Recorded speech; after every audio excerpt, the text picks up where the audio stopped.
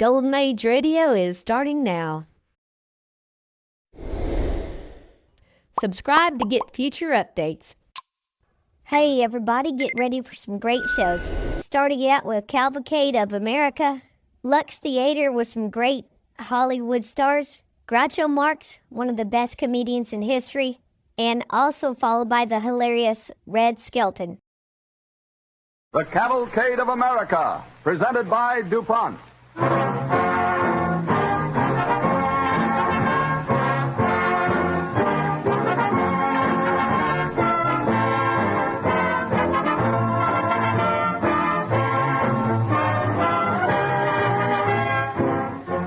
This evening, the DuPont Cavalcade brings you a program which salutes in song and story the Indian, the original American.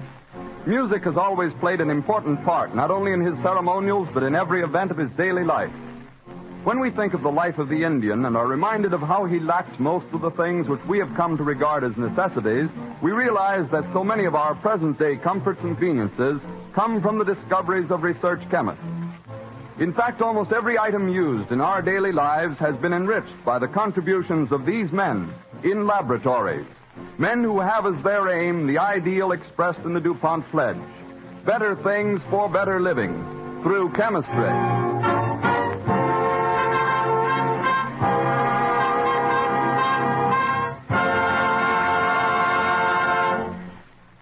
Heard on this evening's program are Karuk Paitu, or in our language, Lone Bear, well-known Indian vocalist, Miss Helen Denton, contralto, and Don Voorhees with the DuPont Cavalcade Orchestra. The DuPont Cavalcade moves forward.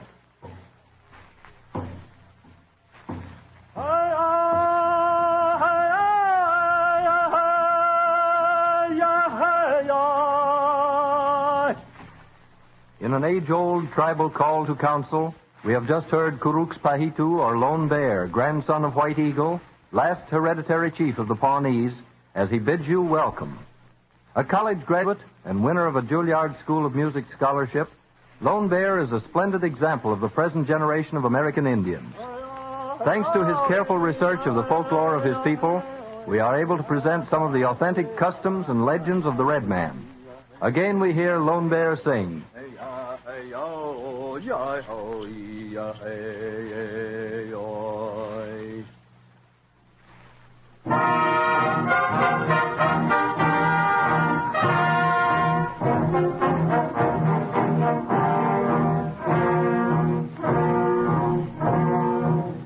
Legends play an important part in the home life of an Indian.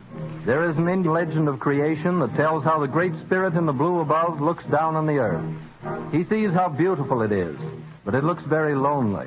So in a voice of thunder, he calls into council the moon, whom the Indians call Mother.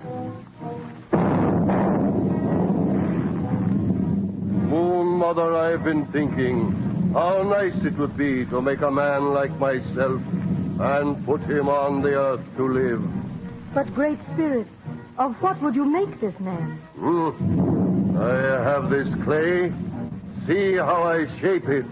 The hand, the head, the body, the arms and legs. Hooray. It is well formed. But how will you keep it together? Look. I will slip the clay into this big hot oven to bake. That will hold it together truly. How?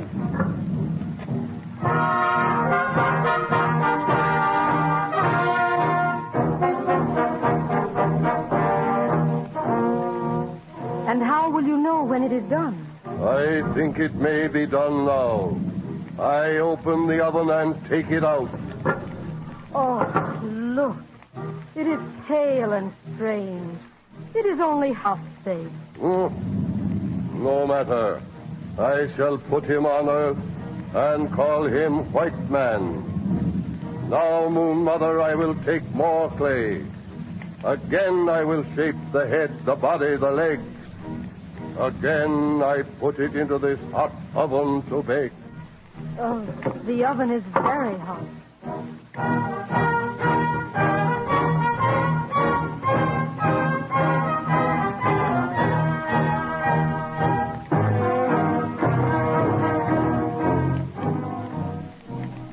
Surely it is done by now. Be patient, Moon Mother. It must take a little longer.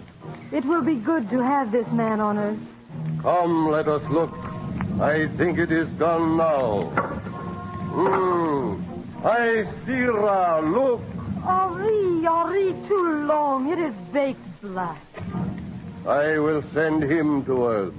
He will be the black man. But now twice have I tried, so I must try once more. Again will I shape head, body, arms, legs. Again will I slip him carefully into the oven.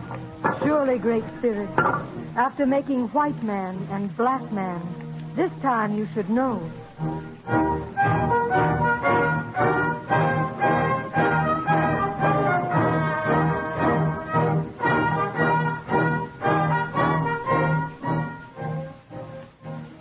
Now I think it is baked right. I take it out. Here, see roots. Great Spirit, look. It is a beautiful golden brown. The perfect man. The American Indian.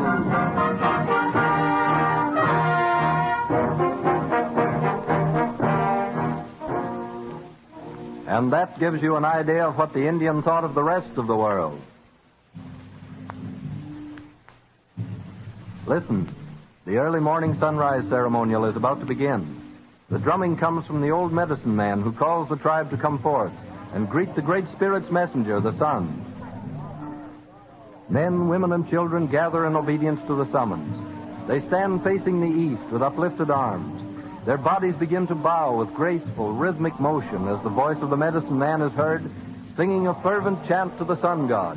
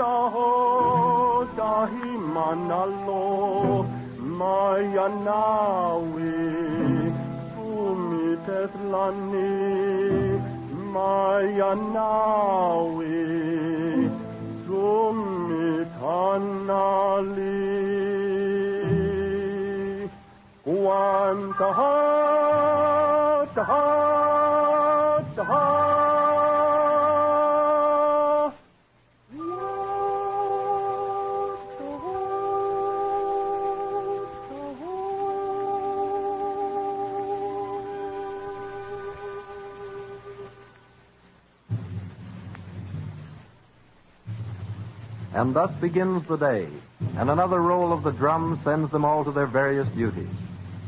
In an Indian village, one notices the mothers as they wrap their papooses to a hard cradle, a board. Some hang them from a branch of a nearby tree, just as spring hangs her blossoms. The Indian children learn stoical endurance and become familiar with nature. As the mother works nearby, grinding corn or beating moccasins, she sings and talks to baby.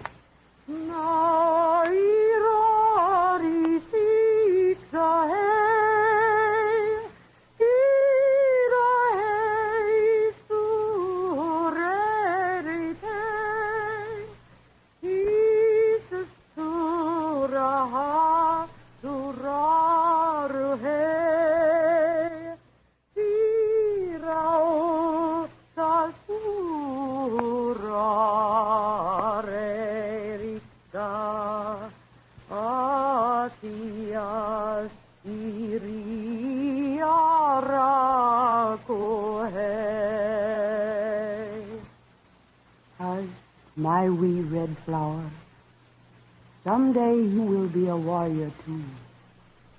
Sleep now. When you wake, you will see your chieftain.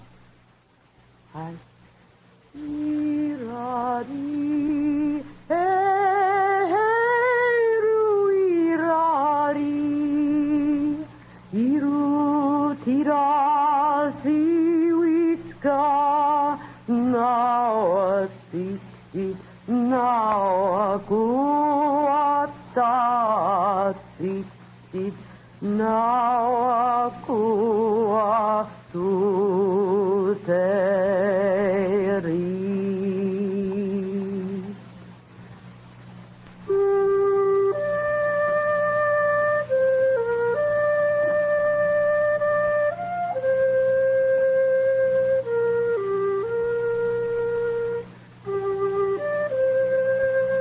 It is not unusual for an Indian mother to sing as a lullaby to her firstborn the song her brave sang to her in the courtship days. For the courtship, the young lover dresses in his best.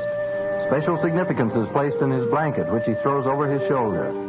The flute plays an important part, for it is his only musical instrument. The young brave carefully chooses 3 nights before the full moon to begin his wooing. He walks towards the maiden's tepee and places before it the skin of a wild animal. A flute call is heard, which begins his serenade.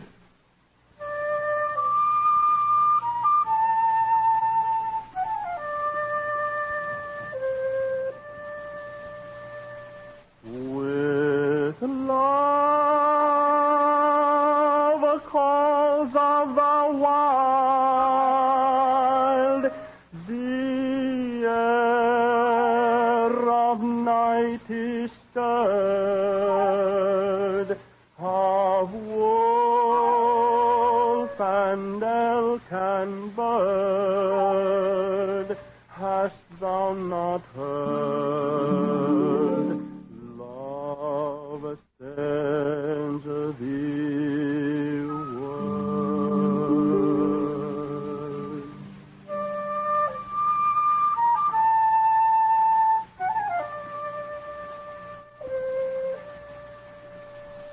Oh,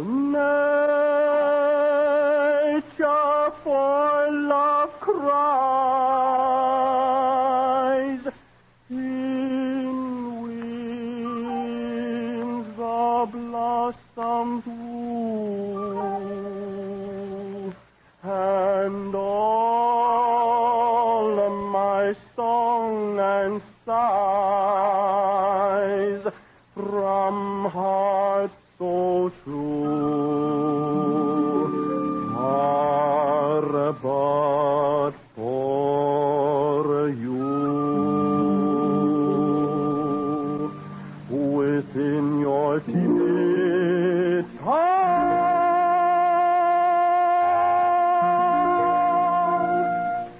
gifts for a bride.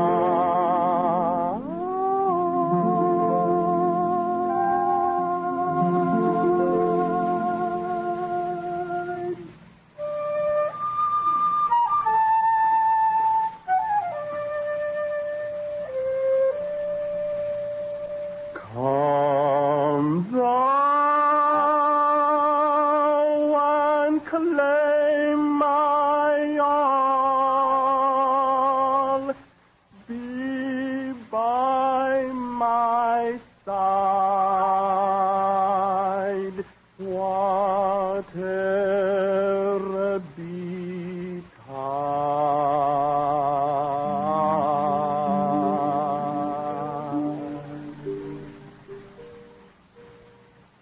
The song is finished.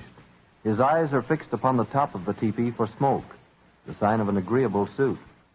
At last it comes, a thin, fleery curl that rises into the moonlit night. The flap of the tepee opens. The maiden appears in her best dress of buckskin. Oh, white dawn. Surasu. Oh. Very pleasant and warm is the firelight. But I like best the starlight. And better yet, the moonlight. Ahu, the night, it is so beautiful. The winter is gone, and spring is here. The leaves whisper and woo one another in the breeze. The smoke from my fire is true, and travels straight to the morning star. There is a power stronger than life drawing us together, like a string to a bow, each useless without the other. Ahu, for one moment we lean from that power, but now we must follow the trail that is right, the trail our people know. I am not of your clan. That I know. But does not our tribe call you the most beautiful? The one with the nimble fingers whose heart and hands move together? Will you not leave with me the fires of our people? Will you not journey with me to distant lands, to a new life, to freedom? I am a skillful hunter and strong.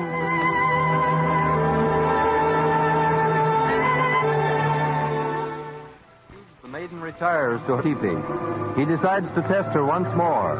So he prepares to sing the blanket song, his invitation to her to come out and walk with him beneath his blanket. Should she accept, they will be married at sunrise.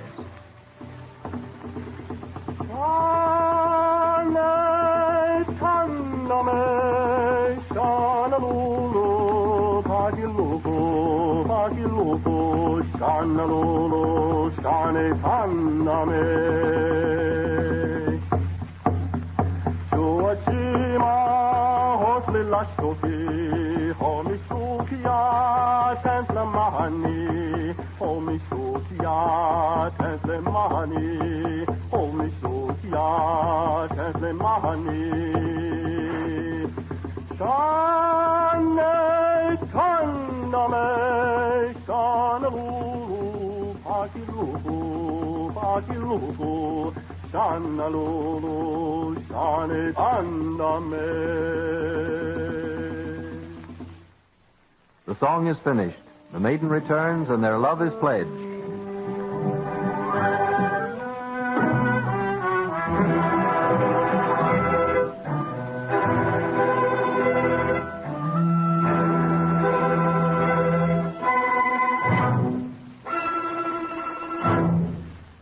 The DuPont cavalcade moves forward. Our scene changes now to the windswept plains of the West. We're going to tell the story of a modern American Indian who stood against the traditions of his tribe and dared his parents' displeasure. It is the true story of Kuruks Pahitu, and this evening he reenacts his own experiences. We find ourselves in the teepee of Atius, an Indian father, who is seated on the ground before a low-burning fire. With him is his wife, Atira, and Kurau, the old medicine man of the tribe. It is dusk. Since my son Kuruks has returned from school in the white man's country, he is not happy. He is strange and distant. Ahu, listen. He sings, but his songs are meant for others. Kurau, you are our medicine man. What say you? The head and heart of Kuruks, your son, are under the spell of the whites. They have allowed him to return to his home, but he has left his heart behind. The spell is strong. Many of our people have been under the spell before, and you have freed them. Can you not help our son? I freed them because they believed in my powers and came to me for help. Deep in his heart, Kuruks has lost faith in the ways of his people. Silence. He is here. Kurau, what you say is true. Our son is parting from the ways of his people. Kuruks. Yes, my father. You know well that you are forbidden whistle in the presence of the medicine man. I am sorry. I did not think. You are forgetting all our teachings. Your journey into the white man's country has done you no good. You do not know the whites, my father. You have never been in their world. It is so unlike the life here on the plains, I cannot explain it to you. They promise you many things, but will they fulfill their promises?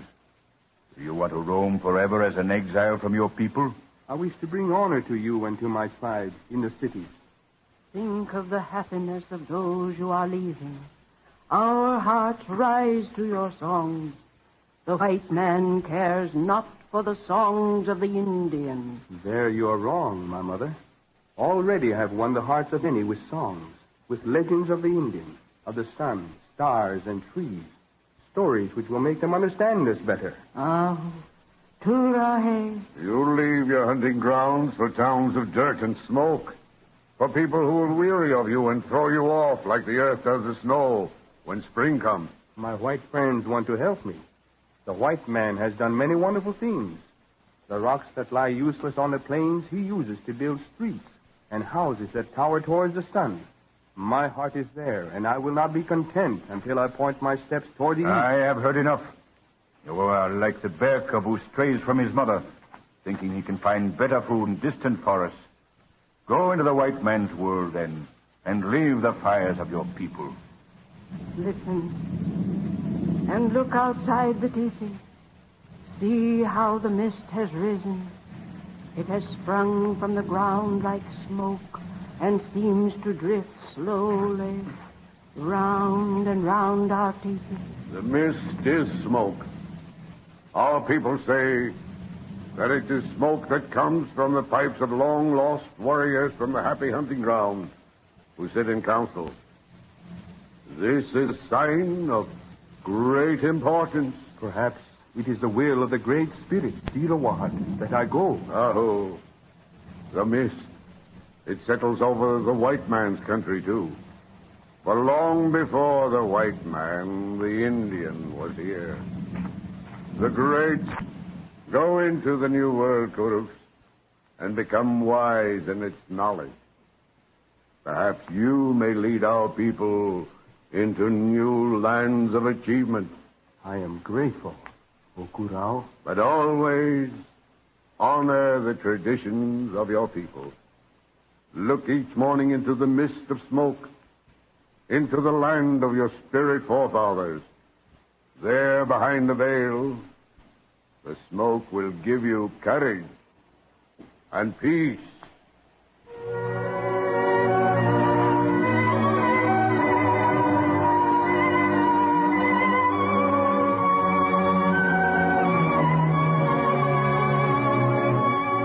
The return to the east was filled with real adventure for Kuruks Pahitu. The months drifted into years. No word was heard from the absent one. Then one day in a western town, a Pawnee chieftain rides to the mayor's office where a conference is held. The following day, many boxes are unpacked at the courthouse square of the town. Then the Pawnee Indians of the four clans begin to arrive, some walking, others on horseback. Now they spread their blankets and sit in an expectant crowd before the courthouse. 2 citizens of the town pause to look at the gathering.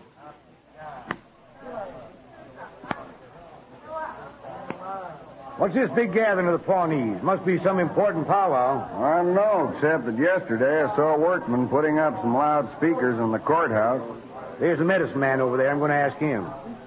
How are you, Corral? Guru, well, glad to see friends. Well, glad to see you, too.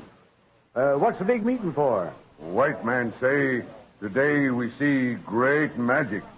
Out of air will come voice of my grandson, whom we have not seen many moons. Out of the air? Oh, I get it. He means radio. I remember now. Grandson went east to study singing. Say, let's stick around. I want to see their faces when they hear this radio. May we stay with you and listen, Corral? Oh, Judah, hey. Huh? You're welcome. Thanks. Listen, radio's going. Ladies and gentlemen, here in our studio tonight is a young man who will sing for you. His appearance here is especially interesting because there is a gathering of Pawnee Indians in a small western town waiting to hear him over the radio for the first time. He is a son of the tribe and grandson of their revered chieftain. His voice will wing out to the listening hearts of the Pawnees. We hope it will also warm those responsive hearts along the way at the white man's fireside. Standing beside me is Kuruks Pahitu, a Pawnee tribe. I ask him to send back to his people a word of greeting. Kuruks Pahitu, will you say a word of greeting, please? Breathless. Nawa irari, adias a atika. Iri we tata 60 hu. Ira tariki tira du tawaktiku. It is indeed voice of Kuruks Pahitu. What'd he say? He say, here stand I, happy because I am to sing and represent you, my people. With his song. Kuruks Pahitu will sing the song The of white man worked many wonders. Come, let us give thanks to Great Spirit. We of the old order were wrong, but Kuruks had vision.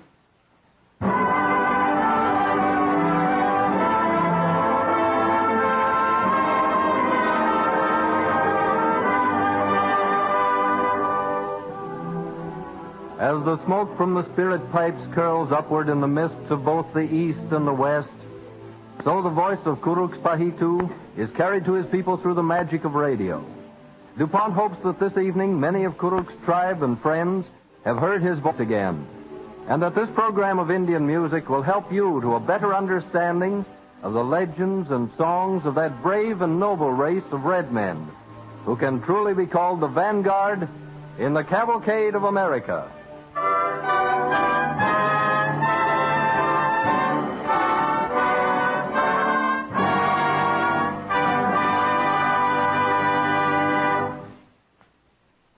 Day before yesterday, the employees of 81 DuPont plants located in 27 states learned that a new plan which they themselves had suggested and worked out with the management had just been adopted by the DuPont company. That plan broadly is this. Beginning June 15th, any wage roll employee with 1 year of continuous service who becomes ill or is injured due to causes not connected with his work shall receive his full wages during the period he is away from his job up to 3 months' time. More than 32,000 employees in DuPont plants are eligible under this plan to receive their regular pay if they're laid up. Of course, any employee who loses time because of a mishap that occurs while on the job will receive similar benefits. That gives us an outline of the new arrangement, which is called the Disability Wage Plan. It adds one more to a set of DuPont employee benefit projects, some of which have been in effect for 32 years. Now let's hear from one of the men who will share in the benefits of this new plan. Standing beside me here is Walter Nelson, a tinsmith who has worked at the DuPont Company's Arlington, New Jersey plant for 28 years. His father worked at the same plant for 44 years before him. Mr. Nelson works there, and now his son works there, too, making 3 generations of the family with the DuPont Company. Mr. Nelson, why does this new disability wage plan appeal to you? Well, one thing that gives all of us a lot of worry is the thought of getting sick or hurt and having to lay off work. A fellow wonders how he's going to keep on feeding the family and pay the doctor's bills, too. Nearly all of us have some of the health and accident insurance which our company helps us carry. But you know how expenses pile a lot bigger than ever figured. So some of us thought it would be a fine thing if the company would pay us part of our wages when we are laid up, even though the cause of our being off the job had nothing to do with our regular work. What I mean is, if any of us get the flu or break a leg playing baseball or anything, it would be great to get at least part of our reg pay. But under this new DuPont plan, employees not only get part of their pay, they get their full regular wages. Yes, sir. The way the plan was finally adopted was a lot better than most of us hoped for. We're mighty pleased about it, too. Well, I can well understand that. It's also interesting how this plan was worked out jointly between the employees and the management. Several months ago, men in 5 different DuPont plants brought up the question of wage benefits. They were asked to submit definite proposals, and after this was done, a composite plan was submitted to representatives of the employees at all the other DuPont plants. Finally, after everyone's ideas were considered, the plan was worked out in its present form, giving full wages instead of part pay, and the DuPont Company is putting the plan into effect the middle of June. That was real cooperation. And this spirit means something to people everywhere. For whether they are chemists, engineers, salesmen, or plant workers, DuPont employees are working together to produce better things for better living through chemistry.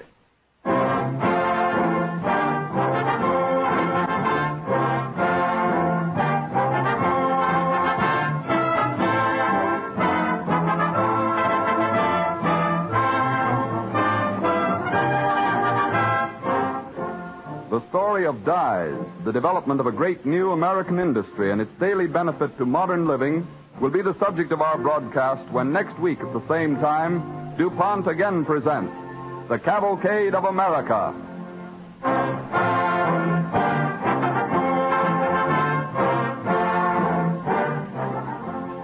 This is the Columbia Broadcasting System.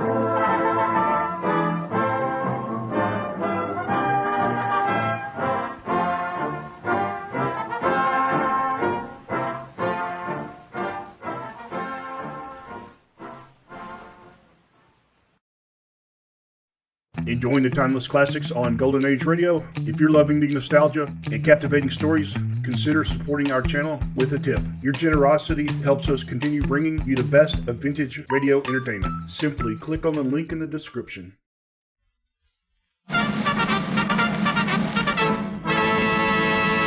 From Hollywood, California, the Lux Radio Theater presents Carol Lombard and Basil Rathbun in That Certain Woman with Jeffrey Lynn.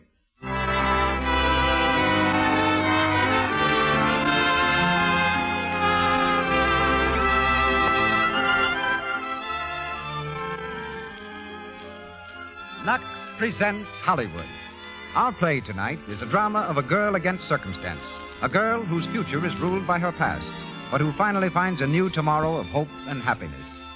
Starred in That Certain Woman, produced with great success on the screen by Warner Brothers, are Carol Lombard, Basil Rathbun, and Jeffrey Lynn. Mr. Edmund Goulding, the distinguished Hollywood director who wrote and directed the screenplay, is our special guest, while Louis Silvers conducts our music. Just a word before turning our program over to Mr. DeMille. May I remind you that a beauty care used for the most famous complexions in the world has to be very special. Well, Lux Toilet Soap is. 9 out of 10 screen stars use this gentle soap because it has active lather. Lather that removes stale cosmetics, dust, and dirt thoroughly from the pores. Try it. See how soft and smooth it leaves your skin. And now, our producer. Ladies and gentlemen, Mr. Cecil B. DeMille.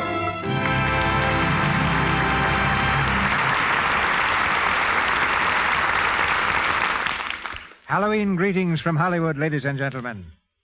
This is a night of masquerade when millions of mummers, young and old, don colorful disguises and startling attire. And Carol Lombard also changes her spots. Theatrically speaking, she puts aside the droll mask of comedy and bows to the public in the cloak of drama.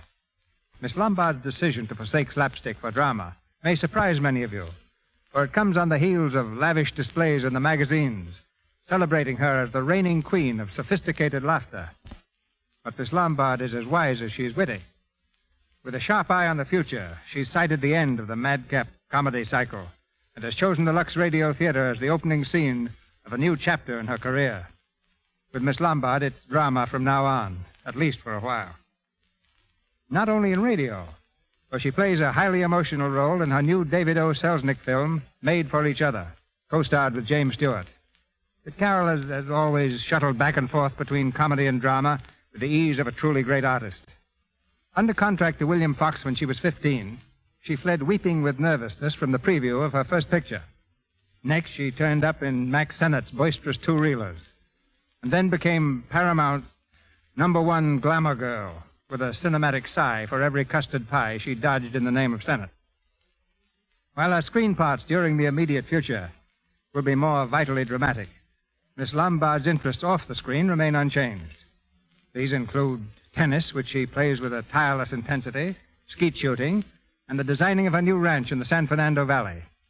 Tonight, in That Certain Woman, she's heard as Mary Donnell. Basil Rathbun, who's being applauded so vigorously for his work in the new Paramount film If I Were King, returns to our stage as Lloyd Rogers. And as Jack Merrick, we feature Jeffrey Lynn, the superb young actor who carries off many of the honors in the recent Warner hit, 4 Daughters. And now for the play. It's curtain time and start time as the Lux Radio Theater presents Carol Lombard and Basil Rathbun in That Certain Woman with Jeffrey Lynn.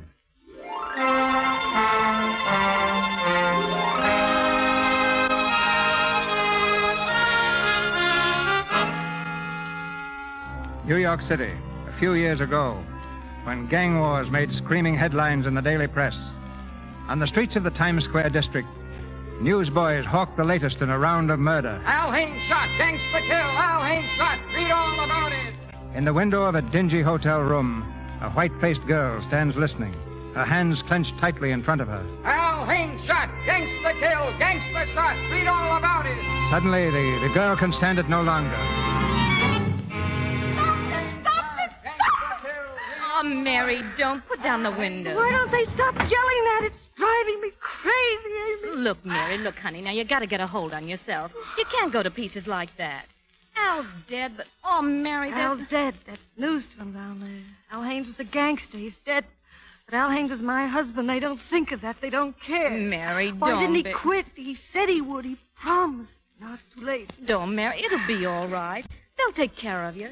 He had a lot of friends. No, I don't want them. I don't want their help. I used to work, and I'll work again. Change my name. Funny, isn't it? I was so proud when I got that name, and now I have to live it down.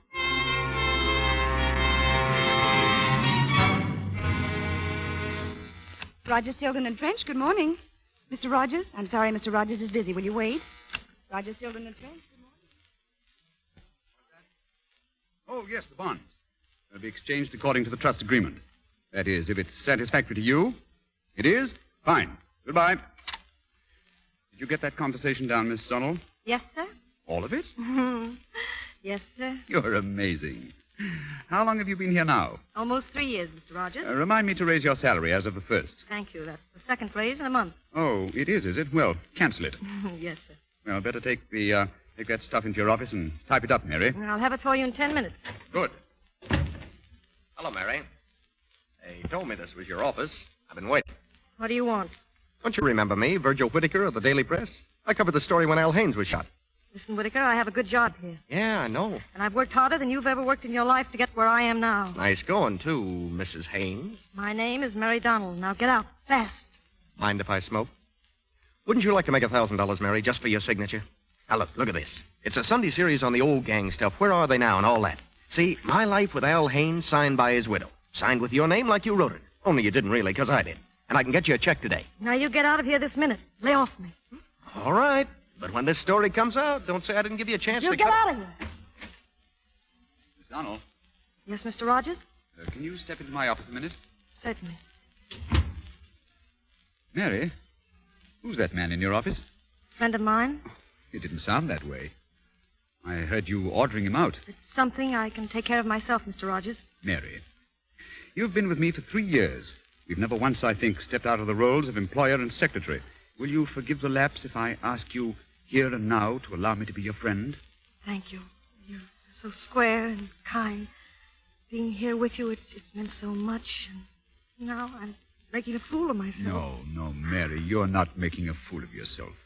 And I'm not going to try and tell you now what your being here has meant to me. And so, having exchanged compliments, shall we return to that untidy fellow in your office? No, Mr. Rogers, when you engaged me, I said I was married. That's all right. You were a widow. You knew that I was Mrs. Al Haynes? Of course I knew. When you were out there at that desk, licking stamps, when you were going to night school, making your own dresses. You know, Mary, there are only 2 kinds of people in this world. Yes, sir? Us and all the others. By us, I mean we fighters. And now, Mary, who is that lad out there in your office, and what does he want? Oh, it's a relief to tell someone. It's about a series of articles in the papers called Gangsters and Their Morals. Where are they now? He writes them. He's written one about me. I only want to go on and make a life for myself. If everyone knows about it, I can. Right. The whole series ought to be stopped. How? We'll just have to convince that reporter fellow that it's a bad, cheap idea, bad for the whole community. I'll see him now. What did you say his name was? Whitaker. Virgil Whitaker. Virgil, eh? He doesn't sound so tough. Hello? Hello, Roger speaking. Where's for him? Say, who's this? Jack Merrick. How are you, lady? Jack! When did you get back from Europe? This morning, I think. I'm still a little hazy. You sound it. What about lunch? Unfortunately, I'm having lunch with my father. Storm clouds are brewing again. Oh-ho. Trouble in Paris? Nope. Monte Carlo. 500,000 francs. Say, I don't want to speak to you anyway. Where's that gorgeous secretary of yours? I didn't know you. Just a minute, Jack. This is for you, Mary. Jack Merrick. Merrick? Hello? Hello, beautiful. I just got back. We're having dinner at 7. Are we? Ambassador Roof. Still love me? Not yet. Good. Don't be late now. But, Jack, I can't. Bye. Crazy fool. I didn't know you knew Jack Merrick. Oh, yes. He spoke to me here one day a long time ago. Uh-huh. You like him? I don't know. Yes, I guess I do. You can't help liking him.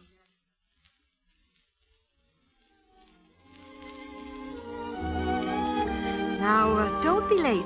Ambassador Roof at 7. What time is it now, Mr. Merrick? Oh, now stop. I couldn't help it, Mary. I'm sorry I kept you waiting, but... Ah, kiss me, beautiful. Jack, don't! bad man? You're prettier than ever, Mary. I feel better the minute I see you. You know, I could hardly wait. I waited. Oh, well, I had to have a long talk with Dad. You know, my first day back and all. No, I know, Jack. Order your dinner. Oh, I dined with Dad. Oh, did you? How nice. Nice. I was dying. You don't know my dad. I can picture him. It's always been the same, ever since I was a kid. I'd say to myself, I'll just go in and tell him straight. And I go in, all set to tell him that I'm free, white, and 21, and I'm going to run my own life. And he'd just look at me, and through me, and my throat would tighten up. You told me all this before, Jack. Let's go, shall we? Where? Anywhere out of here. You make me nervous.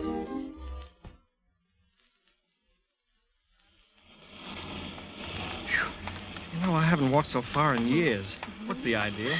I thought it might be good for you. Well, this is where I live.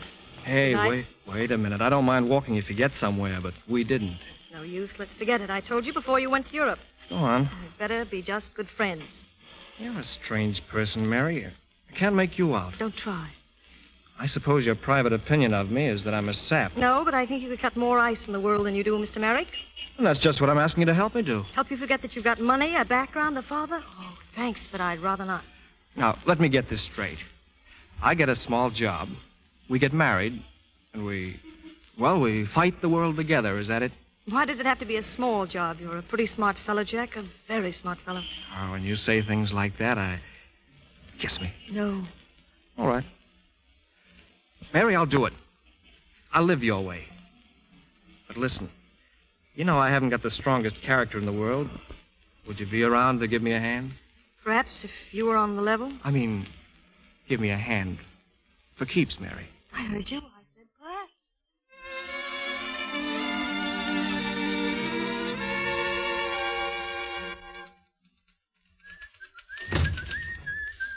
Good morning, Miss Donald. You mean good afternoon, don't you? What? Is it past noon? 1:15 to be exact. You were out late that night. I was. Were you? I was. I was with Jack Merrick. So was I. What? After you were. He came back to the club. Oh. Mary, you and I took a little excursion into your personal life yesterday, didn't we? Yes, and you were very kind. Well, that man Whittaker just phoned, by the way. He sounded quite human and very grateful to you for getting the new series of articles on businessmen. I'm grateful, too. Good. Look, Mary, if you don't want to answer this, just say so. Do you care enough for Jack Merrick to marry him? Yes, I do. Last night, Mary, or rather, early this morning, I told young Merrick all that I knew about you. You told him? I dared to take your life for a moment into my own hands. Why? I felt that, well, Mary, you see, you'd have to tell him someday. What did he say? He can't wait to marry you.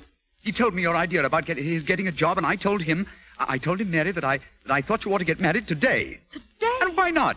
I've said yes for you, but he wants you to call him and confirm it. Oh, but isn't it too much to ask him to give up? What?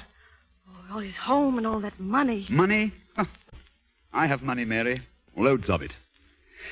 And I'm one of the unhappiest men in the world.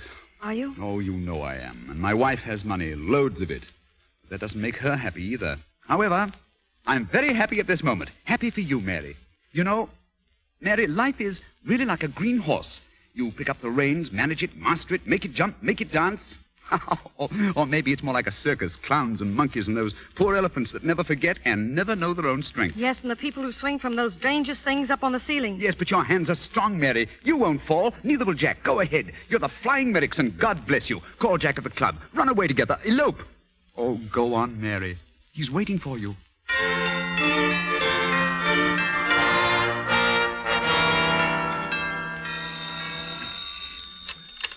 Mr. Merrick, secretary. Hello. Let me speak to Norton Merrick, please. Who's calling? Police Commissioner Finley. Oh, just one moment, please. Hello? Hello, Norton. Finley speaking. Well, go on. Go on. Located your son, all right. He's married. Married? When? Last Tuesday morning. He's at a little country hotel up in Connecticut. Finley, can you meet me right away? Sure. I'll pick you up at your office. We'll drive up there. I didn't expect to see you here. Why didn't you come upstairs? Because I wanted to see you down here. Without your wife. I see. How are you, Commissioner? How are you? Did you come up here to congratulate me, too? We can do without that. Did you have to marry her? What do you mean? Are you sober now? Do I look drunk? I took my last drink a week ago, before we got married. That was one of Mary's conditions. Mary's conditions. I came prepared to meet some of Mary's conditions. Look, Dad, I'm all set, out on my own. I'm getting myself a job. Outside of being good friends, I don't need you, Dad. If you know what I mean. That's another of Mary's conditions. Jack? Oh, Mary, come in here. Well, the bellboy said you'd gone downstairs and... Oh. Mary, this is my father. Dad, this is Mary. How do you do, Mr. Merrick? Mary, I've told Dad our plan, and naturally he's a little surprised. Surprised? Do you realize what you've married, son? Or did she get you before you could find out? Now, wait a minute, Mr. Merrick. We've known each other for 2 years. Well, you might have studied me a little more closely in those 2 years. I'd have settled for more than you can possibly get now, Mrs. Haynes. Now, listen, Dad. We don't want anything from you, Mr. Merrick. You don't, hmm? No. What are we waiting for, Jack? Let's go back. Wait just a moment. We're going to be married a long time, and maybe Dad... I mean, if he has anything to say, now's the time to say it. If Dad wants to put his blessing or even his okay on it. Go on, Jack. You're doing great. Well, I don't see why we can't show him how we think. The only thing you can show me is an annulment. An annulment? Jack, do you know anything about this person you've married? He knows all about me, Mr. Merrick. Does he know that you have a police record? A record? Well, that's a lie. Tell him, Mary. It's a little distorted. A commissioner will tell you how distorted it is. Well, Commissioner? Well, it's not exactly a record, Mr. Merrick. She was picked up for questioning. Something about her husband. But her name is on the books, isn't it? Yes, it is. But this has very little to do with my marrying your son, Mr. Merrick. I don't quite see that. You'll forgive me, I'm sure. But he is my son. It's his life. My life. I know it's his life. That's one of the reasons I married him. I felt that if someone were behind him to lend him a hand, he might become something more worthwhile. You were behind that other man you married, weren't you? That thug, that murderer. I was just a kid then. I didn't... Oh, I'm not going to apologize. Jack, I'm leaving here now. Please come with me, if it's only for the sake of the few days we've been married. Yes, but Mary, can't we... Maybe we can straighten this out. I don't think so. Are you coming? Oh, but Mary, don't you understand that... I only thought that this may be our last Jack, chance... please, only because I do love you. I know, Mary, but... You see, all my life, Dad has kind of hoped that... Oh, I can't explain it. Darling, don't try to explain it. I'm going up and pack now. You'd better stay here. Your father must have a lot to say to you about the annulment. Goodbye.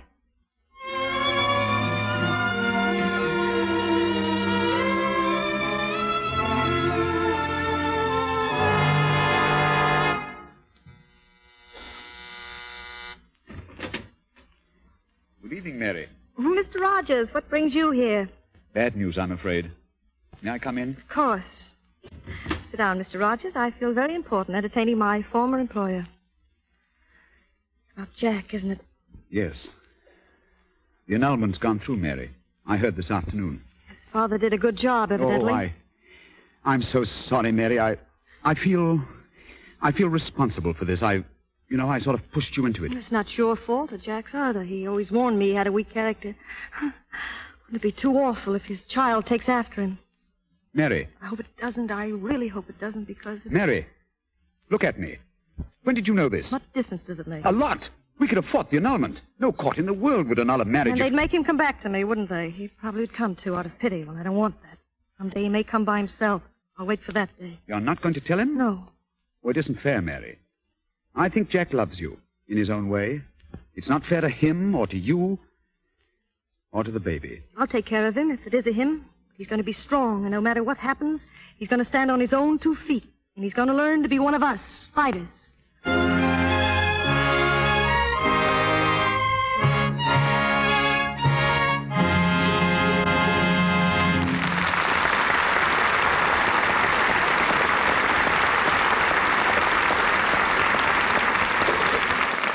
You have just heard Act One of That Certain Woman, starring Carol Lombard and Basil Rathbone with Jeffrey Lynn.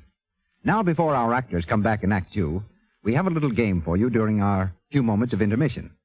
It's making sentences out of words, to test imagination and quickness. For example, a little girl was asked to use Delaware in a sentence, and she answered, "What will Delaware to the party?" It's not only cute, but to do it fast, you really have to be quick on your feet. Standing right beside me is Miss Jones, who is said to be very smart at these things. She's pretty, too. Miss Jones, I have a little list of words here. You think you can put them into sentences? Well, I'll be glad to try, Mr. Ruick. All right, here goes. The first word is mention. M-E-N-T-I-O-N. Mention. Men shun girls who aren't dainty. Well, that's very good, Miss Jones. Now, the second word is very short. Twin. It should be easy. Twin. Oh, it's really easy to ensure daintiness. Twin sure daintiness. That one just gets by, Miss Jones. But you must be leading up to something. You're probably going to tell the ladies in the audience how to ensure daintiness. Well, anyway, the last word is abandon. When you take a Lux toilet soap beauty bath, put a band on your hair to keep it dry. Thank you, Miss Jones. Just as I suspected, this smart young lady was leading up to the fact that Lux toilet soap makes a luxurious beauty bath, a delightful way to ensure daintiness. Its active lather carries away from the pores every trace of dust and dirt, leaves skin really fresh and sweet. Charming screen stars like Barbara Stanwyck, Joan Blondell, and Irene Dunn tell you it's the best way they know to ensure daintiness. Try a Lux toilet soap beauty bath tonight.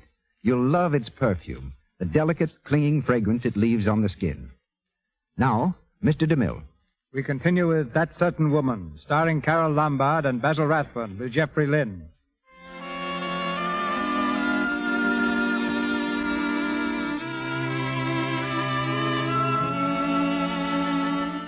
Two years have passed, and Mary's gone back to work for Lloyd Rogers. Her old friend Amy has come to live with her to take care of the baby while Mary's away. In the kitchen of their two-room flat, Mary sits at the table reading the morning newspaper.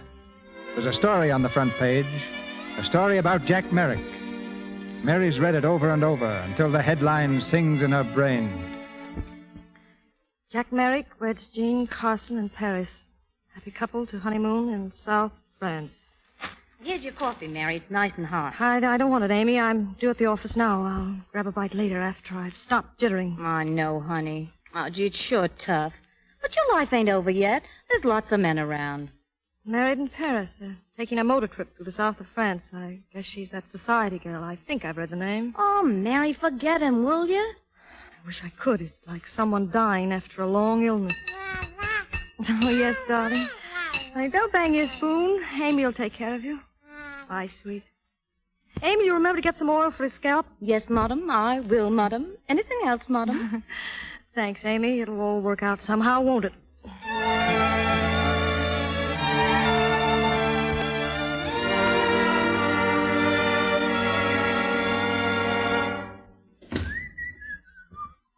Morning, Mary. Morning, Mr. Rogers. Why do people work? You know. I don't. Not on a day like this. Oh, look at that sunshine. Mary, let's resign. I'm so tired of this office I could scream. Take a letter. To whom it may concern. You know the address. I positively, definitely, and finally refuse to spend another day in court devoting my energies to...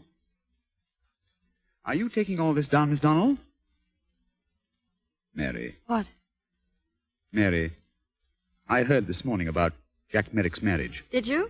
I imagine he's quite happy. This Jean Carson girl, she must be one of the... Mary, come here.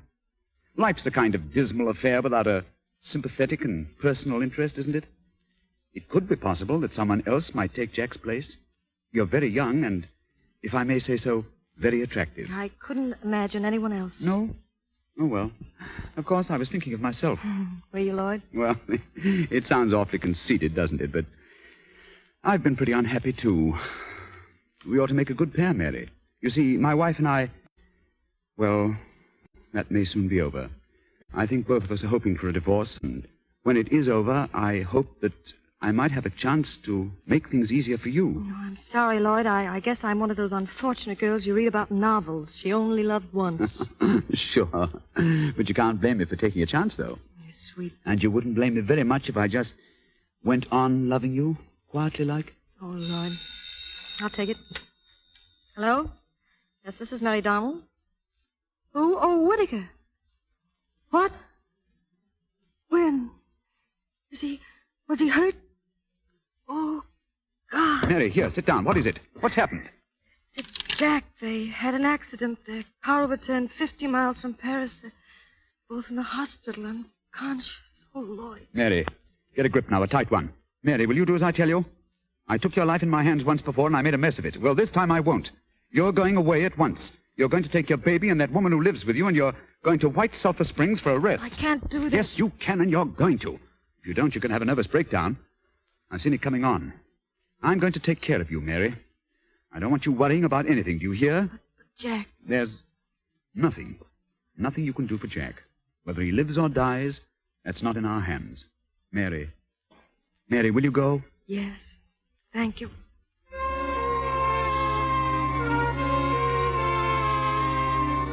Then she's all right?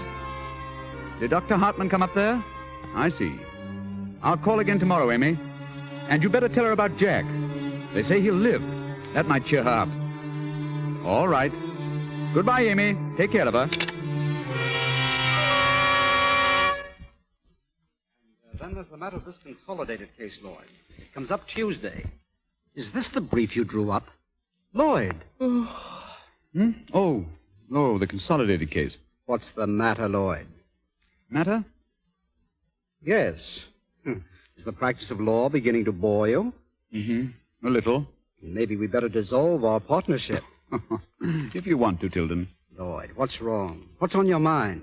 You haven't been yourself for weeks. Oh, it was two other fellows. What? Never mind. Pretend I didn't say it. I think I'm a little tired, Tilden. Will you do me a favor? Go along and see Dr. Hartman. If there's anything wrong with you, he'll fix it. Get right down to the root of the trouble, eh? All right. Let's get on with that brief.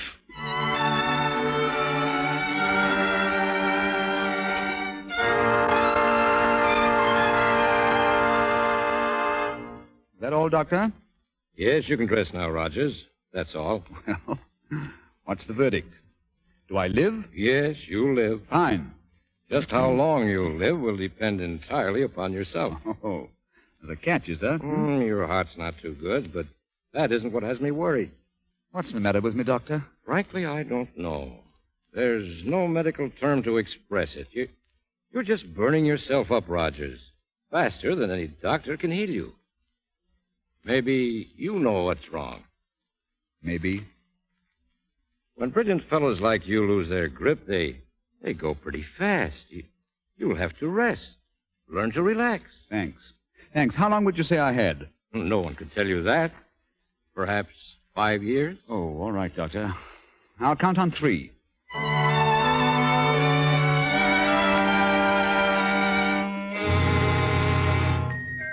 Happy birthday to you. All right, now blow the candles on the cake, darling. 1, 2, 3.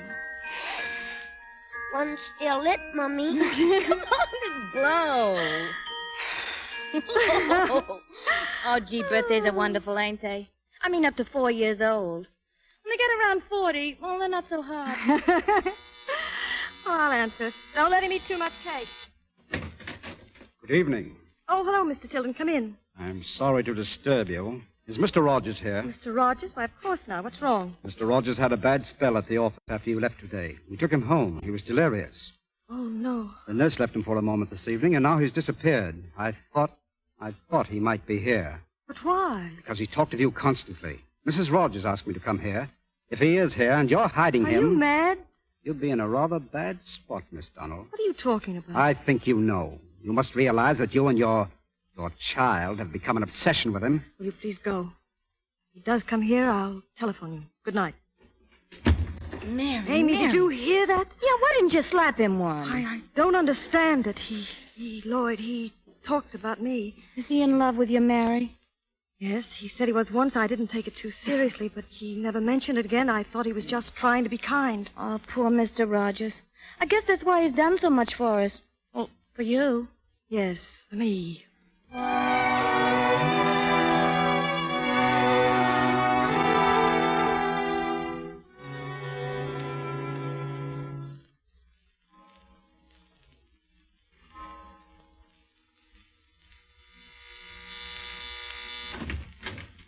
Lloyd. Mary, may I come in? Of course. Lloyd, what's the matter? Here, lean on me. Sit down over here. Oh, Lloyd. Mary, do you mind? I had to come to see you. Tell me that it's all right. Of course it is, but you shouldn't. Oh, now, please, don't be an alarmist. That's not like you. Everybody's been, they've been making such a fuss. I heard them, they said I was delirious. I wasn't, Mary. I was never more lucid in my life. I said that I loved you, Mary. And that was true. I've loved you for years. I loved you the day you married Jack Merrick. I told you that once, remember? Yes, Lloyd. That's why I came here now. Oh, I'm sick, Mary. I can't be with people I don't care about. You can understand that, can't you, Mary? Yes, Lloyd, I can understand. Just let me stay quietly, just for a little while. I'm all right. Really, I am. You can stay as long as you want. Thanks. I've tried to help you, Mary, and now you're helping me. Mary, you'll have nothing to worry about anymore. She has all she wants, her own money. I can do what I want with mine. Lloyd, what are you saying? I made a will, Mary. It's all yours. Oh, you shouldn't have. Please, I wanted to. Tell me that it's all right. Oh. What's so quiet here, isn't it? Just let me close my eyes. Just for a few minutes. Mary. Lloyd, listen. Lloyd. Amy!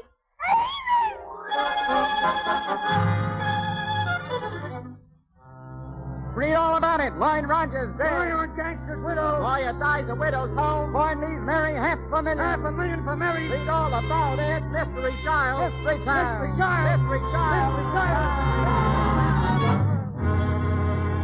Look out that camera, boy. Step on him, will you? Hold that kid high up there. I gotta have a picture of that kid. Look out. Yeah, come on there, smile, sonny boy. That kid's come out with the come on, snap it up. He'll be bawling in a minute. Let him cry. Mystery baby cries for daddy. Great. Cut it out. What's the matter, Whitaker? Get out of here. Go on. Hey, listen, Whitaker, who do you think you are? Do I have to show you? All right, then. I'll get out. All of you. Couldn't help it, Mariana. They locked me in the kitchen, and then they took all those pictures. It's all right. Thanks, Whitaker. Here, Jackie, boy. Don't cry, darling. I'm sorry about this, Mary. So unfair to Jackie. I'll see what I can do about it, but I'm not hoping for much. Thanks, anyway. I'll call you later. Oh, Mary, I'm awful sorry. I couldn't help it. Never mind. It doesn't matter. Going away now. Well, where? Anywhere. Well, what about the papers? They're saying that Mr. Rogers... You can't stop people from saying anything. There's someone out in the hall now. Take care of them. Get Jackie dressed. Okay. What do you want out here? Hello, Mary. Jack. The door was open, So you came in. How have you been, Jack? Oh, so. You'll have to excuse the roughhouse. We had some guests. Yes, I think I saw some of them in the street. Too bad about Lloyd, wasn't it? Yes. I'm going away. Where? Europe, I guess. Europe. I haven't been to Europe since... How is your wife? Fine, considering. She'll never get out of her wheelchair. Yes, I heard that. I heard, too, Jack, that you've been splendid. Oh, well, I was responsible. I was driving the car.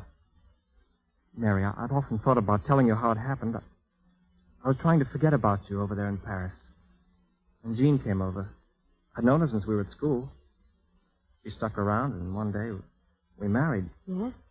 Then the accident, the smash. What a nightmare that was. Then when I was convalescing, they showed me poor little Jean, all battered up. Mary, she's got something. She's the bravest woman she is, really. She must be. I remembered things you'd said about running out and fighting. And you know, Mary, I've been working ever since, all the time. I'm very proud of you, Jack. Oh, Mommy has dressed me. Mommy. Just a moment, dear. Is that your boy? Yes, he's just 4 now. Would you like to see him? Why, yeah, sure. Come in here. Mommy, you dressed me. Yes, darling. All right, Amy, I'll finish up. Okay. Well, there he is. This is Jackie. Jackie? Why not? I named him after you. Mary, how old did you say he was? How old would he be? Look at him, Jack. You mean that he's... Well, look at him. Do you want to believe that anyone else is his father, do you? Oh, but why didn't I know? Because if you'd come back, I wanted you to come back to me, for me. When Jackie arrives, he's gone. I can hardly believe it, Mary. Oh, Mary, he's beautiful, isn't he? Why did you hide him all this time? He's never been hidden. You were just too busy. Oh, don't be bitter. You can't, not now. Oh, Mary, listen, could I Can I steal him for the afternoon? Steal him? Oh, I mean, borrow him for a while.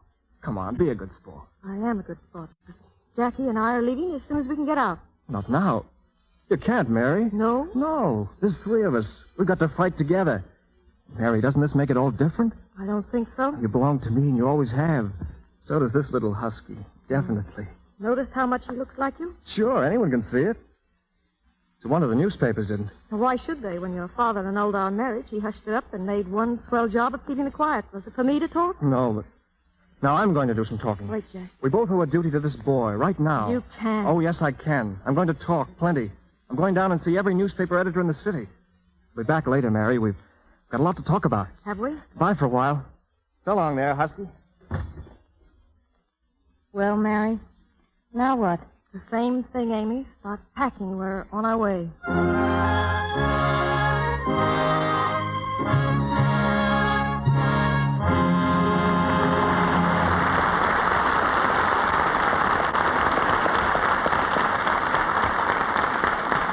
Pause for station identification. This is the Columbia Broadcasting System.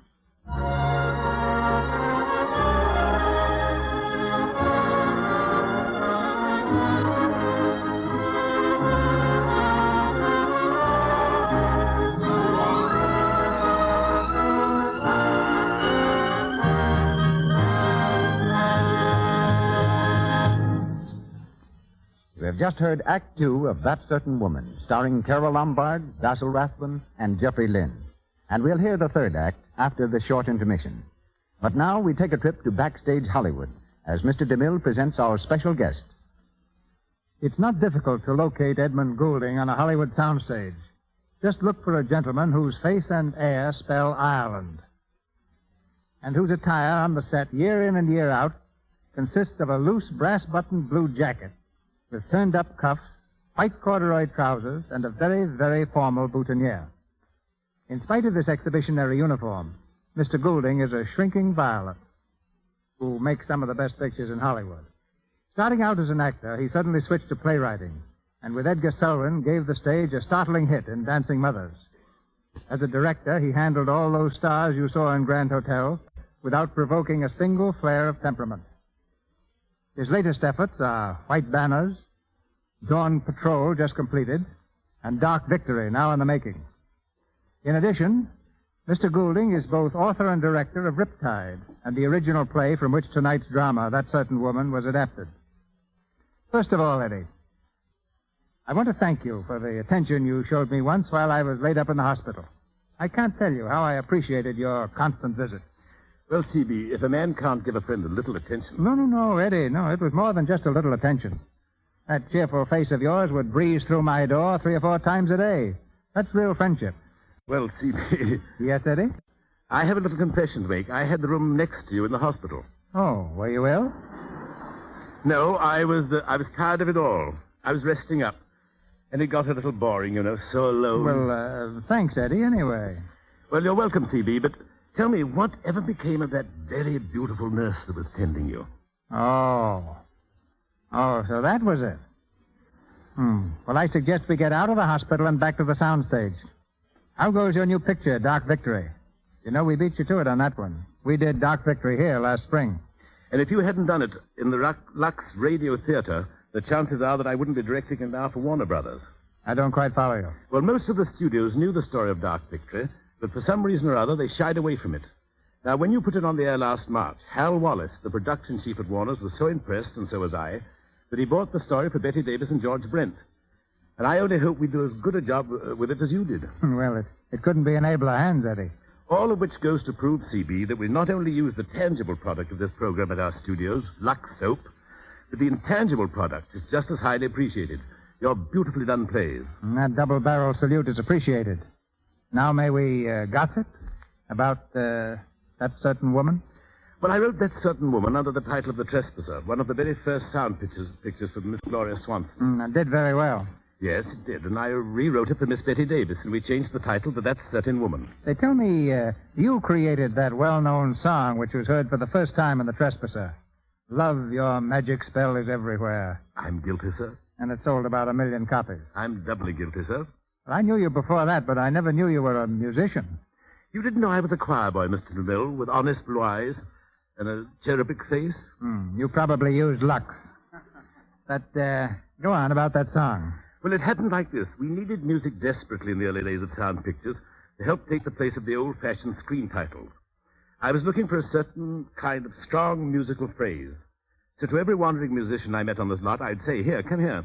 This is what I want for the trespasser. Hum-ta-da-da-dum, hum-da-dum. Oh, very, very pretty, Eddie. Very pretty. Well, none of them seemed to be very impressed. So one day I whistled it to Gloria Swanson. She liked it and said, write it down. But we couldn't find a soul to write down the notes. I stayed up half the night whistling it so I wouldn't forget it. Elsie Janis wrote the words for it, and Gloria Swanson wound up by singing it in the picture. You whistle to Miss Swanson and automatically become a great composer. Have you whistled successfully since? Yes, sir. I whistled for Miss Davis the other day, a song called Oh, Give Me Time for Tenderness. Have you forgotten it? No, we wrote it down. It's in the picture. How does it go? A gem, Eddie, a gem. But, how do you get those rhythm effects? Well, sir, confidentially, those are my knees knocking together. I sort of play my own accompaniment, and before my knees give way entirely, I'm going to step outside and stop from chattering. Goodbye, sir. Thanks. Goodbye, Eddie. Keep whistling.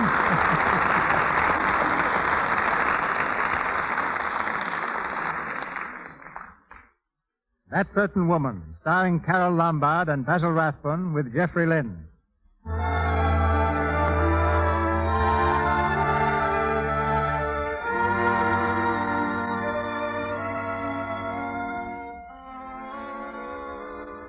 It's the following day, and Mary's still in New York, for a court order was presented to her at the boat, an order demanding custody of her child. In fury, she's gone to the Merrick home, and now faces old Mr. Merrick across his library desk. Mary's desperate, the old gentleman composed. Please calm yourself, young woman, and listen to me. No, Mr. Merrick, you're going to listen to me. I've taken all that I'm going to from you and everyone else. Now Mrs. Al Haynes is beginning to be herself. I never knew anyone could be so completely heartless. You and your bailiff order. You admit that my bailiff and his restraining order have accomplished my purpose, which is to keep you and the boy from leaving this state. Yes, pending action against the custody of my son. That's what it said. Custody of my own son. My grandson. I'm prepared to believe that the boy you have is Jack's son. Since it is obvious that you're entirely unfit to raise the child... Don't say that to me. Don't you dare. I've given Jackie everything I could, everything he needed to grow strong and well, every care, every thought, every experiment of my life. He's everything I have, and you're not going to take him away from me. I intend to ask the court to remove him from further contamination. You talked to Jack about this? My son knows my decision in the matter. You signed the application for the court order? If you doubt its validity, try taking the child out of the state. Just try. I'd like to speak to Jack. May I wait here? My son is not going to discuss this with you. He wants that boy, and he'll get him. Yes, he may at that. So, you're beginning to talk sense now. Very good sense, Mr. Merrick. Yeah, I think later on you'll be happy in the knowledge that you did the right thing. The boy will have a real chance in life. Everything that money can give him, you will be free to travel, have an amusing life, plenty of money. You needn't go on. We'll handle the whole thing as delicately and generously as possible. Yes, generosity is your long suit, isn't it? Mr. Merrick, you've got all the cards, all the trumps. You're the winner, except for one ace. I've got the one thing that even you can never take away from me, and that's Jack's love for me. You want to take my son away from me? All right. I'll take your son away from you. My son will have his father and his mother, too. I'll go away, I'll travel, I'll have an amusing life, and my husband will be with me. Hello, Mary. Dad, what's this about a warrant or court order or whatever you call it? Didn't you apply for it? I did not. If you'll keep out of this... Keep out of it? What do you mean, keep out of it? You didn't say anything about any kind of a court order when I talked to you this afternoon. And you didn't know anything about it, Jack? Of course not. Dad, you're all wrong. I spoke to Mary yesterday. She need never have told me about the baby at all. And you need never have told the reporters. Jack, I'm only trying to cover you on this. Well, you don't have to. Might as well know right now. When I spoke to Mary last night, I asked if she'd take me back. She said no. But I'm not stopping at that. I'm going to talk to Jean, lay the whole thing right on the line to her. And you've got to help us, Dad. You broke this up before, but you were wrong. And you've always been wrong. You can't take people's lives and run them the way you run your business. Now, you go home, Mary. Go home and wait for me.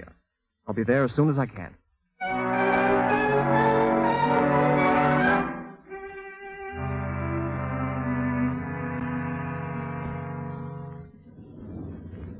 Going up, Miss Donald? Please. Yes, a lady been waiting for you in the apartment, Miss Donald. A lady? Yes, and she said she was a friend of yours. I let her in. I wheeled her in. Oh, thank you. Yes, and I knew you wouldn't want her to wait outside. Good afternoon.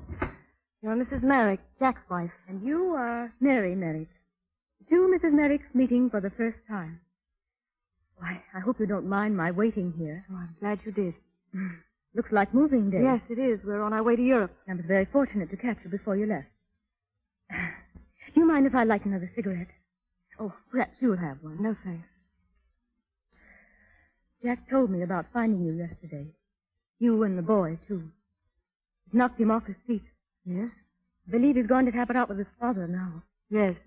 They wouldn't tell me a thing, but I have a pretty fair idea. You see, I've loved Jack ever since I was a child. Have you? Mm-hmm. I've always been teased about it. And I didn't know about you and Jack until after we were married. I've always wanted to meet you. To thank you. For what? You played a great part in the molding of Jack's character. No, not really. Oh, really. yes, you have, really. You've been gentle and loving and so patient. You realize what it means for a young, healthy man. Mrs. Merrick, why do you come here? To ask you to take Jack. To ask me? You must. Why must I? Because he's deeply in love with you. And you love him? Of course. Loving him, you could come and ask me to take him. You could give him up to me. What right have I to hang on to him? Just because I love him. I'm only half a wife. Oh, but isn't love bigger than just... It's not bigger than our sons. A man needs a son, and sons need fathers. That's why you've got to take Jack. You've just got to. For the boy. Doesn't it hurt you to say this? Of course it hurts. Nothing fine comes without its pain. You found that out when your baby came, didn't you? Yes, I did. Is that his picture there on the table? May I see it? Of course you may. He's lovely, isn't he? Will you excuse me for a moment? There's someone at the door. Don't mind me. Please. Come in, Jack. Well, Mary, all set? I've just left Dad. He's actually coming over on our side. I'm on my way home now to talk with Jean. Jean is here. Here with you? Why? Because she's a wonderful person, I think. Oh, yes, she is, but... listen, Jack, we're going to call off all plans, you and I. You're sticking to her, and I'm going away. We've been talking, and I didn't know a woman could be so fine. She's shown me something real about love and living. But, Mary... Don't talk anymore. Please don't. I can't. Take her home with you, Jack. Take her now.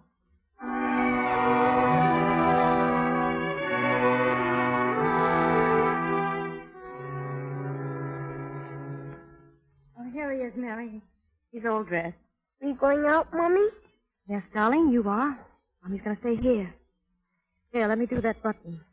There we are. Oh, Mary, you can't do this. Shut up. You know where to take him, don't you? Mrs. Jack Merrick, 18111. I know where it is. And I still say you're crazy. You don't know what you're doing. I think I do, Amy. I hope I do. Go on now, please. All right.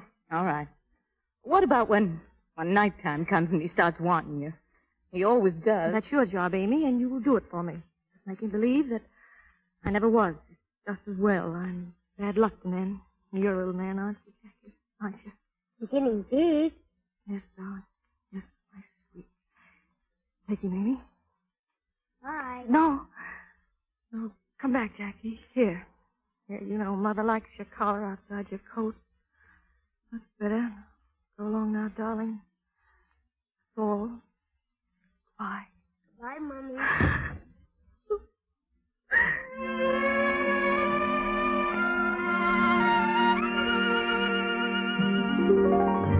Passage to Liverpool, is that right, madam? Yes, please. Will that be for two, madam? No, just one. I'm traveling alone.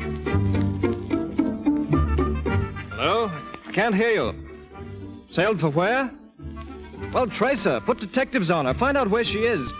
Never mind the cost. I'll take it. Single sweetness? For how long? I don't know. Make it by the day. You are traveling alone, Fräulein? Yes. What time does the train for Naples leave? Signora will have dinner alone? Is that considered strange here? No, Signora. Only the passes for one, madam. Single suite? Fräulein is traveling alone? Alone, Signora? Single suite? Alone? Alone, Signora? Passes for one, madam. Signora? Suite? Alone? Passes for one, madam.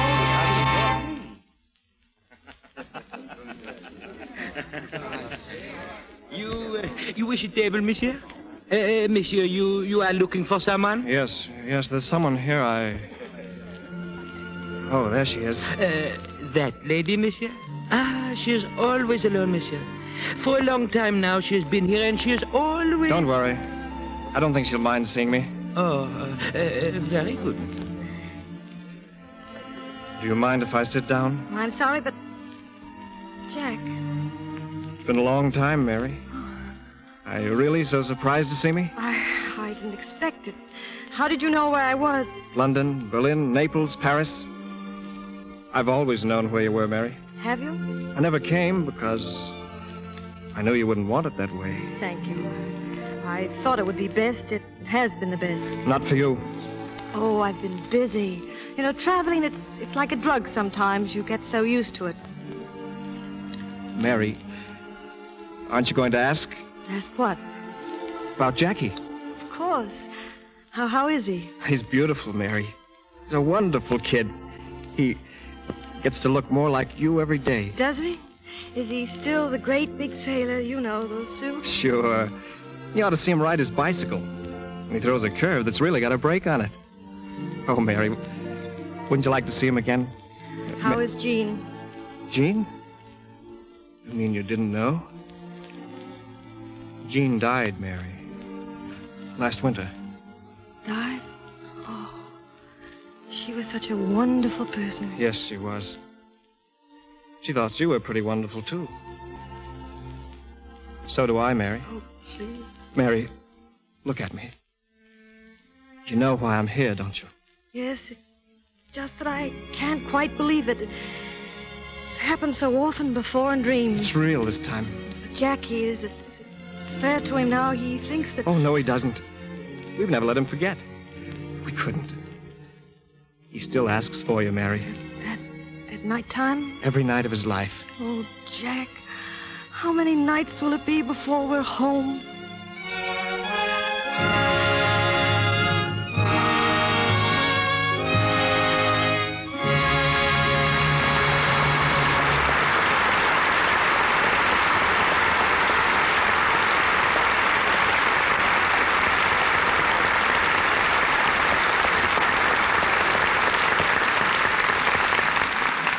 That concludes the dramatic portion of tonight's program and gives us a chance to meet Carol Lombard and Basil Rathbun on a much more intimate basis. There's one question in particular, Miss Lombard, that I think our audience would like you to answer. Is your vacation from comedy roles a permanent one, or are we going to see the Lombard brand of humor back on the screen someday? Well, Mr. DeMille, I think an audience likes variety just as much as I do, as any individual. Parts I played tonight and in my new picture are the first dramatic parts I've attempted in about 5 years. I expect to make a few more serious pictures, and then I think it'll be time to laugh again. What are your thoughts on the subject, Basil? Tainted with envy, Carol. I've been slinking and snarling on the screen for such a long time.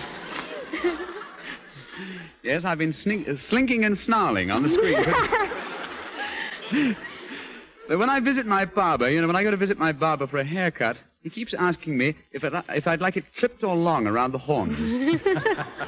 Well, don't despair, Basil. You've played one sympathetic part tonight, and if you'd like to play another, you may choose any makeup you wish. Now, you wouldn't kid me, Mr. DeMille. I know it's Halloween. I should say it is, Mr. DeMille, and I had every intention of bringing you a pumpkin for my farm. But, I haven't started the farm as yet, but they say there's nothing like cultivating your own Halloween pumpkins. Must be quite a thrill to watch the nose and the eyes and the mouth get ripe and the little candles inside grow bigger and bigger. Carol. You don't grow pumpkins... Oh, well, let it skip. But still, on the subject of pumpkins, they are highly desirable, as Halloween. Halloween for aiding and abetting the lovelorn. Pumpkins? Mm-hmm. Certainly. For centuries, hundreds of Rathbones have been married off by following these simple rules at Halloween. Turn your boots towards the street. Put a pumpkin at your feet. Tie your stocking around your head, and you'll dream of one you're going to wed. Sounds a little corny to me. Well, it's strictly off the cob, I'll admit. But if you don't like that, you can always make a jack-o'-lantern, go out at midnight, walk around the block 7 times, and you'll also bump into your own true love. Ever try it, Mr. DeMille? Yes, once. Some years ago. Only my own true love turned out to be a certain Mr. Finnegan, the policeman on the beat. Since then, I've gone in for nothing more strenuous than bobbing for apples. What, no gate stealing or ringing doorbells? Before you force me to confess, Carol, let's change the subject.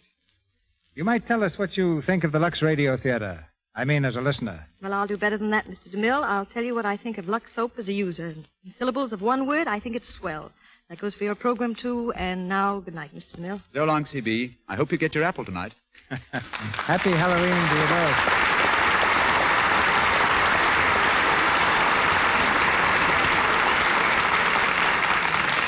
Two brilliant stars and a grand play await you here next Monday night. Mr. DeMille tells you more about our bill in just a moment.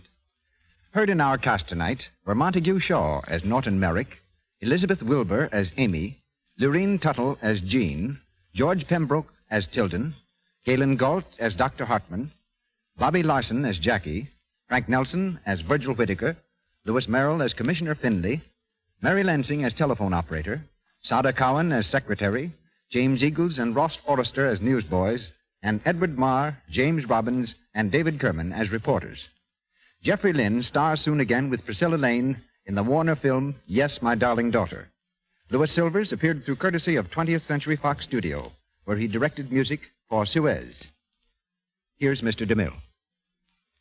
The dramatic problem of a girl who thought she could find no real happiness in love without a successful career comes to the stage of the Lux Radio Theater next Monday night. This situation, which touches the lives of millions, becomes more vital than ever in Ursula Parrott's brilliant story, Next Time We Love. And starring in this romance of an actress and a newspaper reporter are two reigning favorites of the screen, the lovely Margaret Sullivan and the hero of my next picture, Joel McCrea.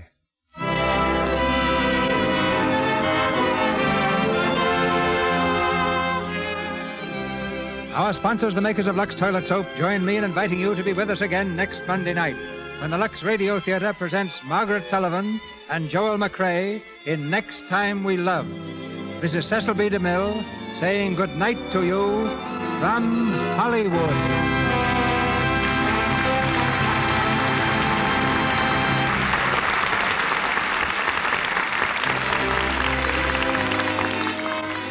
Those of you listening in tonight who have young daughters probably know that this week we're commemorating an important birthday. The birthday of Juliette Lowe, founder of the Girl Scout movement in the United States. This, ladies and gentlemen, is Girl Scout Week, and we know you will want to join with us in congratulating this lively, growing organization. If you haven't a Girl Scout in your home, there's one in your neighborhood. She needs your interest in her. Make friends with a Girl Scout this week. Heard on tonight's program was I've Got a Date with a Dream from My Lucky Star. This program, ladies and gentlemen, came to you with the good wishes of the makers of Lux Toilet Soap, the complexion care preferred by 9 out of 10 lovely screen stars. Join us again 1 week from tonight. Be part of the vast audience that gathers each Monday night in this country and in Canada to hear Hollywood's celebrated stars in the best plays of stage and screen, produced by Cecil B. DeMille with music under the direction of Louis Silvers. Until next week, this is your announcer, Melville Ruick, bidding you all good night. This is the Columbia Broadcasting System.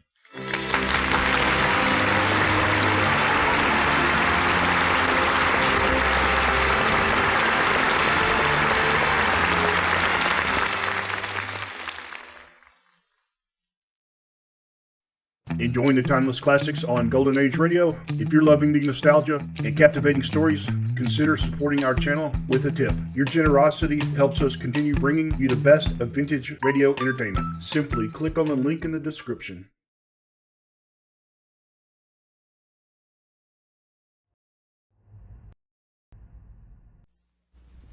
Ladies and gentlemen, the secret word tonight is FACE. F-A-C-E. Really? You bet your life.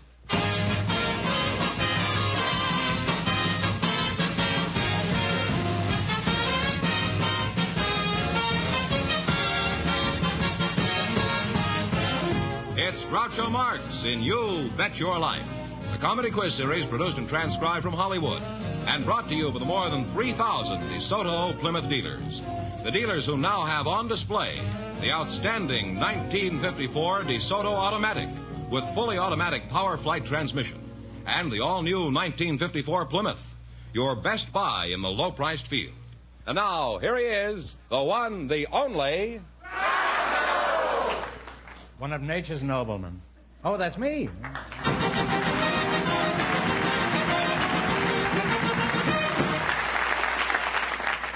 Well, here I am again with $1,000 for one of our couples. Well, Groucho, we went looking in our audience tonight for grandparents. You and, did, yes, huh? and as a result... You're really getting old. Well, we found one. He's Mr. Earl Pollock, and we'd like him to meet you, Groucho. His partner is Helen Wilde. So, folks, would you come in, please, and meet Groucho Marx. Welcome for the DeSoto Plymouth dealers. Say the secret word and you'll divide $100. It's a common word, something you always have with you. Mr. Earl Pollock and Helen Wilde. Helen, you're a very attractive girl. Where are you from originally? Monroe, Louisiana. Monroe, Louisiana? Mm-hmm. Oh. Well, where is that? Is that in the Bayou country?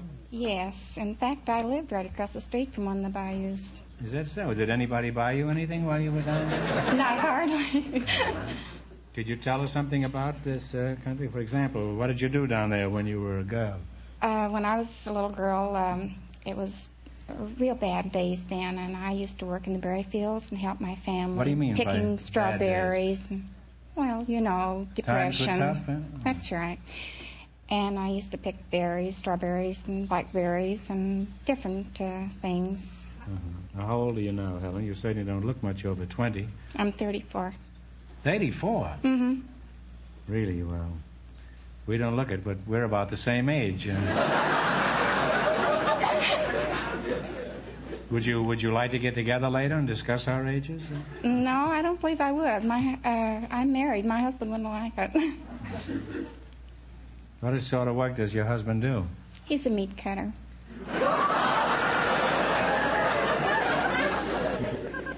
Oh, he's not going to chase me with a cleaver. Now then, let's see. You're Mr. Earl Pollock? Yes, sir. Is that the way you pronounce it? Yes, Pollock? sir. You mind if I call you Earl? At your pleasure, sir.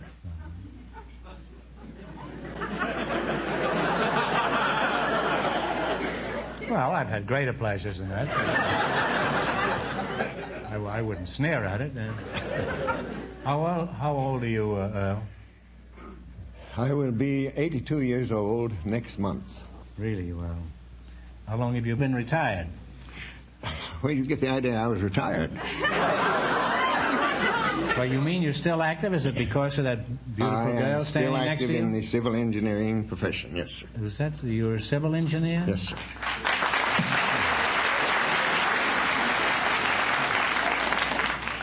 Well, that's quite an achievement to last that long these days. Thank you. The way things are. Did you do any berry picking when you were a lad? No, that was out of my line. Veneman says you're a grandfather, huh? Twice. 2 times. 2 times, huh? How long have you been married? Oh, somewhere in the neighborhood of 52 years. Really, you don't look it, huh? I'd say you weren't married a day over 40 years. Huh? Helen, now about your marriage to this butcher, do you have any little tots running around stealing meat out of butcher shops, huh? I have a 6-month-old granddaughter. A granddaughter? Mm-hmm. Well, how old are you again?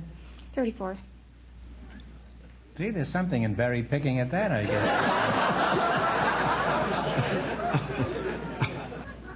Well, aren't you ashamed of yourself? You and Helen are both grandparents, but it took you 82 years to do what she did in 34.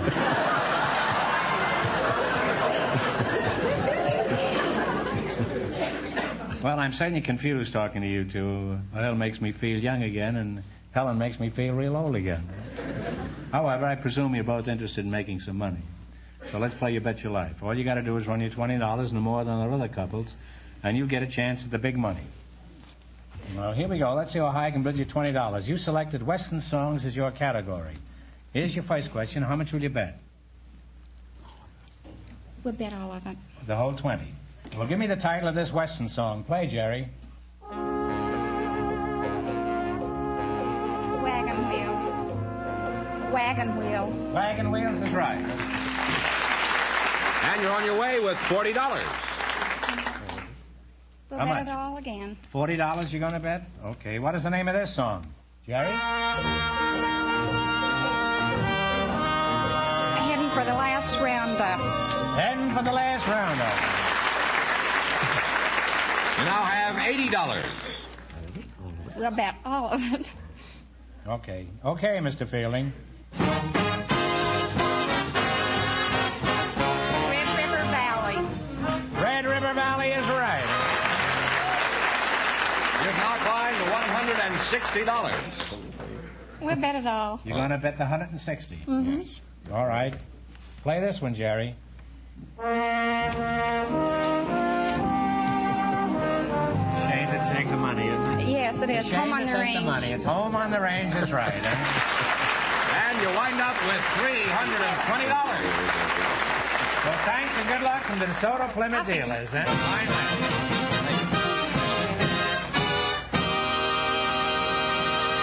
Well, our studio audience selected a girl from the telephone company, Groucho, Miss Dolores Deal, and her partner is a special guest, Mayor Durward Loomis. So, folks, would you come in, please, and meet Groucho Marx. Well, the mayor, eh? Well, welcome, Your Highness, with the DeSoto Plymouth dealers. Say the secret word and divide $100. It's a common word, something you always have with you. Mayor Edward Loomis, eh? Shows you how I keep up with current events. I thought Eisenhower was mayor. It's Durward Loomis, Groucho. It's what? Durward Loomis. Durward, oh. Are you really an honest-to-goodness mayor? That's right, I am, Groucho. Well, it's a pleasure to have you here, Your Majesty. Thank you, sir. What are you mayor of? The city of San Fernando, Groucho. Well, congratulations. That's a wonderful honor. It's magnificent. Thank you. Where is San Fernando? Is that in the United States? San Fernando is in the fastest growing valley in the world, Groucho, the great San Fernando Valley. Is that near Rudy? I guess not. Mayor, I'll return to you in a moment. We'll start the investigation as soon as I've talked to your partner here. You're Dolores Deal? That's right. Is that the way you pronounce it, Deal? That's right, uh-huh. In other words, you're Miss Deal, is that right? Yes, I am.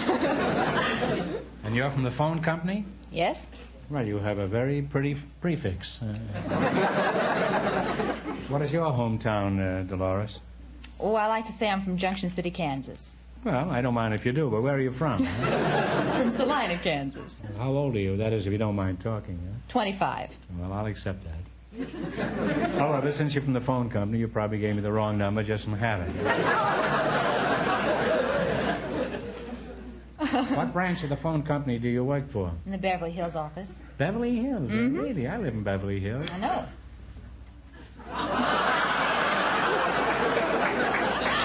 Oh, you eavesdropper here. You ever talk to me when I ask for the operator? No, I'm not an operator. I work as a service representative. Oh. Well, you may not be an operator, but I am, Dolores. And a pretty feeble one, too. Mayor Loomis, let's get back to you. Everything quiet on the political scene? Just at the moment, Groucho, yes. Well, I was just checking. I thought maybe you had a plane ticket to Mexico City in your pocket. Not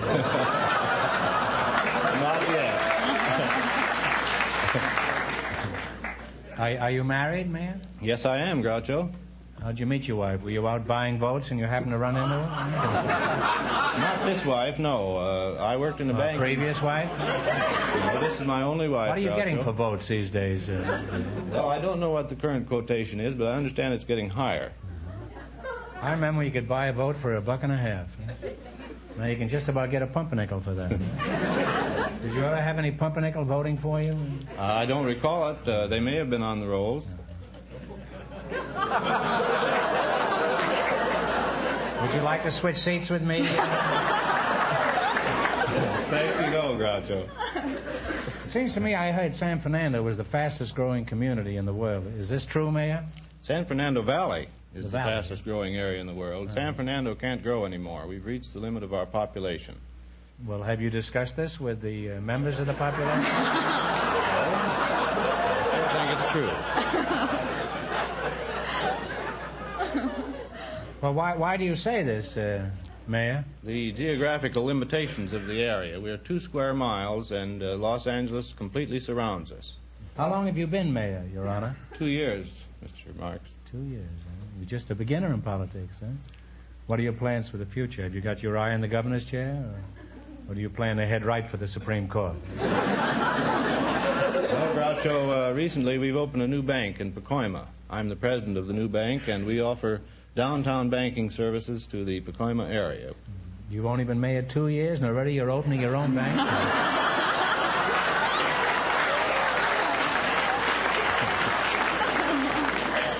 Mayor, you may be a tyro politically, but I must say you've got real talent.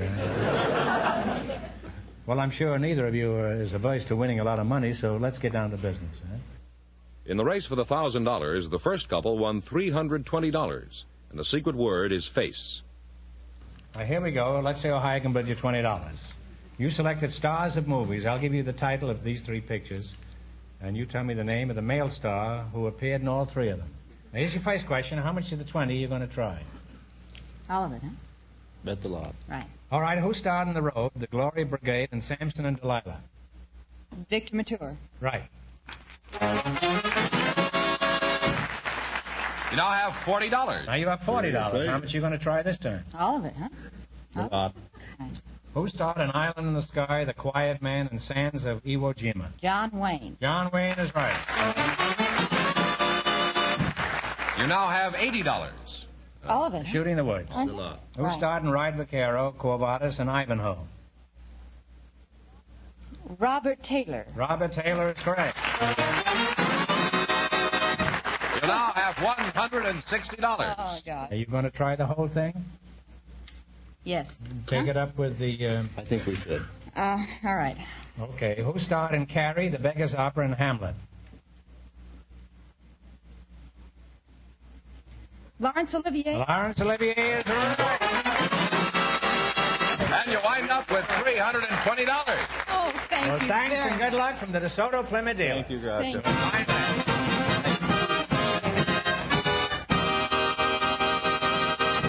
All right, George, who's next? Well, Groucho, we have a department store buyer and a man from a circus for you.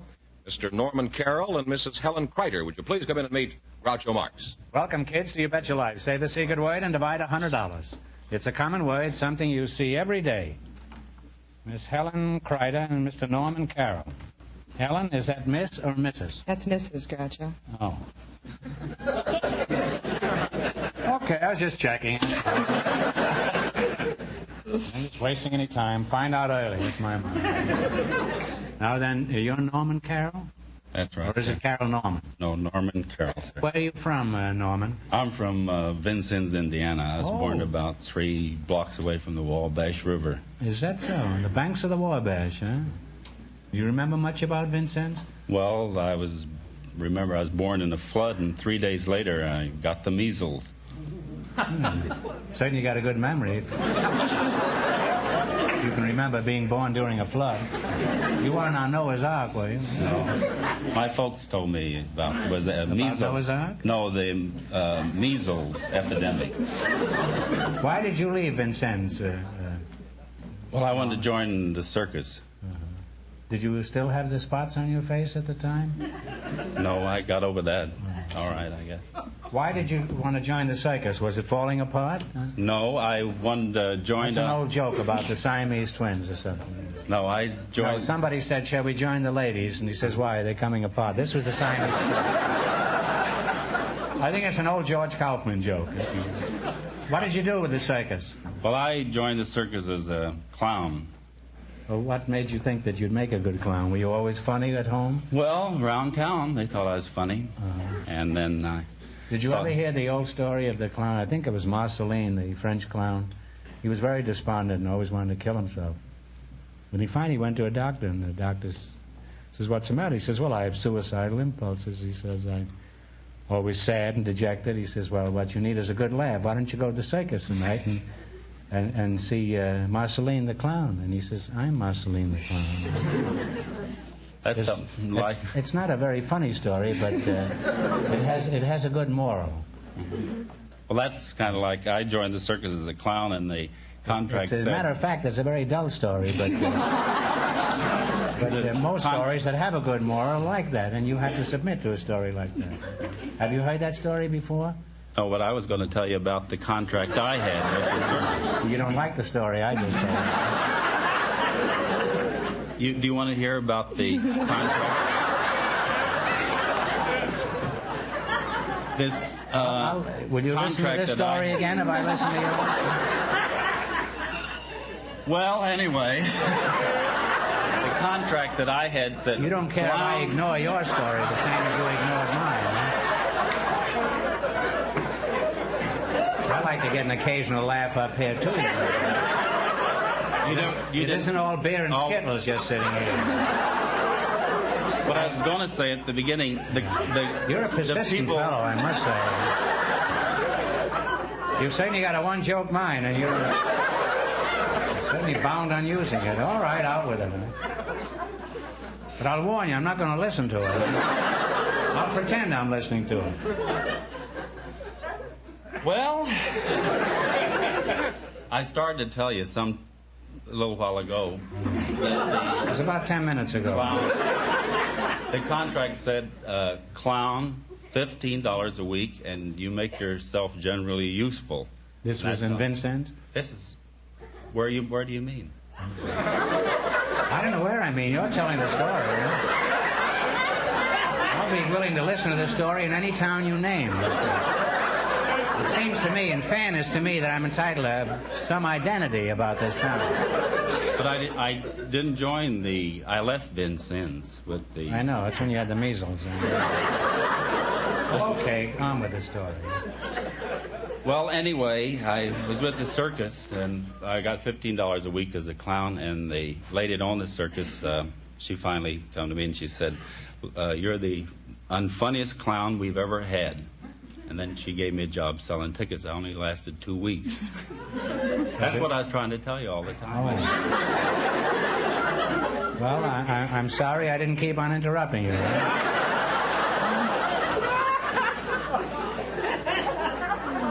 How were you as a ticket seller? Were you very successful? Well, I'd say just fair. You weren't very good at anything, were you?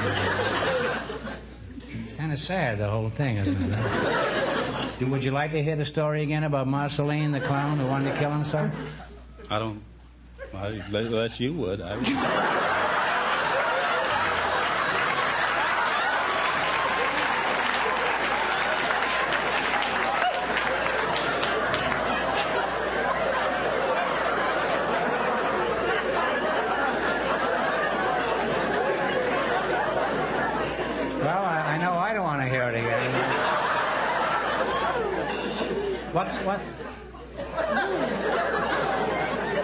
Helen, what sort of work do you do? What sort of work do you do, Helen? I'm a department store buyer, Groucho. Oh, that sounds like a pretty soft job. How many department stores have you bought recently? None. None? You don't? No, I don't buy. What department stores the store are you with? Well, I'm a little hysterical from this measles story. I prefer not to mention the name. The largest in the West, however.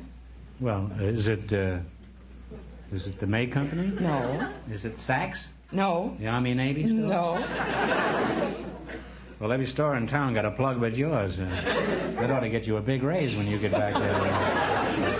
Well, now, Norman, let's get back. What sort of work do you do now? Well, I'm with the greatest show on earth now. You with Orbax? See, Helen, there's nothing modest about him. You might as well tell us what circus it is, Norman. Get it over with, huh? Ringling Brothers, Barnum and Bailey Circus, the greatest show on earth. See how shy he is? What do you do for the circus, Norman? Well, I'm the ringmaster, and I do a little barking. Like, how much is that dog in the window? Well, tell us about your circus. What is it like this year? Well, I think it's the best show we've had in the 83-year history of this famous circus. We got a little fella called Mr. Miston Jr. Mr. North discovered him over in Belgium. His father was a professor of note, and they brought him here. And Mr. North's father was a professor in Belgium? This is the little fella, Mr. Miston Jr., that I'm talking about. He works in the center ring. Oh, and where's Mr. North working? In the North Wing? He's the one that goes to Europe and Oh, scouts. he doesn't have to acts. watch the circus at all, huh? Well, he sees it in New York when we play Madison Square Garden. He's there. And then he goes to Belgium and stays there? And... No, they have... I get mixed up talking to you. I do, but I've had no...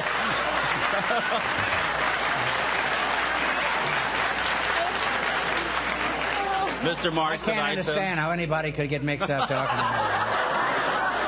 I never get mixed up talking to me. Mr. Marks, I sold a lot of tickets, but honestly, I think it'd be the toughest job I ever had in my life to try to sell you a ticket. I wouldn't know what I'd be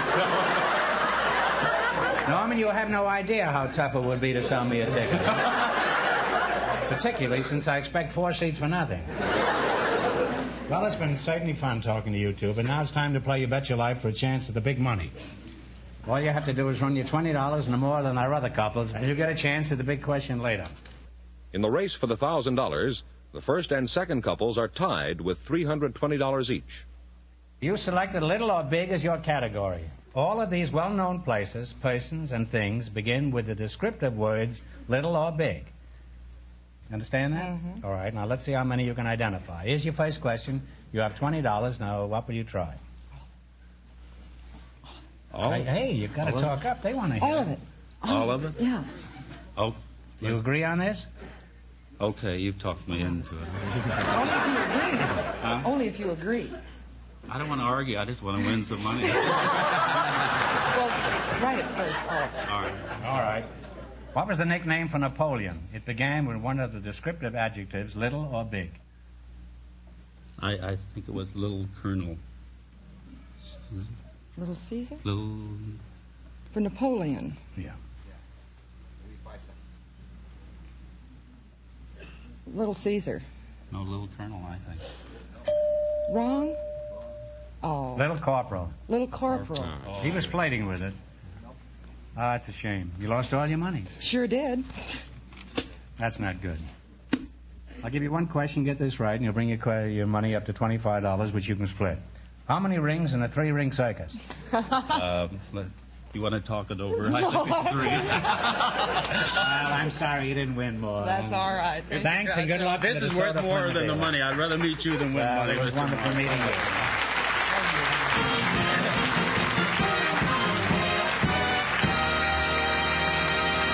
Isn't he wonderful, this guy?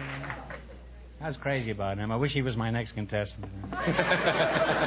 Well, our last couple went broke, and that means that our first 2 couples who are tied for the chance at the big question get that chance in just 1 minute for the DeSoto Plymouth $1,000 question. Groucho? Splendid.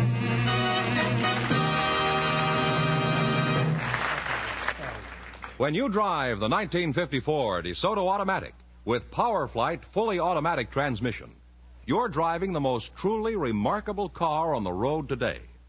The main reason is simple. DeSoto Power Flight.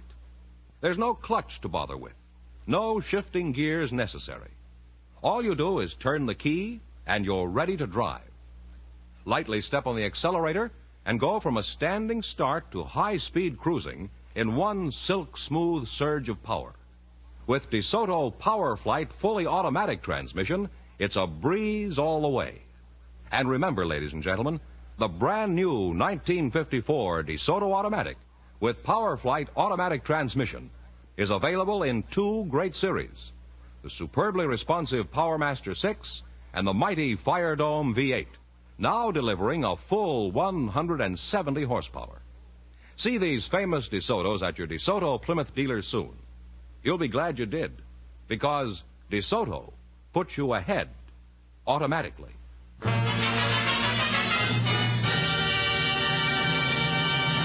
Well, here comes our first 2 couples who are tied for the chance at the big question, Groucho. Each couple will decide on a single answer and write it down on one of these cards that we've given them. If both couples get it right, we'll split the money between them. Okay, here we go. Joseph Broz, and I'll spell it for you. His first name is Josip, and his second name is capital B-R-O-Z. That's his real name. That's an important figure in current history. For $1,000, tell me, who is Joseph Broz?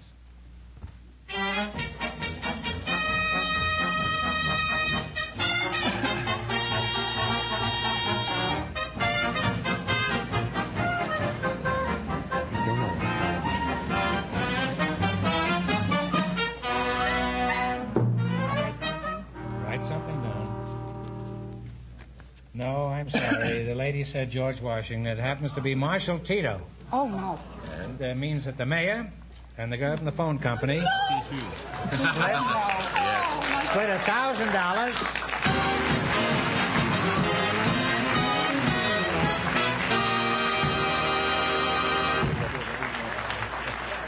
How much did they win? $1,000 in the quiz and $320. That means the mayor won $500 and $160 for his share. That's $620. You can buy for that, let's see, 350 votes, I would say, in San Fernando. Mister, I'll move to San Fernando and vote for you 1,000 times. Oh, that's well, now, what are you going to do with all that money? I'm going to buy a Groucho special. Oh, fine. And you, Mayor? I think I'll start an account in my new bank, Groucho. Well, at least you'll have some money in it, even if it's only ours. Well, congratulations from the more than 3,000 DeSoto Plymouth dealers from coast to coast. You bet your life. Thank you.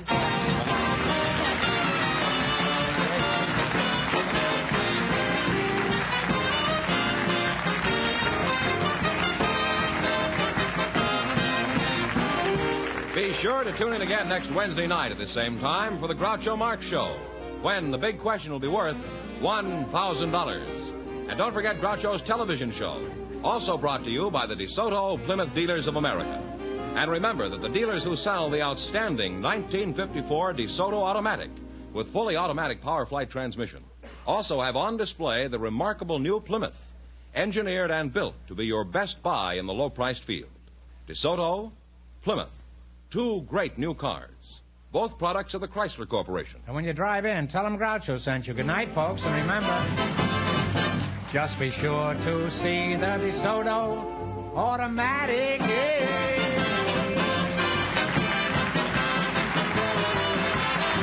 Folks, here's a reminder from the National Safety Council. You can't control the weather, but you can control your speed. You Bet Your Life, transcribed from Hollywood, is produced by John Goodell. Directed by Robert Dwan and Bernie Smith. Music by Jerry Fielding. This is George Fenneman signing off for the more than 3,000 DeSoto Plymouth dealers from coast to coast. You Bet Your Life is heard by our armed forces throughout the world.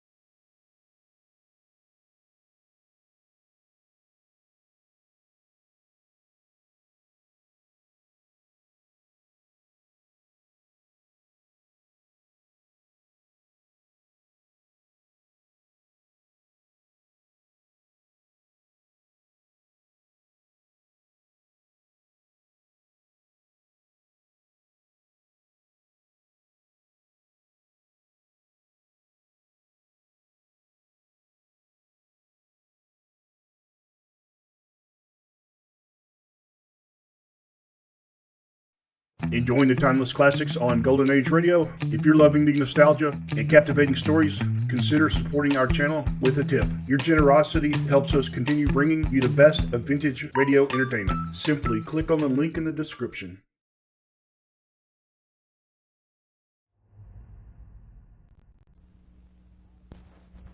I'd rather have a Raleigh. I'd rather have a Raleigh. I'd rather have a Raleigh. I'd rather have a Raleigh. Because Raleigh are right. Right for taste and right for throat.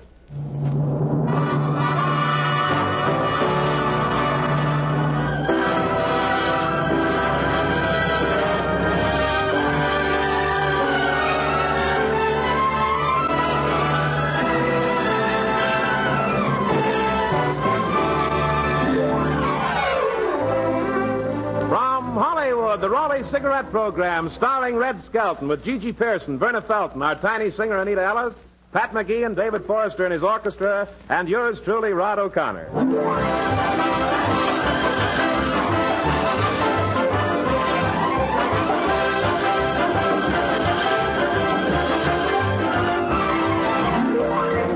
It's a pleasure to bring you Metro Goldwyn Mayer's popular comedian and the star of the Rolly Cigarette Program, Red Skelton.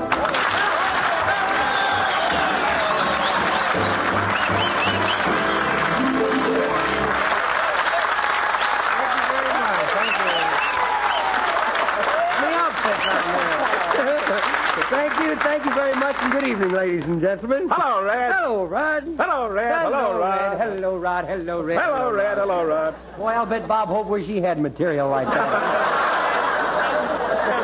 Hey, Rod, did you hear the good news? I found a place to live. You really found a place to live? Yeah, but I don't know what I'll do if Lassie comes home. Well, say, Red, where did you get that black eye? Oh, the black eye? Oh, well, that's a little thing I picked up in a department store. Were you in a fight? No, a bargain sale. Boy, clothes are really sure hard to get. You know, I went into one men's store, and I told the clerk that I wanted a new suit. What'd he say? Oh, nothing. He just stood there in his BVDs and laughed. Well, you know, you should have bought something for this nice California spring weather. Yes, have we? Spring weather. You know, it's been so cold out here in California. The other night, Veronica Lake frozen over.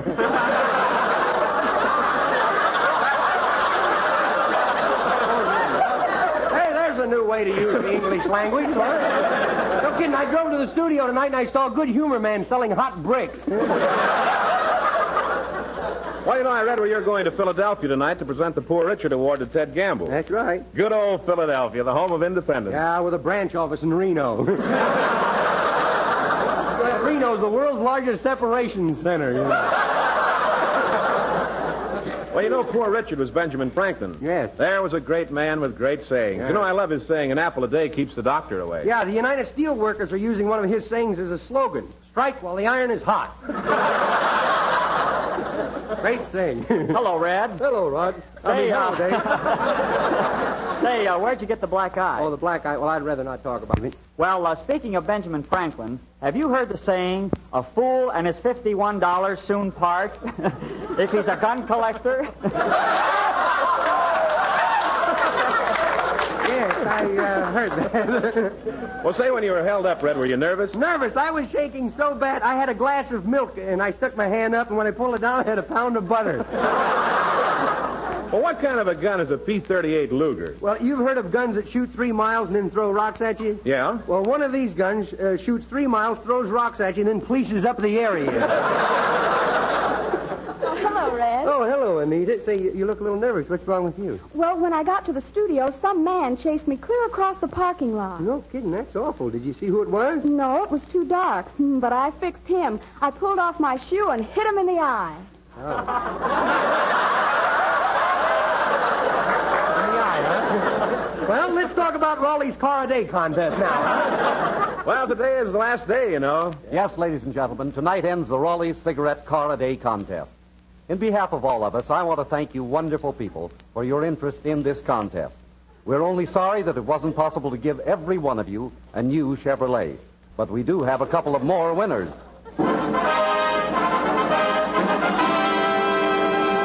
Here's the winner of January 11th. Miss Norma Spaulding of Indianapolis, Indiana. Congratulations, Miss Spaulding. And here's the winner for January 12th. Mr. W.R. Hill of Chanute, Kansas. Congratulations, Mr. Hill. More winners will be announced tomorrow night on the Hildegard Show. Be sure to listen.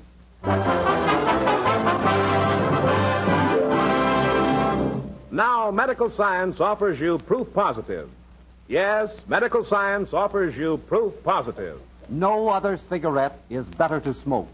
No other cigarette gives you less nicotine, less throat-irritating tars than the new, smoother, better-tasting Raleigh. Yes, Raleighs are right. Right for taste and right for throat.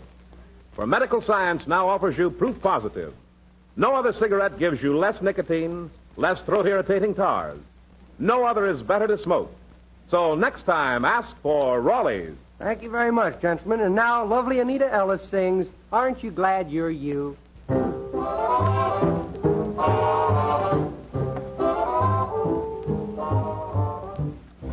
Every time you're near a rose, aren't you glad you've got a nose? And if the dawn is fresh with dew, aren't you glad you're you? When a meadowlark appears, aren't you glad you've got two ears? And if your heart is singing too, aren't you glad you're you? You can see a summer sky, or touch a friendly hand, or taste an apple pie. Pardon the grammar, but ain't life grand? And when you wake up each morn, aren't you glad that you were born? Think what you've got the whole day through. Aren't you glad you're you? You can see a summer sky, or touch a friendly hand, or taste an apple pie. Pardon the grammar, but ain't life grand? And when you wake up each morn, aren't you glad that you were born? Think what you've got the whole day through. Aren't you glad you're you? Aren't you glad you're you?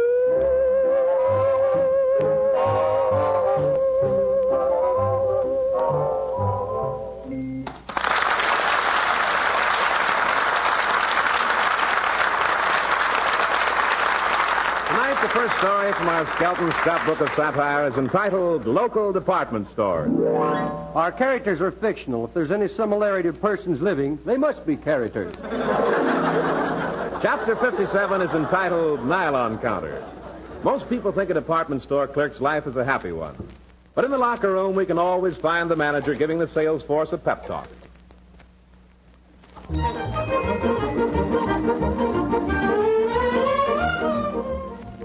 Good morning, good morning. Why wasn't the traffic awful this morning? Cars were parked so close that... Goodness me. Cars were parked so close this morning. I don't know what I'm doing in the music department here. You know, I stuck out my hand to make a left turn and somebody shook it. Stole my engagement ring, too. Mr. Numbskull, do you realize that you're late again? What's your excuse this time? I had to go back for a package of Raleigh cigarettes. Now, let's see you bawl me out for that one.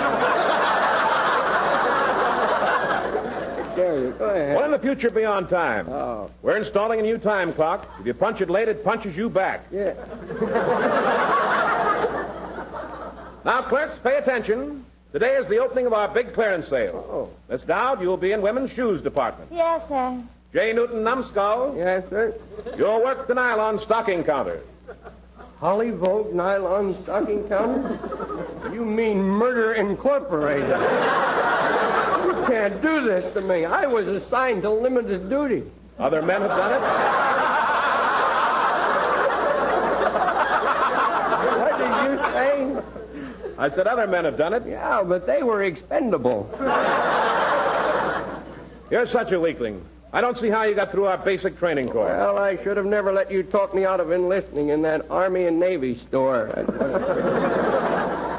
Well, back up, Newton. Remember, ours is not to reason why. Ours is but to do and die. Well, wait a minute. I got a wife and child. I haven't lived yet. Why don't you let Sneer do it? He's tasted butter.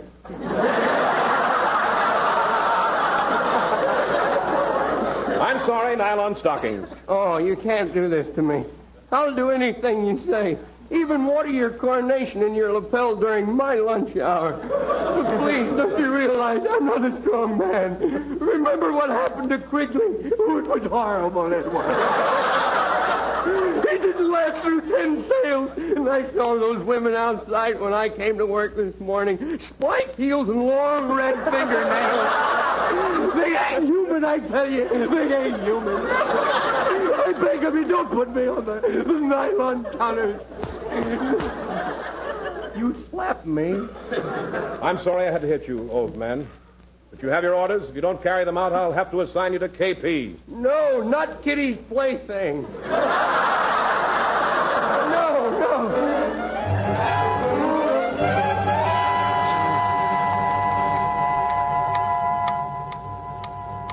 All right, clerks, set your watches.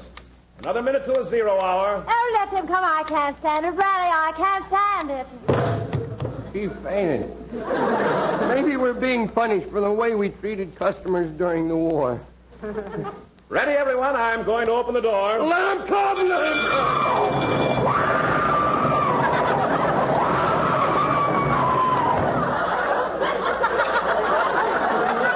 Roll down again.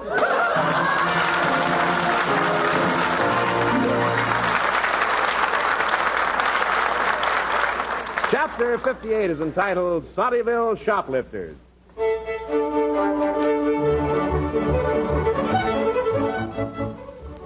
At one time or another during our shopping career, we've come in contact with a clerk who's inefficient, or slow, or appears stupid, or Clemka-diddle-hopper.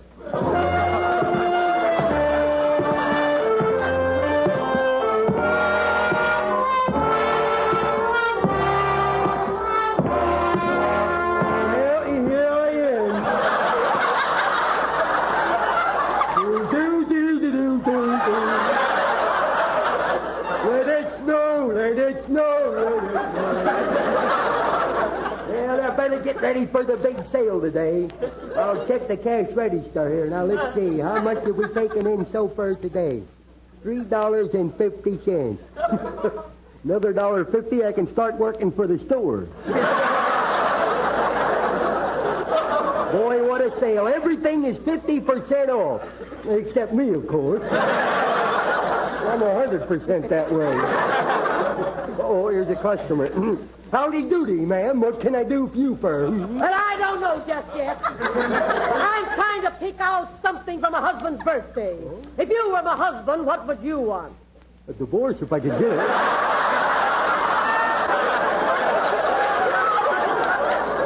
Now, let me see. Do you have any smoking jackets? Well, any what? Smoking jackets. No, we got some old bathrobes back here and a box of matches. That's too fast for her. She didn't get it. I think I'll take that shirt. How much is it? That's $4. $4 for a shirt like that? Well, what are you kicking about? They cost $5. Well, if they cost $5 and you sell them for $4, how do you make any money? We own the parking lot at Santa Anita. Some women are so dumb, you know. How on earth did you get a job in this store anyway? Well, they needed someone with enough personality to keep the window dummies company. I barely passed the test, of course. I'm going to report you. Where can I find the manager of the store? He's out shopping. Why doesn't he shop here? His credit ain't no good. Howdy, Clem. Well, Sarah, do howdy doody to you, too. Clem. Mm-hmm. Clem, did you hold out some Nylons for me? Nylons? Uh-huh. Boy, is she dumb. She can't even spell butter. Son, you're a moron. And I made it without any help from you. Look, corn-fed, don't insult me, or I'll slap you so hard your teeth will rattle. Oh, yeah? Well, I dare you. I would like to see you do this, to coin a phrase. Oh. Well, that's what I like, is a woman who'll take orders. I'm reporting you to the manager. Oh, go ahead, old... Oh, no, Clem, see what you did. No, I don't care. I'm a little nervous. How'd you like to have lunch with me? Hmm? Well, what time is it, Clem? Well, it's about... That's funny. My watch is gone. My Mickey Mouse took a powder. I've been robbed, but my quarter for lunch is gone, too. Oh, and my gold-plated pencil. Well, it's gone, too. There's a pickpocket in the store. Oh, yesterday there were some complaints about pickpockets, too. They were picking the pockets of the pickpockets. Clem, do you think that maybe that woman could have taken your watch? Well, we'll find out. Come on, I'm on her trail. Come on. Go in here. Hey, Mr. McGinn, did you see a big woman with a voice like an echo? Yes, I was just showing her this piano. What piano? Good heavens, it's gone. Oh, you're right, Clem. She's our man. She's a kleptomaniac. Well, politics ain't gonna help her. Maybe she's in this reducing department over here. Come on. Well, hello, Mr. Felton. You know what, dear? I lost 4 pounds. And we know who took her. Come on, let's go get her. Come on. Well, hurry up, Clem, before she gets away. Let's take this elevator. Maybe she'll get on there. Well, Clem, you're supposed to open the doors first. This ain't no time for details. Come on, let's get on the elevator. Why, that dirty thief stole the elevator.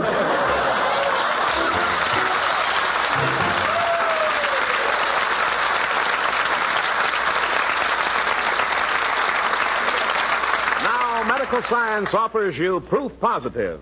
Yes, medical science offers you proof positive. No other leading cigarette is better to smoke.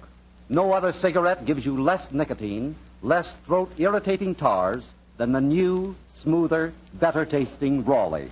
Ed Sullivan, famous newspaper columnist, says, quote, Raleigh's are right. I've studied the test, and it's true. Medical science has proved no other cigarette can beat Raleigh's for less nicotine, less throat-irritating tars, for actually better smoking. Yes, man after man, and lovely ladies, too, say Raleigh's are right. And no wonder.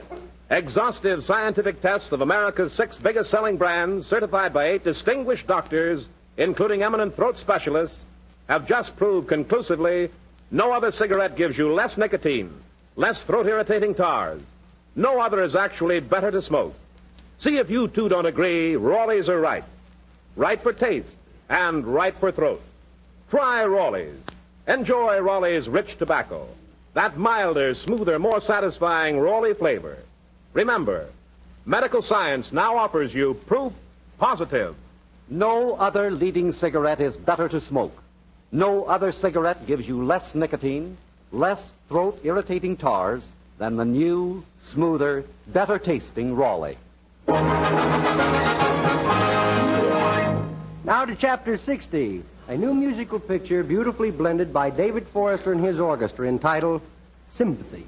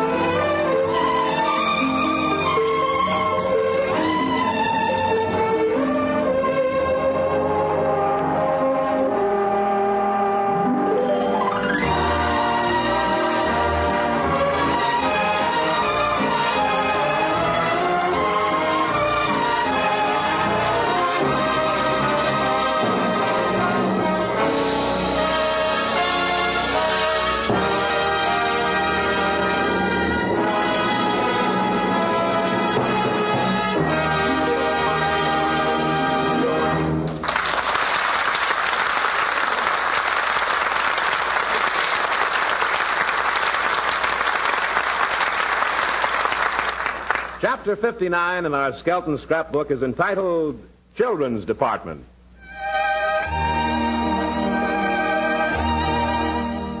When a clerk is bad, he's punished by having to work in the children's department. And it's considered capital punishment when a customer like Junior, the mean little kid, comes in.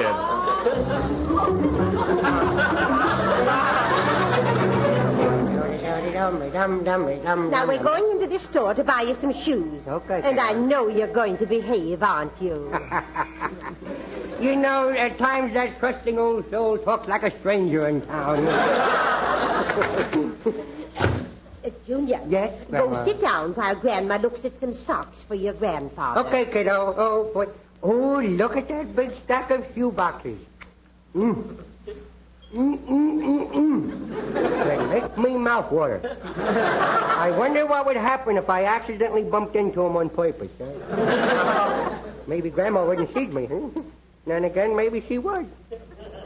And then again, I don't know why I was wasting my time thinking about it. I'm going to do it anyway. Here goes the bottom box.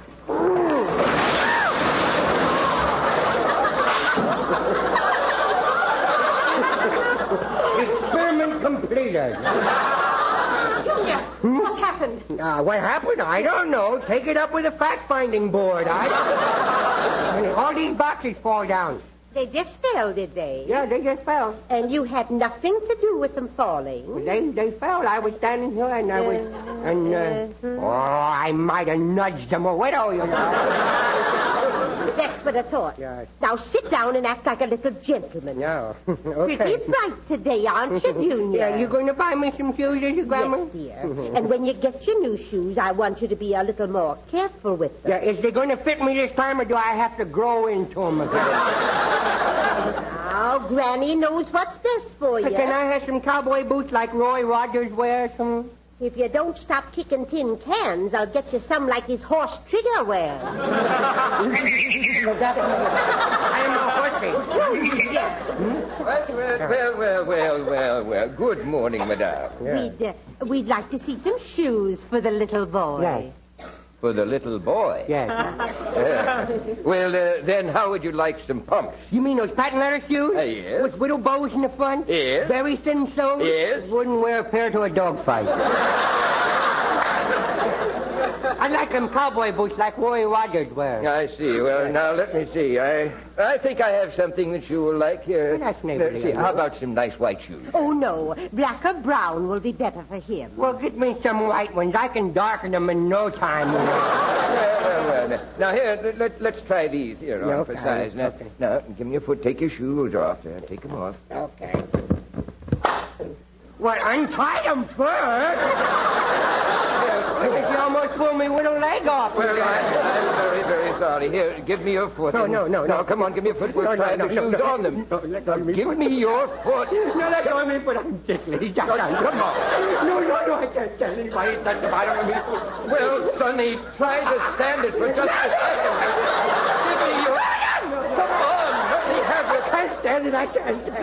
Here, now let go of me, foot. Stop kicking me in the face! Junior, quit at this very minute. Where did my uppers go? There he is on the end of me foot. They're snapping. Look at him sneer. Junior, did you do that on purpose? Well, now, really, Grandma, does I look like the type of a little boy that would do something like that on purpose? Yes. Well, I didn't get very far that time. Hey, how about my cowboy boots like Roy Rogers wears? I'd like to give you some boots where they do the most good. Yeah, I got that. Now, here. Put this shoe on. Yeah, okay. Look at that shoe. Look what it's doing to me. And now I'll teach it. I'll show that shoe. Yeah.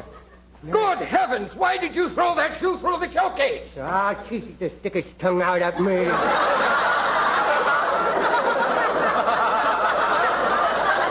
Anyway, I don't want shoes. I want a pair of boots like Roy Rogers wears. All right. If you really want them, try them on. I don't think they're practical, but anything to get you home in a hurry. Granny, you wasn't with me. You were just kidding me. Oh, no? Well, you just keep laughing, kiddo. That's all. Now, try those boots on. Okay, I will. There, oh boy, they're just like Roy Rogers wears. Now, you can walk in them, but be careful. The bottom's awfully slippery. Look, Karloff, I know what you're hoping. But don't worry, I don't fall down. Don't worry. The high heels are up. I didn't fall. I just laid down on the floor to catch my breath. I didn't fall. It wasn't the boots' fault, really. It wasn't. Don't take the boots away from me. I learned to walk in them, I will. Please, I want the boots so bad. Oh, don't. Don't take the boots away from me. I always did this like Roy Rogers. Poor baby. Wanted the boots so bad. Yes, he wants the boots so bad. Bless his little heart. Yeah, bless his little heart. Now, stop crying. I want the boots. Will you take those? I want the boots so bad. Wrap them up. Oh, yes, ma'am. Well, now, really, you shouldn't have done it, Grandma. You know. And I'll make out the bill for the boots and one showcase. Oh. Well, hey, Grandma, what made you change your mind? Why was you going to buy me the boots now? Well, I changed because of the picture poster on the wall of that little child. Really? Boy, what kind of shoes is that little kid wearing? I never seen nothing like that before. What is them? Those are special shoes with braces. Really? That little child has infantile paralysis. It's a dreadful disease that takes hold when we least expect it. It's our most deadly enemy. Well, why don't the people do something about it to stop it? They stop the Germans and the Japs, they do. They're doing everything they can, but it takes money. You mean they have to ask grown-up people to give money for something so important? You know, Grandma Kiddo, sometimes I'm afraid to grow up, you know. I might get like some of them people. Everybody seems to want something in return for a little money nowadays, don't they? Junior, in this case, for every cent that's given to the March of Dimes, something better than money is received in return. Good health for a lot of little children. Well, Grandma, I tell you what. You take the boots and tell them not to wrap them up. You send that money to them little kids, because I really don't need the boots, you know.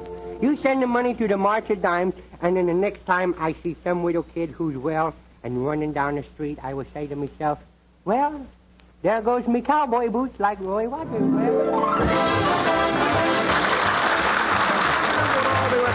Tuesday night at the same time. Red Skelton, David Forrester, and his orchestra, Nita Ellis, Brenda Felton, Gigi Pearson, Pat McGee, and yours truly, Rod O'Connor. Until next Tuesday, then, This is Red Skelton saying goodbye now, and thanks for listening, and remember the March of Dimes. And remember, listen to Hildegard tomorrow night, and The People Are Funny with Art Linkletter Friday night over most of these stations.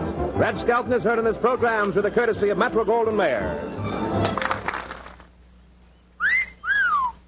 Sir Walter Raleigh. That's the tobacco that leaves your pipe clean as a whistle. It's carefully blended from rich, ripe burleys and mellowed with just a touch of rum to enhance the natural, full-bodied flavor.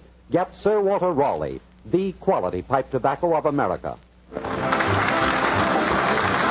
Skelton is brought to you by the Brown and Williamson Tobacco Corporation.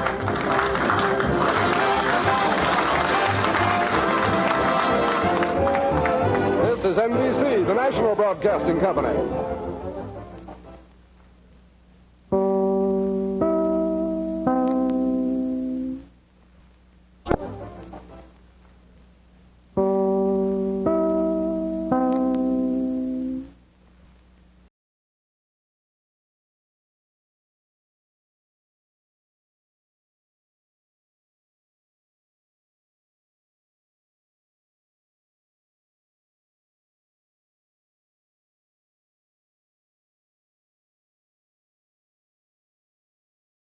Enjoying the timeless classics on Golden Age Radio? If you're loving the nostalgia and captivating stories, consider supporting our channel with a tip. Your generosity helps us continue bringing you the best of vintage radio entertainment. Simply click on the link in the description. Kraft presents The Great Gildersleeve.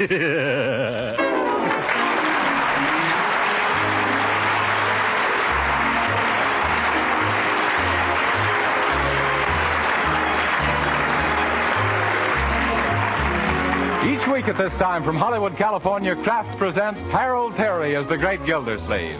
Written by Leonard L. Levinson.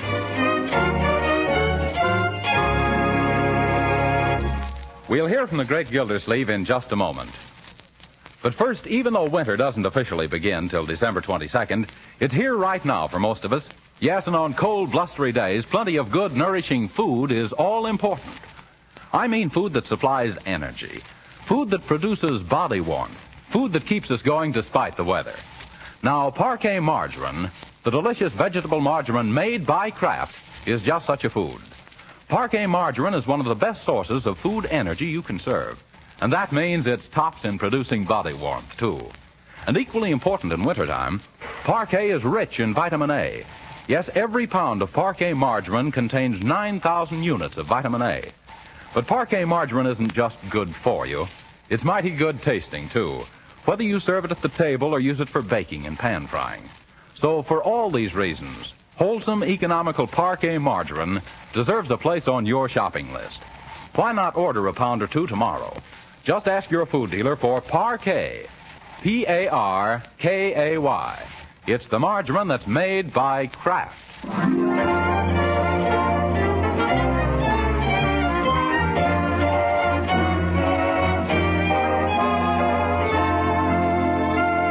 And now let's visit our friend, the great Gildersleeve.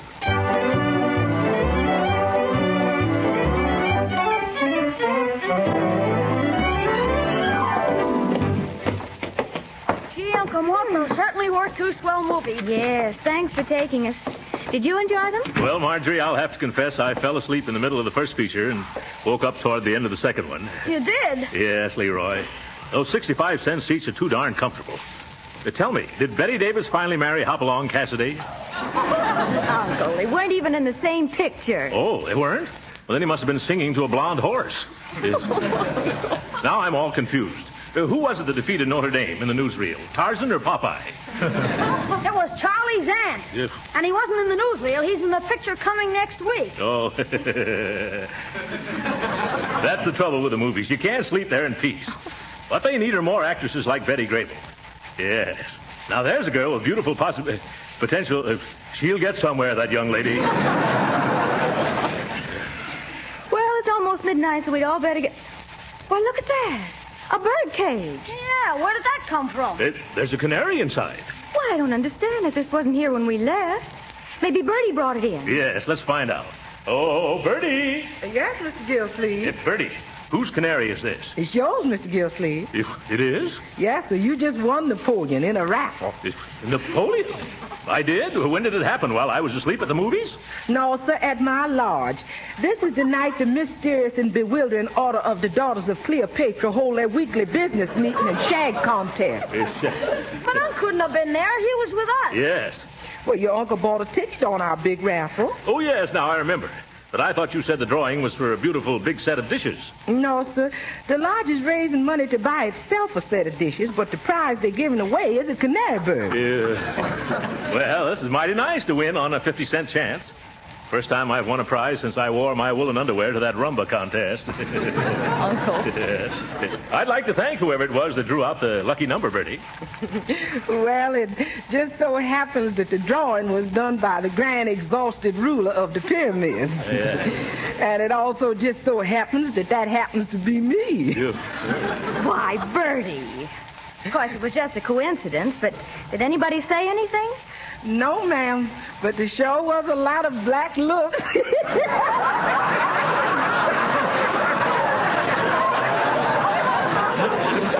I guess they were. Say, this Napoleon's a pretty feisty little bird. Will he sing? Of course he will. Only the man we brought him from says that in 2-3 days he's got to get customized to his new surroundings, and after that he'll sing just like this here Eddie Nelson.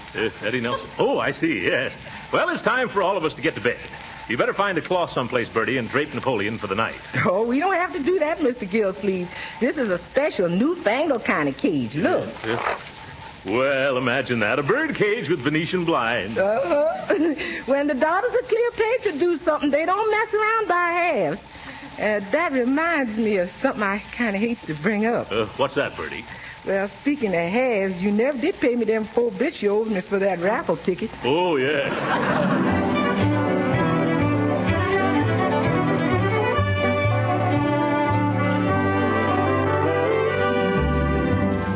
Now, Now, see here, Napoleon. You've been a free boarder around here for a week now, and you haven't sung once. Not one single solitary... Stop eating a moment, Napoleon, and listen to me. Oh, now I've frightened you. What's the trouble, old man? Haven't I tried to be a pal to you? Haven't I? By George, look me in the eye when I'm talking to you. You got to do something around here to earn your keep. You think bird seed grows on trees? You better find your voice, little chum, or you'll find yourself decorating somebody's hat. Hello, Mr. Gillsleeve. Yeah, hello. Is Napoleon worked himself into a vocalizing mood yet? Yeah, not yet. You know, Bertie, I'm not one to look a gift bird in the bill. I'm afraid the cat's got this canary stung.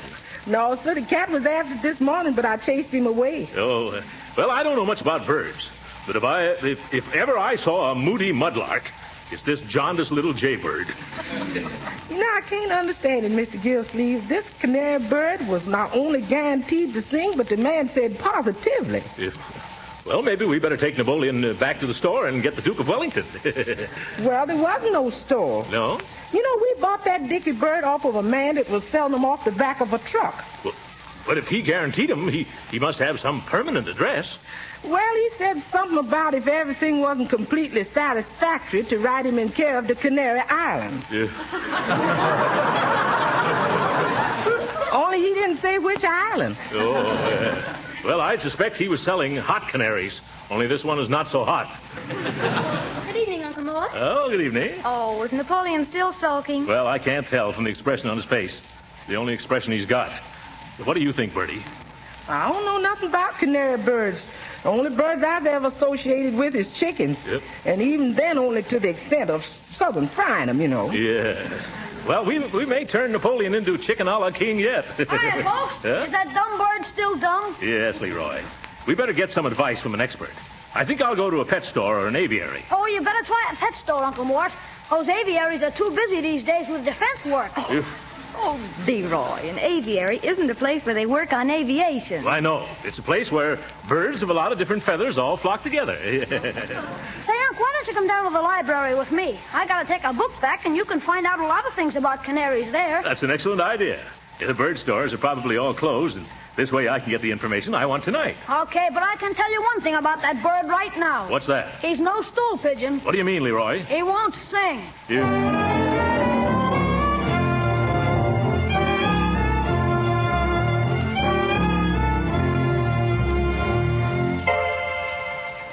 Here's the 88 cents for your fine, Leroy.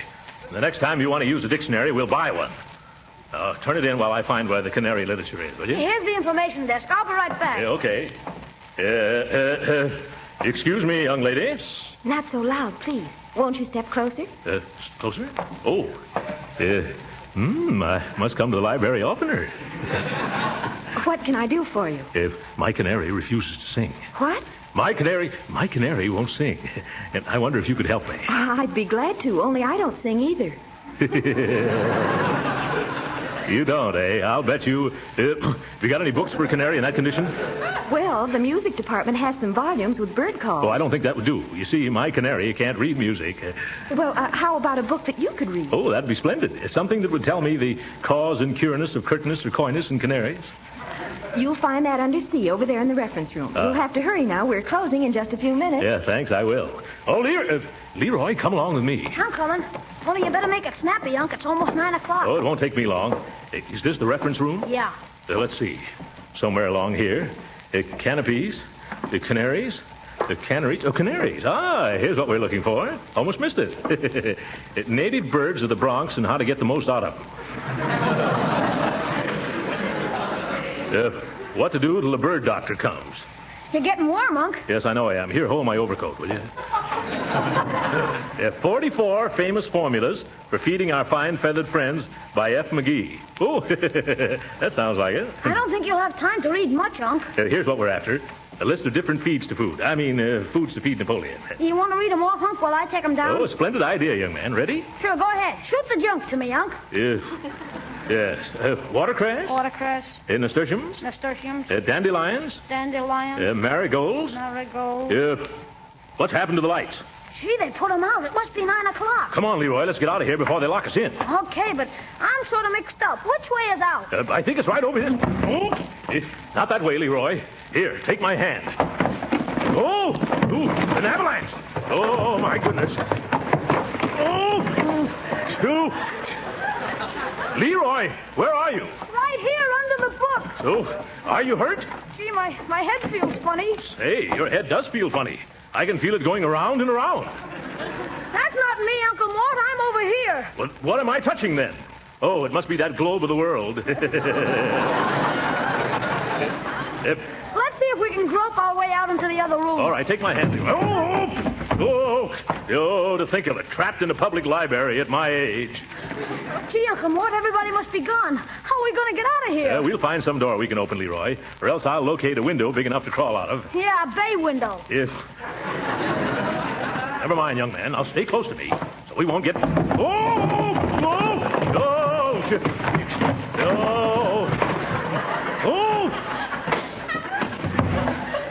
Where are we now, Leroy? We're in the juvenile department now, Unc. Juvenile department? How do you know? The books falling down are getting lighter.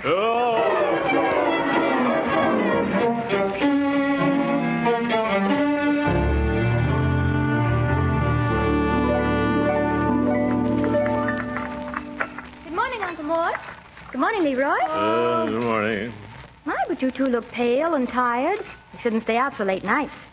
What kept you up so long? Well, it was like this, You Mort. better eat your breakfast, Leroy. Oh, yes. Say, did you see the morning paper? There's the most mysterious story. Listen.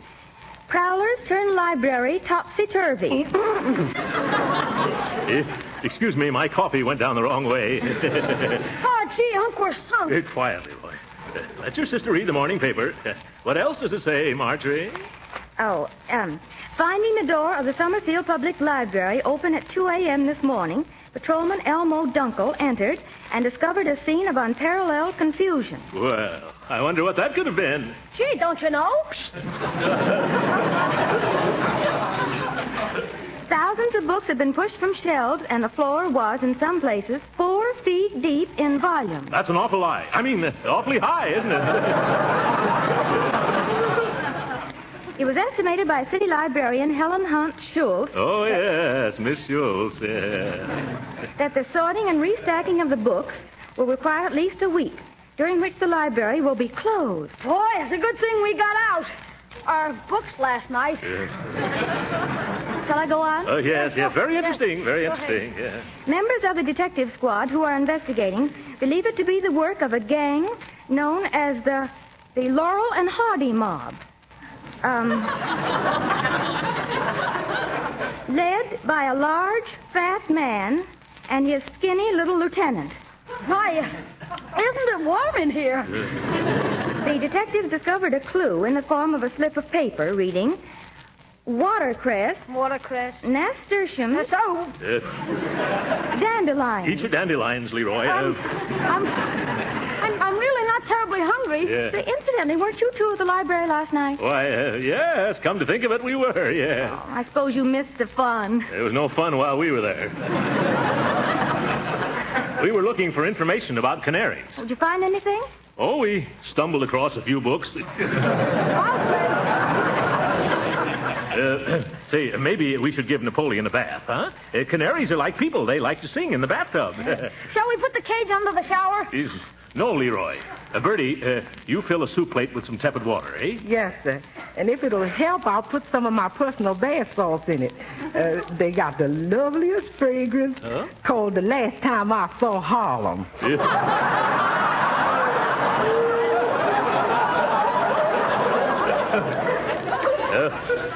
No thanks, Bertie. We can't take any chances in Napoleon singing Boogie Woogie. That's what you say, Mr. Gilbert. Yeah, all right. Maybe all he needs is a good wash job. Yeah. Now, here he is. I hope that canary bird can swim better than he can sing. Yes, thanks, Bertie. Now, you folks just go on with your breakfast. I'll handle this thing all by myself. The last time I saw Harlem. Oh, good morning, Napoleon. Have a good night's rest? Yes. Now, I've got a nice bath all fixed up for you. That better make you sing, brother. Gee, Uncle Mort, what are we going to do now? Give this bird a ducky. No, I mean about the police and the library and stuff. Oh, don't worry, Leroy. They're not looking for us. They're after a couple of fellows who look like Laurel and Hardy. Oh, my goodness, they are looking for us. You see what I mean? Yes. Oh, let's not borrow trouble, Leroy. Let's forget the whole matter, huh? Say, I'm afraid this plate is too big to get into your cage, nappy old chappie. Shall I get a smaller dish? No, we'll leave it here, just outside the cage, and open the door. Yeah. There you are. Well, come on out, Napoleon. Nobody's going to bite you. Yeah, don't be bashful. Maybe you should prod him with your finger. Oh, that's an idea. Ow! He pecked me, the darn little dive bomber. I was afraid that'd happen.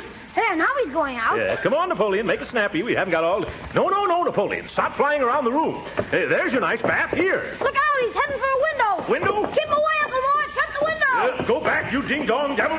Oh, my goodness, he's gone. Yeah, he sure flew the coop. Oh, come on, Leroy. Bring the cage. We got to catch Napoleon before he heads for Florida.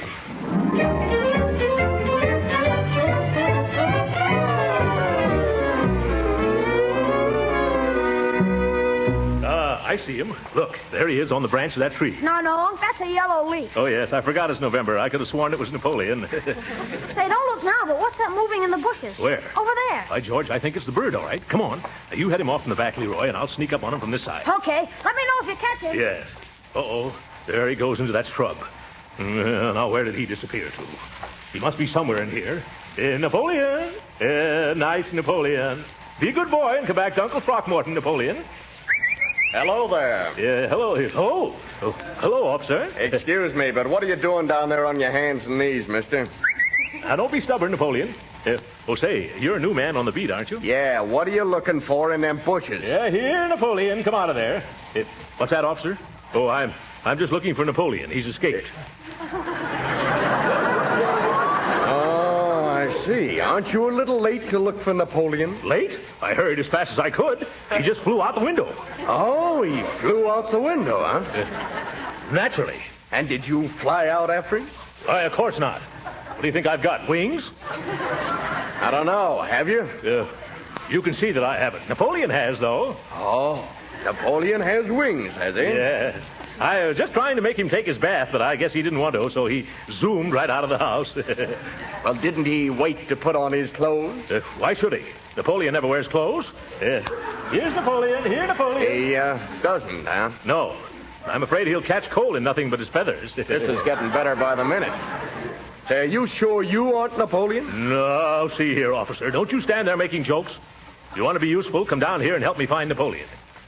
Here, Nappy. Here, Nappy. Oh, fine. Huh? Hey, look, how small is this Napoleon you're looking for? Oh, he can't be over 4 inches high. 4 inches high? Okay, then 3 inches. I thought I just saw him. Look, about how long have you been seeing this Napoleon? Oh, ever since I won him on a raffle. You won him on a raffle? Yeah. Well, I have a report to fill out. Napoleon! You see, all this happened because Napoleon refuses to sing. You think it's on account of him being in a strange house? I don't know. Do you live there? Yes. Then it's a strange house. Now, look, mister, let's walk over to the station where it's nice and warm and quiet instead of squatting in these bushes waiting for Napoleon to come marching out. Say, what's wrong with you? What's wrong with me? Now, look here, mister. I hate to be the bearer of bad news, but Napoleon's been dead already for close to 120 years. Oh, I didn't mean that, Napoleon. The Napoleon I'm looking for is a bird. Yeah, well, he must be a cuckoo. Yeah. Now, look, are you coming along quietly, or do I have to... Not a sound. There he is. You see him? Here, Napoleon. Well, what do you know? It is a bird. Of course. Leroy, head him off. I am. Leroy, use your hat. Be careful you don't crush him. Nice, Birdie. Hop into your cage. There he goes in, Uncle Mort. I got him. You better take him in the house. Well, officer, you satisfied? Yeah, but it's lucky that canary showed up when he did. Why? Well, I was ready to run you in as one of them screwballs that busted into the public library last night. That'd have been pretty silly, wouldn't it? Yes, it would. Yeah.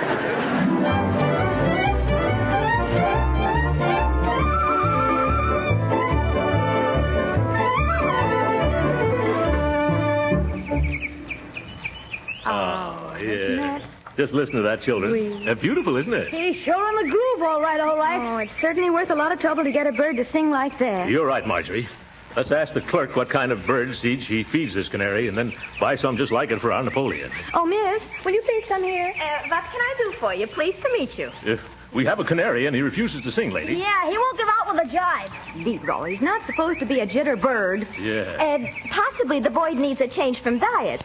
What have you been feeding him, if I am not too inquisitive? Oh, well, you're not. We tried everything the books recommended. Cuttlebone, watercress, bacon, vegetables, apple. Have you tried Boyd's seed?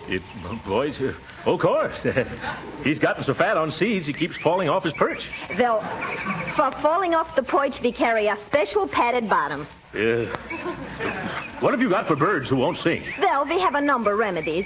Here's Marble's Vorble Goggle, guaranteed to make the saddest canary a Pollyanna. That sounds good already.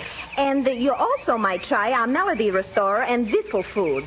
It's revived more songs than Bing Crosby. And this is a Positival Sure Cure, a bottle from Philharmonic Symphonic Tonic for chronic lack of harmonics. Which one would you care to try? Well, lady, we're in this thing so deep we might as well go the whole hog. Please, not in here. Oh, yeah. Well, we'll take all of them. Are you sure they'll work? Oh, any one of them would work. But if you put them all together, the Boyd will simply whistle you out of house and home. Oh, well, that's all we need to do then, eh? Oh, yes. But just to be on the safe side, you might try singing to him. Oh. But the idea is to get him to sing to us. That I understand. However, if you sing to him, it is only natural for him to show you how much better he can do. Oh, well, then we're all set. 3 different kinds of medicine and also singing. Now we can't fail, can we? Oh, no, not a chance under the sun. But you might take along this card just to be on the safe side. A card? What's this? Oh, Dr. D.J. Roller, bird physician. If everything else fails, let me put your birds in a twitter.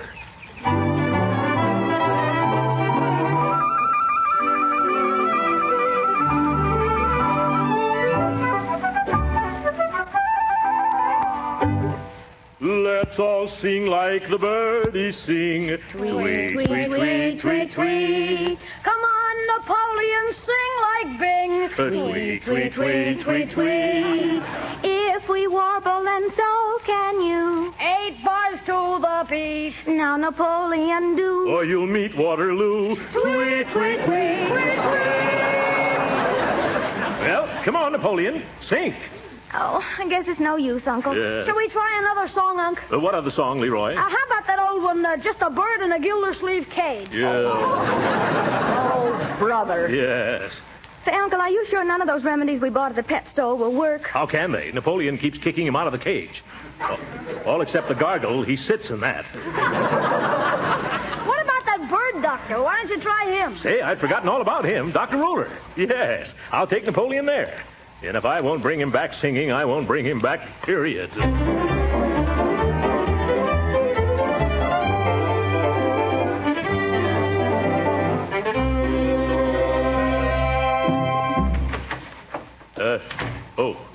Excuse me.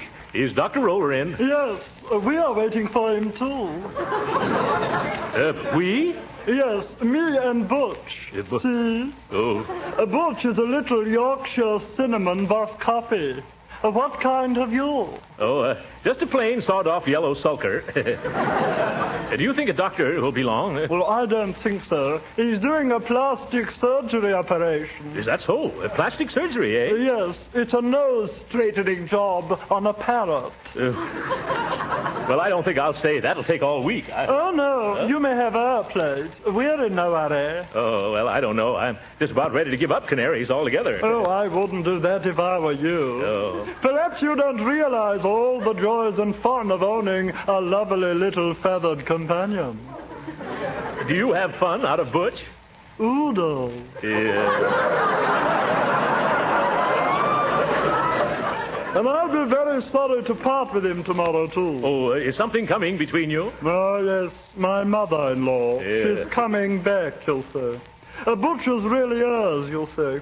Only she doesn't call him Butch. She calls him a Fluffy Ruffle. Well, that's too bad. About her coming back. Oh, yes. And just when I had him trying so nicely. Trying? Yes, Butch, you'll see, is a fighting canary. Oh, yeah. Now, don't say a word of this to my mother-in-law, but Butch has kicked the living daylights out of half the canaries on the north side of town. Oh, well, I never knew people matched canaries in battles. Oh, yes, indeed. Especially lonesome men that people leave canaries with when they go away someplace. It's a lot better than just sitting at home and listening to the darn thing singing, you know.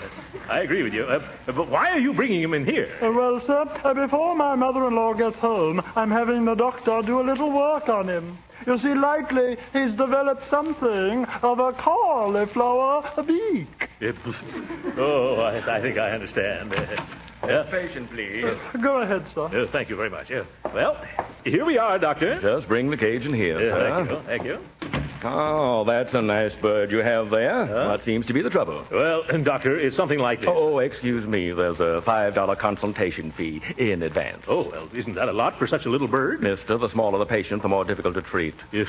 Hummingbirds are $15 and ostriches are $1.25. Oh. I see your point. Harder to hold. Well, here you are. Thanks. Now, once again, what seems to be the trouble? Well, it's very simple. This bird, our Napoleon, doesn't sing. Well, that's a common affliction. Especially in this particular species of bird. Yes, of course. Turn the cage around. Thank you.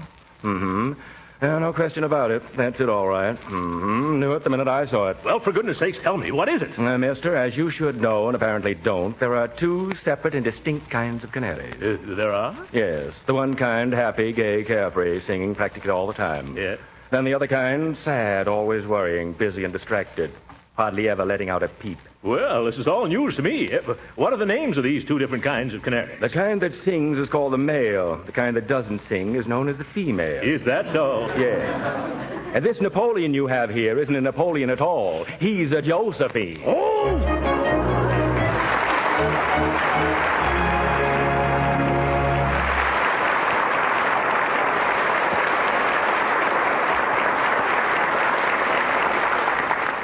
The great Gildersleeve will be with us again in a few minutes. But right now, let me ask you housewives a question. What is it that makes the difference between the meals prepared by a good cook and just an ordinary one? Well, in this man's opinion, it's flavor. Yes, it's that appetite-satisfying extra flavor that good cooks give to the dishes they serve. That's why so many good cooks are using delicious Parquet margarine made by Kraft. They've discovered, you see, this important point, that because Parquet is so delicious for table use, it adds flavor in cooking, too. The extra flavor that makes the difference between a good and an ordinary cook. Yes, Parquet margarine is a genuine flavor shortening for baking, not a bland, tasteless fat. Parquet is a delicious seasoning for hot vegetables, too. And because Parquet tastes so good itself, it makes pan-fried foods taste better. And it doesn't spatter or stick to the pan. Now, just because you'll be proud to serve Parquet margarine at the table, don't think it's extravagant to use all you want in cooking. It isn't. Even though Parquet is wholesome, nourishing, and perfectly delicious, it's so economical you'll be pleasantly surprised. So join the good cooks using Parquet margarine and buy a pound or two tomorrow. Remember, it's Parquet. P-A-R-K-A-Y.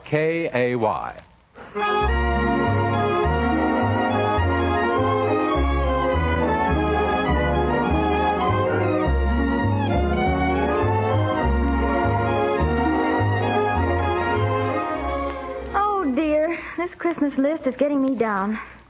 Cigars for Judge Hooker, a necktie for the mailman, and then for Bertie. Let's see. Oh, Uncle Mort. What is it, Marjorie? Have you thought of anything to give Bertie for Christmas? Oh, yes, you bet I have. Good. What is it? Josephine. Good night.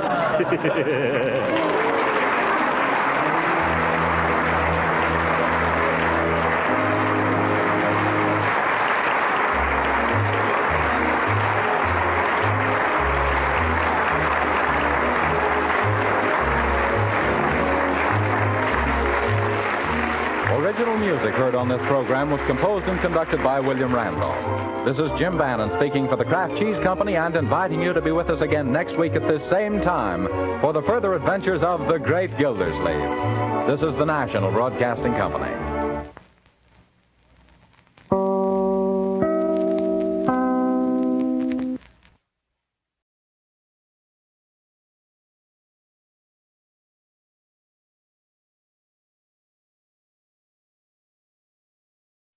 Enjoying the timeless classics on Golden Age Radio? If you're loving the nostalgia and captivating stories, consider supporting our channel with a tip. Your generosity helps us continue bringing you the best of vintage radio entertainment. Simply click on the link in the description.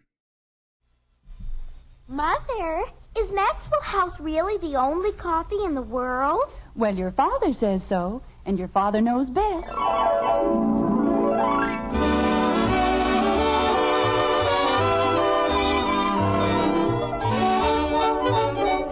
Yes, it's Father Knows Best, transcribed in Hollywood, starring Robert Young as father. A half-hour visit with your new neighbors, the Andersons. Brought to you by Maxwell House, the coffee that's bought and enjoyed by more people than any other brand of coffee at any price. Maxwell House, always good to the last drop.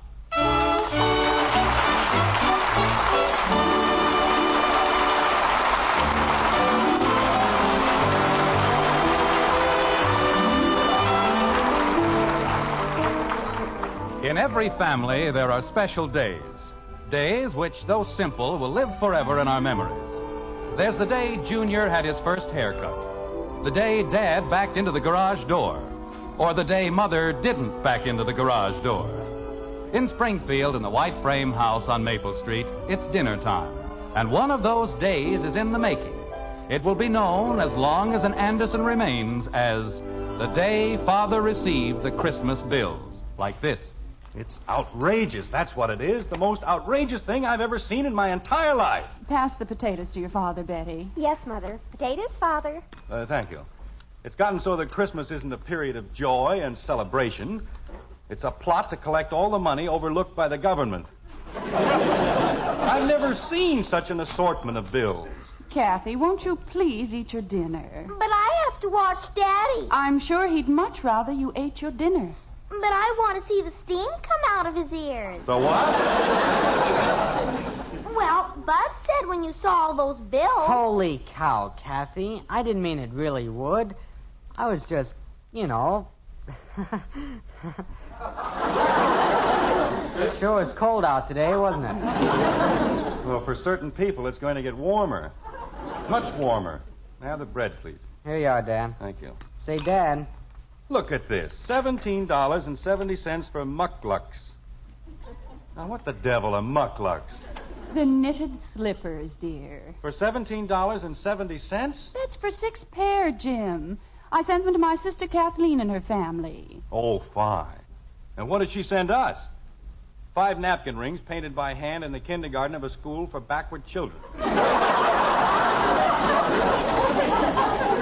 Jim, that's not the proper attitude to take. Oh, it isn't it? You don't see that brother-in-law of yours shelling out any $17.70 for mucklucks, do you? I tell you, Margaret, we've got to realize that we aren't the Morgans or the Rockefellers. We're just plain, simple people, and we've got to act that way. Yes, dear. Say, Dad. When I was a boy, thrift was an important part of the daily life. The family worked together to see how little it could spend, not how much. They tried to help put something away for a rainy day. Not us. This family lives in a continual cloudburst. Dad. What is it, Bud? As long as we're talking about money, I need $5. Bud. Oh, that's fine. That's just great. I give out with a long lecture on thrift and economy, and all it does is remind my son that he needs $5. Now, why do you need $5? To be a bird watcher.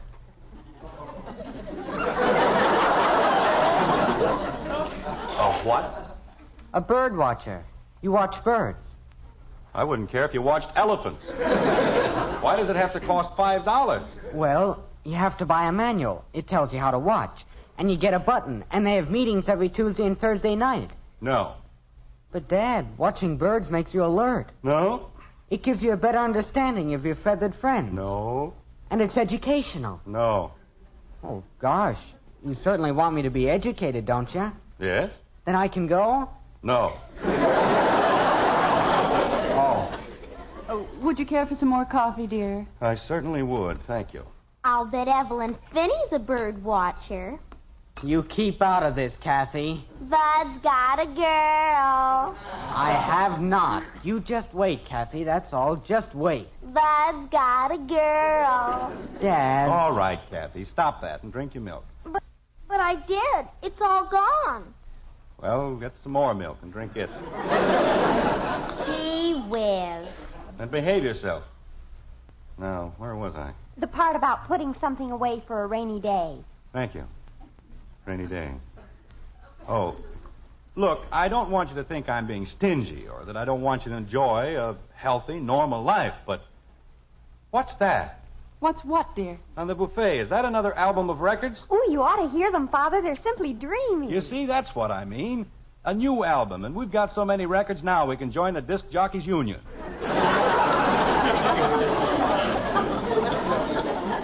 Do disc jockeys have a union, Daddy? How do I know? Well, you just said I that... said if they had a union, we could join it. Why? Because we have so many records. Are you going to be a disc jockey, Daddy? No, I'm not going to be a disc jockey. Why not? Because I'm an insurance jockey. Oh, Kathy, drink your milk. I did. Twice. Well, eat your cake. I don't have any cake. What have you got? Jell-O? Well, eat it and be quiet. Gee whiz. Father, there's no need to get excited about the record. Now, don't tell me what to get excited about and what not to get excited about. You have no right to waste money on more records. But, Father... $5 for bird watchers and $5 for records. They cost $7.50. $7.50? Betty Anderson, you mean those records cost $7.50? Yes, Father. Oh, that's fine. Just fine. We've got records you haven't touched in 5 years, but they're no good. You've got to buy new ones for $7.50. But, Father... When I was a boy, I couldn't buy a new record till the old one wore out. But, Father... I played Dardanella so long the fuzz on the turntable came through.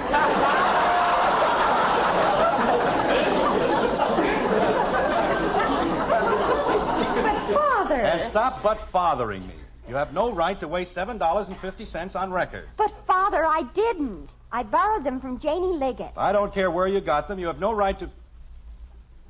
Oh. Well, where was I? A rainy day, dear. Page 2.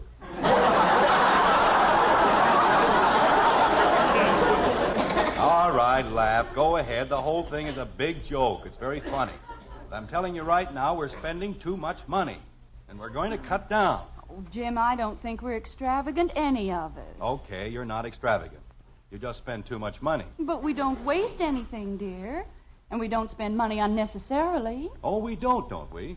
I suppose $5 to watch birds isn't unnecessary.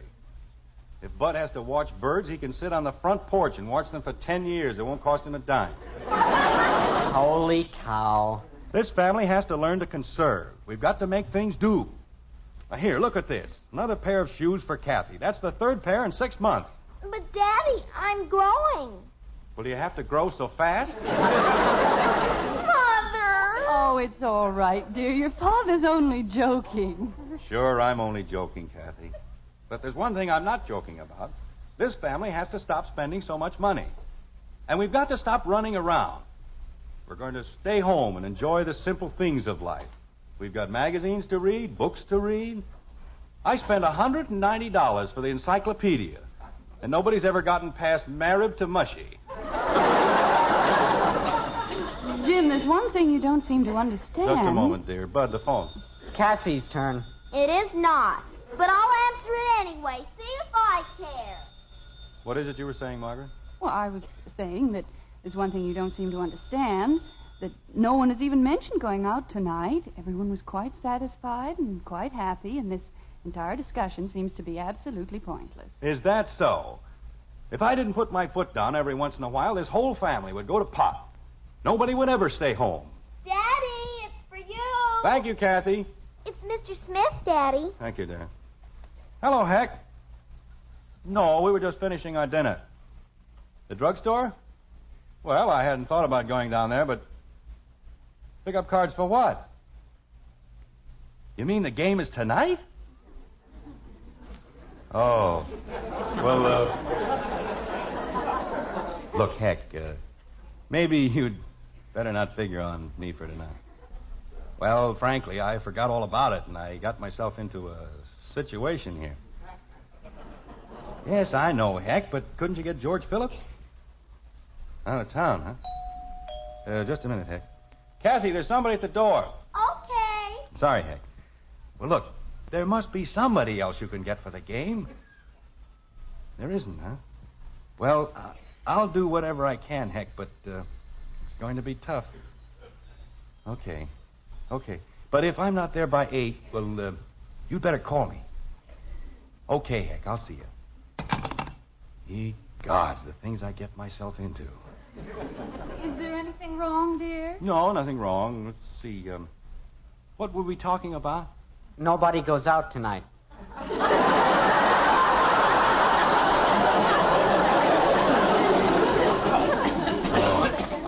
Well, of course, I don't mean that we have to live like hermits. Of course not, dear. There are circumstances when it will be necessary and proper for us to spend an evening away from home. A special picture that we won't want to miss, or a meeting, or something. You're so right, dear, but after that long lecture you just finished, naturally you don't mean tonight. Do you, dear? Oh, no, naturally, not tonight. We'll all spend a quiet evening at home. Tonight. Daddy. Yes, Kathy? Daddy, may I please have $1.25? You certainly may not. But, Daddy... You see, Margaret, that's just what I meant about discipline. This entire discussion about thrift and economy was absolutely wasted. Everything I said went in one ear and out the other. I spent 15 minutes explaining that we had to take it easy, that we had to cut down on our spending, and what happens? As soon as I stop to take a deep breath, Bud needs $5 to watch birds, and Kathy needs $1.25. Now, why on earth do you suddenly need $1.25? To pay the paper boy.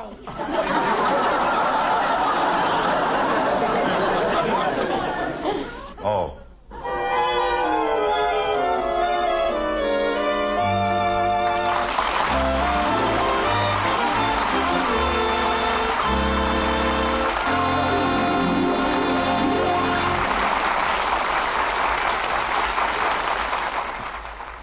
You know, for all his talking, Father wouldn't think of doing without that paper. It's one of those things that means so much to every day that comes along. And something else we count on, you and I, day in and day out, is coffee. I mean really good coffee, like our Maxwell House. Coffee you sit down to and enjoy, cup after cup. That good to the last drop flavor. You won't find it in any other coffee. No coffee but Maxwell House. And as you'd expect, there's a very real reason why. It's a recipe, the only recipe there is for that good to the last drop flavor. It's mighty important, that recipe of ours, because the flavor of the coffee you enjoy depends on the blend, the kind of coffee's in it, and how they're put together. Now, coffee grows in many different varieties, and you can blend them in all sorts of ways. But there's only one way, one recipe for our famous Maxwell House flavor. And when all's said and done, it's this recipe of ours that makes the difference. The big difference between just another coffee and the wonderfully good flavor of America's favorite brand. It's a difference you'll taste for yourself the very first time you pour a cup of our Maxwell House coffee. And I hope you will, tomorrow. Hope you'll start enjoying the coffee that's always good to the last drop.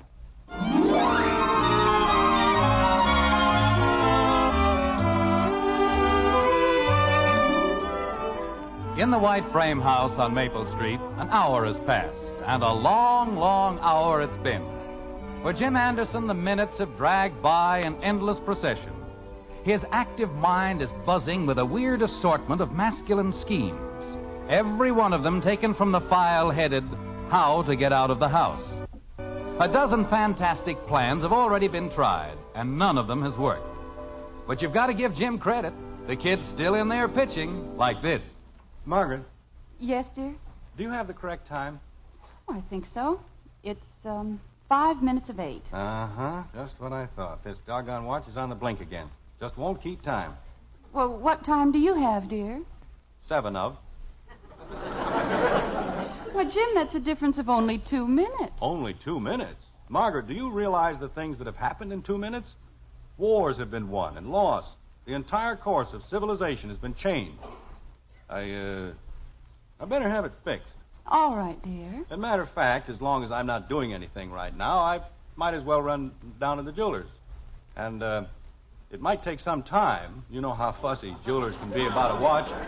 So, maybe you'd better not wait up for me. Jim. Yes, dear? Christmas is over. The jewelers all close at 5:30. They do. You mean, all of them? Yes, dear. Oh. You ought to see the watch Joe Phillips got for Christmas, Dad. Boy, is that a watch. Shatterproof, shockproof, waterproof, heatproof, and it's guaranteed to last him a lifetime. But it won't. Why not? He lost it.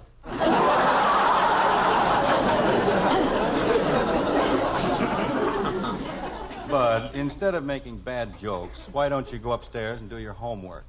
That wasn't a joke, Dad. You can say that again. You mean the whole thing? Bud. Go upstairs and do your homework. Okay. You wouldn't want to help me, would you? That's right. Yeah, I sort of figured you wouldn't. Well, I'll see you later. Margaret, I think I'll go out for a little walk. Why, Jim, it's snowing. Well, there's nothing wrong with a little snow. Does a man good to get out in the snow once in a while. The air crisp and clear, the ground all white and peaceful. Jim Anderson, you're not going to tramp around in the snow at your age. I have enough to do without taking care of a sick husband. And stop pacing up and down the room like a caged lion. Father, Yes, Betty? I'll play checkers with you if you like. Thank you. But I'd rather see you doing your homework. Oh, I don't have any homework. I finished it this afternoon. Well, go sew something. Or read a book. And don't tell me you read a book. I'll spot you 2 kings. I don't need to be spotted 2 kings, and I don't want to play checkers. Margaret, Yes, dear. do you need anything at the drugstore? No, dear, not a thing. We're kind of low on toothpaste this morning. I got some this afternoon. Oh, you did. Soap holding up all right? Just fine. Uh-huh. Say, I think I'll run out and get something to smoke. Yes, sir, that's just what I'll do. Jim, Yes, Margaret? I bought you a carton of cigarettes this afternoon, and there's a whole humidor full of pipe tobacco. It's a funny thing, but I just feel like smoking a cigar. Jim, I didn't know you smoked cigars. Well, of course. After all, there's nothing like a good cigar. You know what Rudyard Kipling said? A woman is only a woman, but a good cigar is a smoke. Yeah, I'll get it. Jim, be careful. Who the dickens moved the lamp over to this side? Oh, Jim, how could you? Well, how do you expect me to keep track of where the lamps are if you keep moving them around all the time? Anyway, well, I'm sorry, Margaret. I was just... The phone's ringing. Betty, be a good girl and clean up this mess, will you? All right, Father. Don't worry about the lamp, Margaret. We'll get it fixed or something. A good lamp. Just look at it. 6 lamps right in your way when you're in a hurry. Naturally, they get knocked down. Hello? Hello, Heck. What do you mean, am I still here? Of course not. I left for your house 20 minutes ago. Heck, I'm doing everything I can. I can't do it, Heck. I can't just walk out. Because I can't, that's why. I am trying. Well, stop worrying about it. I'll figure something out. Okay. Call me later. So long. Who is that, dear? It was Hector, honey. He just wanted to talk to me. About what, dear? Is anything wrong? Oh, no. He wanted me to come over there. He probably wants to talk to me about something. Like what, dear? Well, it's probably very complicated. You'd be surprised. I'll bet I would. Yeah. Are you through with the newspaper, dear? I think so. Well, I guess I'll sit down and read the paper. That's a very good idea. Daddy, We're in the den, Kathy. Daddy, I just thought of something wonderful to save money. How much does water cost? Not very much, dear. Why? Well, it costs something to get it hot, doesn't it? So I thought if I only took one bath a week... Are you supposed to be taking a bath now? Uh-huh. Well, take it. But you said we had to save money, and I thought if I only took... Kathy, go upstairs and take your bath. Gee whiz. You heard your father, Kathy. Now go ahead. First they want to save money, then they don't want to save money. Why don't they make up their minds? Say, did you see this in the paper? They're having a big meeting in the school auditorium. Tomorrow night. Oh. Yeah, that's right. It's tomorrow. Jim. Father, I put all the broken pieces on the service porch, but I don't think they can fix the lamp. It's a mess. Thank you, Betty. You're welcome. Were you going to say something, dear? Oh, no, it's all right. Mother. Yes, Betty. Have you seen the records I borrowed from Janie? Well, no, dear, I haven't. Where did you leave them? Well, I put them over there on Father's chair. Father, you're sitting on them. I am? Oh, I thought it felt kind of funny. Oh, Father, how could you? $7.50 worth of South Pacific, and look at it. Well, they're only cracked a little, Betty. Well, look at this one. Only the front part of it's broken off. You can still play the whole chorus, and that's all anybody listens to anyway.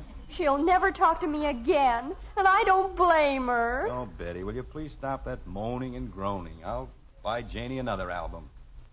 And stop looking at me as though I went around beating little children. Yes, Father. Man tries to spend a quiet evening at home, and what happens? Lamps fall down, people stuff records under his cushion. I'll get it. Jim, please be careful. Margaret, I make a practice of knocking lamps down. Anybody listening to you would think I broke a lamp every day. Yes, dear, but be careful just the same. Never liked a darn lamp anyway. Silliest looking lamp I ever saw in my life. Hello? Yes, I'm still here. Look, Heck, I told you in the very beginning I didn't think I could make it. Well, I did try. I tried everything but chloroform. It won't do any good to call me back later. Why don't you just forget the whole thing? Jim? Just a minute, Heck. What is it, Margaret? Is that Hector again? Yes, dear, it's, Hector. Well, Jim, if it's really that urgent, why don't you run over there? You wouldn't mind? No, but if they can't get anyone else, why don't you have them come over here for the game?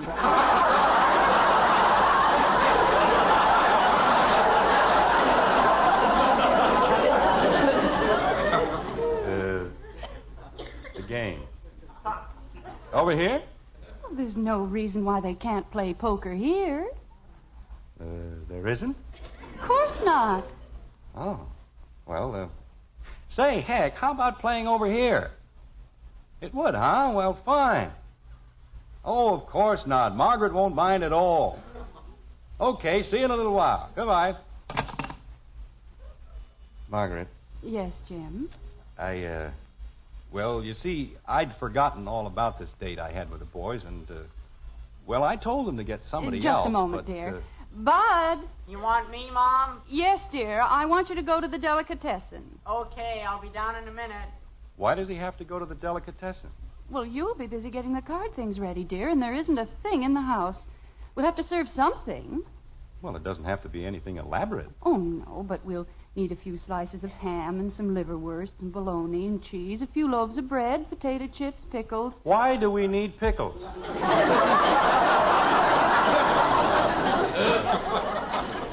There's no sense in running hog wild just because a couple of men are coming over to play poker. I told you at dinner, Margaret, we've got to cut down on our expenses. All right, dear, no pickles. After all, Father knows best.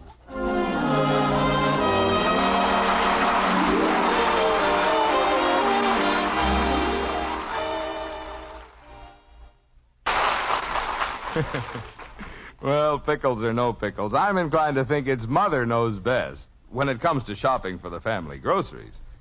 Take coffee, for instance. Mother knows that when she buys coffee, there's just one thing that means real value. It's the flavor you get for your money that really counts. And these days, she understands it's more important than ever to get the most flavor for every penny you spend. And that's just what you do get in our Maxwell House coffee. You get a full measure of that wonderful Maxwell House flavor. Good to the last drop flavor no other coffee gives you. And that's why more people buy our Maxwell House than any other brand of coffee. So when you put out good money for coffee, be sure you get the most in value, in flavor and freshness. You always will when you open up a pound of Maxwell House, the coffee that's always good to the last drop.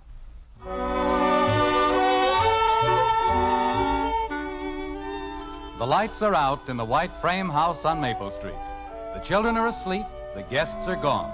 The last chip has been put away, and the poker game is a thing of the past.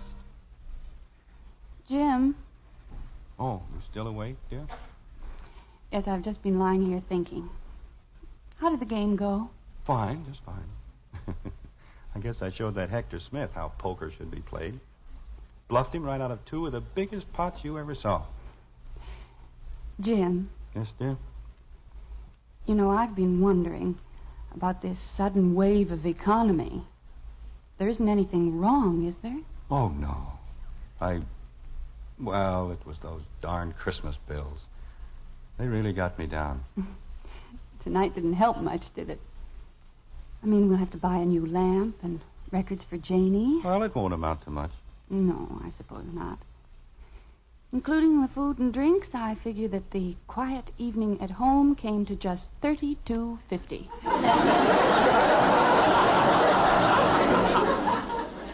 $36.50.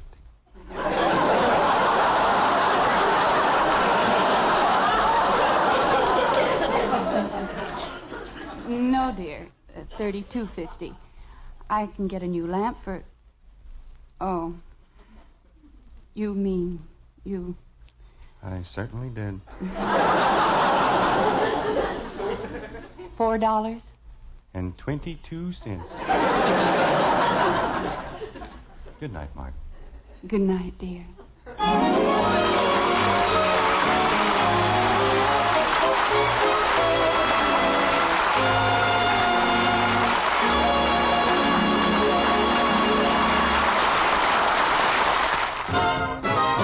If you like good things the easy way, good things the easy way, Instant Maxwell House, that's for you.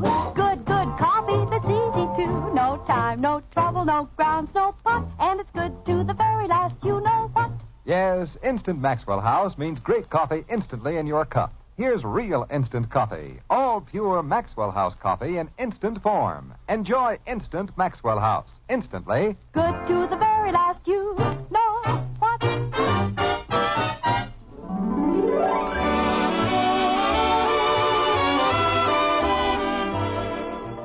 Join us again next week when we'll be back with Father Knows Best, starring Robert Young as Jim Anderson, with Roy Bargy and the Maxwell House Orchestra, and yours truly, Bill Foreman. Don't forget, membership cards for the Robert Young Good Drivers Club are waiting for you at your local NBC station. Get a man-to-man or dad-to-daughter pledge and sign up today. Be a good driver. Get your membership card in the Robert Young Good Drivers Club today. Now, until next Thursday, good night and good luck from the makers of Maxwell House, America's favorite brand of coffee. Always good to the last drop. Father Knows Best was transcribed in Hollywood and written by Ed James. Now stay tuned in for Screen Guild Theater, which follows immediately over most of these stations.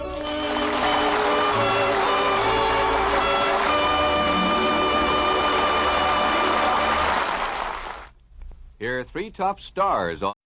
Enjoying the timeless classics on Golden Age Radio? If you're loving the nostalgia and captivating stories, consider supporting our channel with a tip. Your generosity helps us continue bringing you the best of vintage radio entertainment. Simply click on the link in the description.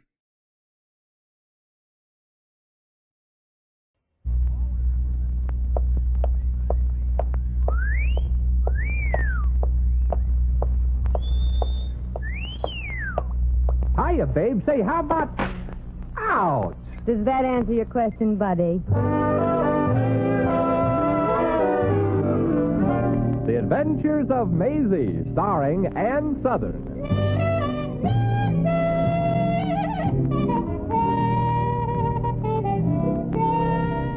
You all remember Metro-Goldwyn-Mayer's famous Maisie pictures. Now, in just a moment, you'll hear Maisie in radio, starring the same glamorous star you all went to see and loved on the screen, Ann Southern. But first, your announcer.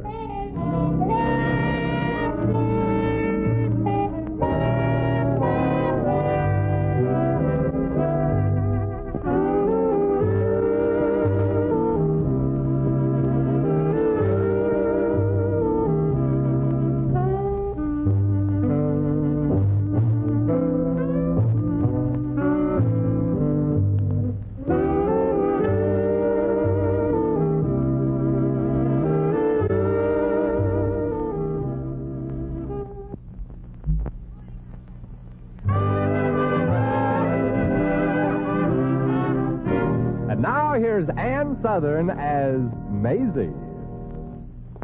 Yep, I'm Maisie, like the man said. Maisie Revere, a hard-working girl whose hardest work is finding work. But luckily, I landed a job last week. Sales girl in one of the town's swankiest department stores. I've only been working at the store for 7 days. And so far, I've had a perfect record. I've been late coming to work every day. Oh, well, I'm sure I'll be able to get there on time as soon as I get enough money to take my alarm clock out of hock. Oh, gosh, it's 9:10 now, and I better hurry. That floor walker, Mr. Drinkwater, has an eye like an eagle. Out of my way, everybody, out of my way. Oh, I'm terribly sorry. Well, heavens to Betsy. Don't just stand there and gape, you silly you. Oh, help me up. Oh, I'm sorry, Mr. Drinkwater. There. What's the matter, Mr. Drinkwater? Did you break a leg or an arm? Oh, more horrible than that. My carnation. It's in shreds. Oh, and without one in your buttonhole, you're practically a civilian, aren't you? Miss Revere. Well, I'll tell you what, Mr. Drinkwater. Buy yourself another carnation and take it out of my salary. Your salary? Oh, there ain't that much left in it? Hardly, Miss Revere. In the short period of time you've been with our organization, you have been a regular butterfingers. Oh. Every department to which you've been transferred, you've managed to break something. Well, it won't happen again, Mr. Drinkwater. It had better not, Miss Revere. But we can't afford to fire you because you're so much in our debt. And we can't take the chance of putting you in another department where you can cause further breakage. Say, I really got the company over a barrel, ain't I? And I hate to burst your beautiful bubble, Your Majesty. Yeah. But unfortunately, we have conjured up a way to avail ourselves of your services. Will you please step into my office? If I have to. All right. What's the catch? The catch. When you're bitten by a dog, you don't feed him liver, Mr. Drinkwater. I understand, Miss Revere. But you may banish your fears. You see, the reason I have chosen you for this special job is because, well, the requirements are rather unusual. How unusual? Well, you see, you have exactly the right figure. The perfect, everything. Oh, I'm absolutely certain you'll do. Do what, Mr. Drinkwater? Well, I mean, your figure and your coloring. They're practically an exact duplicate of Miss Trent's. Is that good? Peter Drake Honeycutt III seems to think so. Oh, you mean Peter Drake Honeycutt, the rich society playboy that's always giving mink and limousines to chorus girls? Yes. You see, Miss Revere, Mr. Honeycutt is marrying Miss Amanda Trent next week. Well, imagine that. Yes, she's a society girl from Los Angeles, and we have been commissioned by the bride-to-be to create her complete wedding ensemble. Well, how nice. Now, Miss Trent happens to be a very busy young lady and insists that each flounce and ruffle of her wedding gown fits just perfectly. So you want to use my torso for her trousseau, huh? I abhor your organic way of putting it, Miss Revere. But that's it exactly. You report at once to our Miss Fogel, head seamstress in our Bride Beautiful salon. Okay, Mr. Drinkwater, and thanks. Don't mention it. Gee, I've always wanted to wear a wedding gown, but I guess this is as close as I'll ever get to it.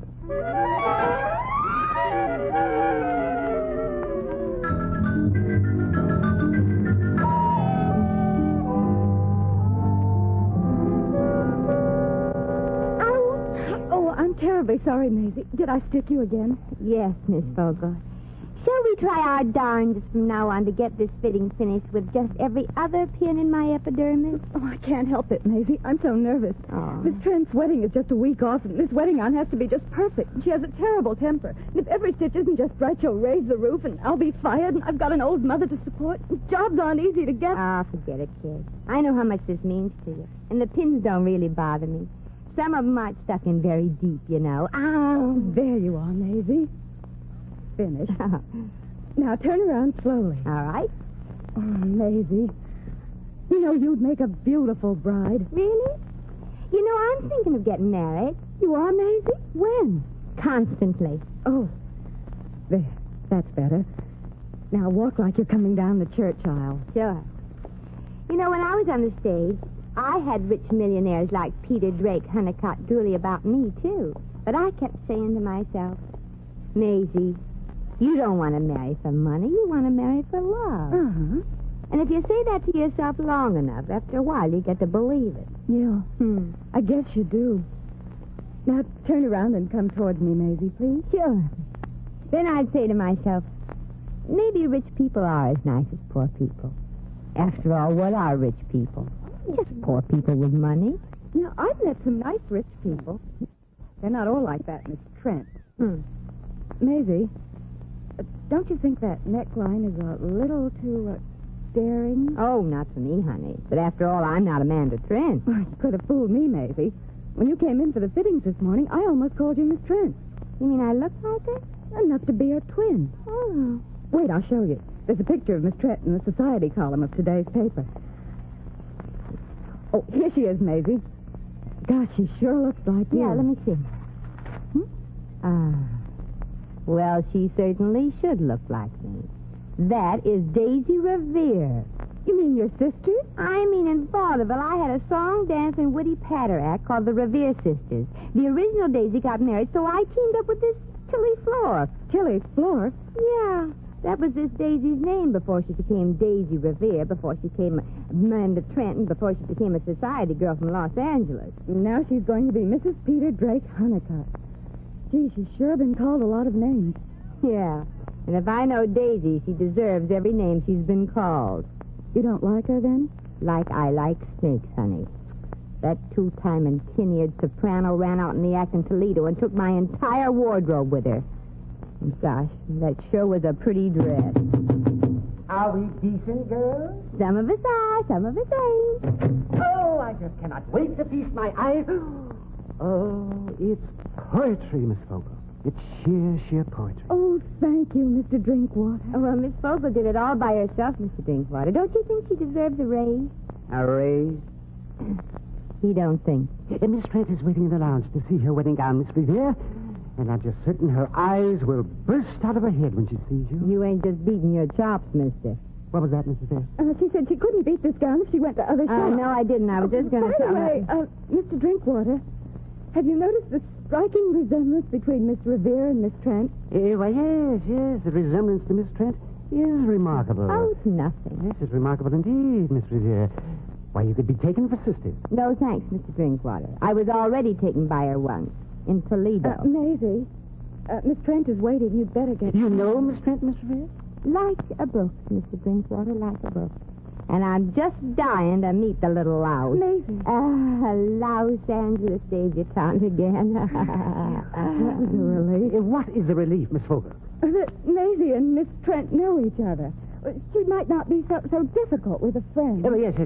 Now, Miss Revere, perhaps you'd better model the gown for Miss Trent alone in the customer's booth. Oh, she has a fiery temper, you know. Simply detests fittings. Simply detests them. Yeah, she always was the detestable type. Oh, yes. Now, you go right ahead and get on the good side of her. Well, it won't be easy. What makes you say that? I don't think she has a good side.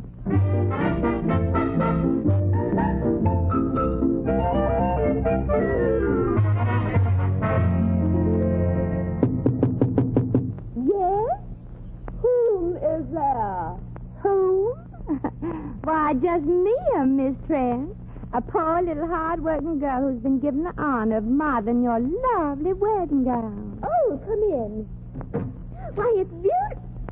Oh. Hi. Oh.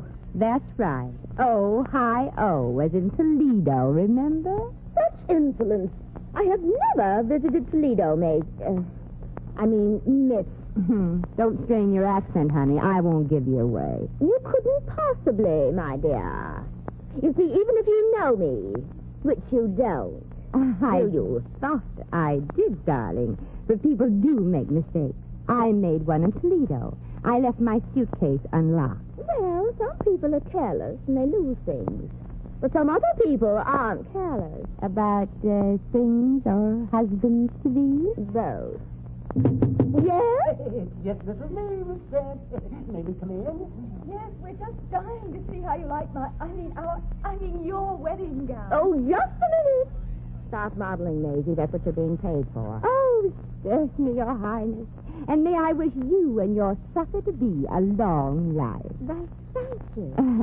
I know being married to you, it may not be a long life for the husband, but it'll certainly seem like it to him. Why, you little... Now, just a minute, Susie, still. Mr. Drinkwater, I demand that you discharge this peasant immediately. Yes, but Miss Trent, you can't do that to her, Miss Ford. Just for opening your big trap, you little dried-up old mouse, you're through, too. Mr. Drinkwater. Yes, Miss, anything you say. Now, wait a minute, Tilly. You can't do that to Miss Fogle. Another word and I shall cancel my entire trousseau. As a matter of fact, I'm going elsewhere to have it made. Miss Trent, now wait, but don't. Oh, Mother told me there'd be days like that. Oh, Miss Trent, wait. We have other seamstresses. Well, Maisie. Yeah, I know. Looks like we're both out of a job. Oh, I'm used to it, honey. With you, you've got a mother to support. Now, look, I made you lose this job, and I'm going to get it back for you. You are? How? How? Well, there's only one way to do it. One way? What's that? I don't know. I haven't thought of it yet.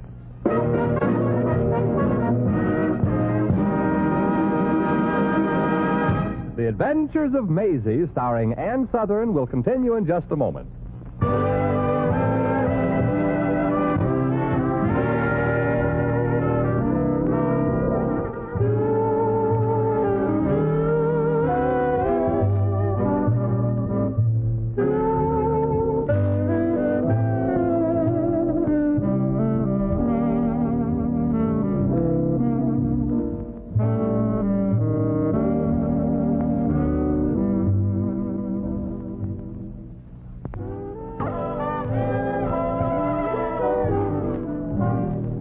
Back to Maisie. Gee, it's sure nice of you, Tommy, driving me home in your truck. I don't know how to thank you. Oh, there are ways. Oh? How far do you go, Maisie? Just as far as thank you.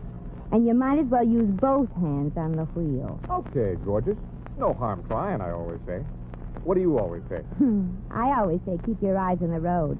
The Bonton department store wouldn't like you to smash one of its snazziest delivery trucks just to save car fare for an ex-employee. Well, let them not like it. They only own truck driver Tommy Wilson from 9 to 12 and from 1 to 5:30. Before, between, and after, Thomas J. Wilson belongs to the theater. Only the American theater hasn't found it out yet. Oh, don't you worry, Tommy. You just keep on with that little amateur group of yours. Get yourself lots of experience. Well, nobody can say I'm not getting experience with my little theater group. I've played everything from a banker to a Texas oil millionaire.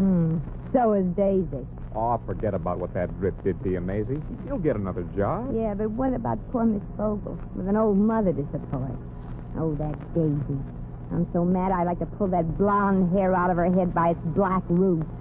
Oh, but that Tommy, that little dog, and that man, too. Oh, that crazy jerk. Is he... Are they... Did you... No, Maisie, you can open your eyes now. He saved the dog? Yeah, what a flying tackle, right from the curb. What's the matter, hero? Don't you like living? Not particularly, darling. Darling. Now, don't get wolfy, bub. Just because you saved little Fido from becoming part of my radiator. Yeah, you're sure fresh for a man that almost got killed. Almost doesn't quite do it, darling. Would you like your friend to back up and try again, Amanda? Amanda? Look, Bub, I'm not... Yes, my dear, but you soon will. Now, wait a minute, whoever you are. This girl is a friend of mine. Oh, I have no objection to that. Well, that's darn. sweet of you. You may have all the friends you want, darling, but I insist that you postpone your amorous meanderings until you're Mrs. Peter Drake Honeycutt. The third? No, the ex. You're the fella she's going to marry? Yes. But have no fears, my friend. All I ask is that you exercise a little restraint. Only until after the divorce, of course. I will not have my family subjected to any more humiliation than is absolutely necessary. Look, Petey, you and me ain't getting married. You mean you're not going to hold me? I don't know about Amanda, but I'm not she. My name happens to be Maisie. Ain't it, Tom? That's right, Mr. Honeycutt. Maisie Revere. Yeah. But the resemblance. You've got her hair, her eyes, her face. Oh, that's all right, mister. She's got a couple of things on mine, too. Oh, then you know Amanda. Yeah, I know her. Why don't you want to marry her? I thought you said you know Amanda. That answers the question. Gosh, Mr. Honeycutt, I wish I could help you. Hey, Maisie, I thought you don't like millionaires. Yeah, but he's different. Ordinary millionaires wouldn't risk their lives to save a little homeless mongrel. You really deserve a break, Pete. Thanks, Maisie. And Amanda is just the one who's going to break me. I wish there was something I could do, Pete. Well, Tommy, you could drive me downtown if it isn't out of your way. Sure, hop in. Thanks. I've got to meet my bride-to-be and take her to lunch. Gee, I know a swell place. It's Swanky. The Savoy. Yeah, the cocktails are good there, too. Yeah. Oh, Amanda goes for that. They wouldn't put arsenic in by any chance, would they? Sure, but they charge extra. The Savoy isn't out of our way, Tommy. No. I got to drop by the Playhouse to try on my wardrobe. In tonight's drama, Tommy Wilson becomes the Maharaja of Japurta. Tommy's an actor, you know. An actor? Mm-hmm. But this truck... Oh, I just drive this for fun. For fun? Yeah, I get a big kick out of eating. Oh, I see. And you, Maisie, what do you do? Oh, me? I'm retired. I have a private income. Private income? Yep. Every week, my solicitors hand me an unemployment check.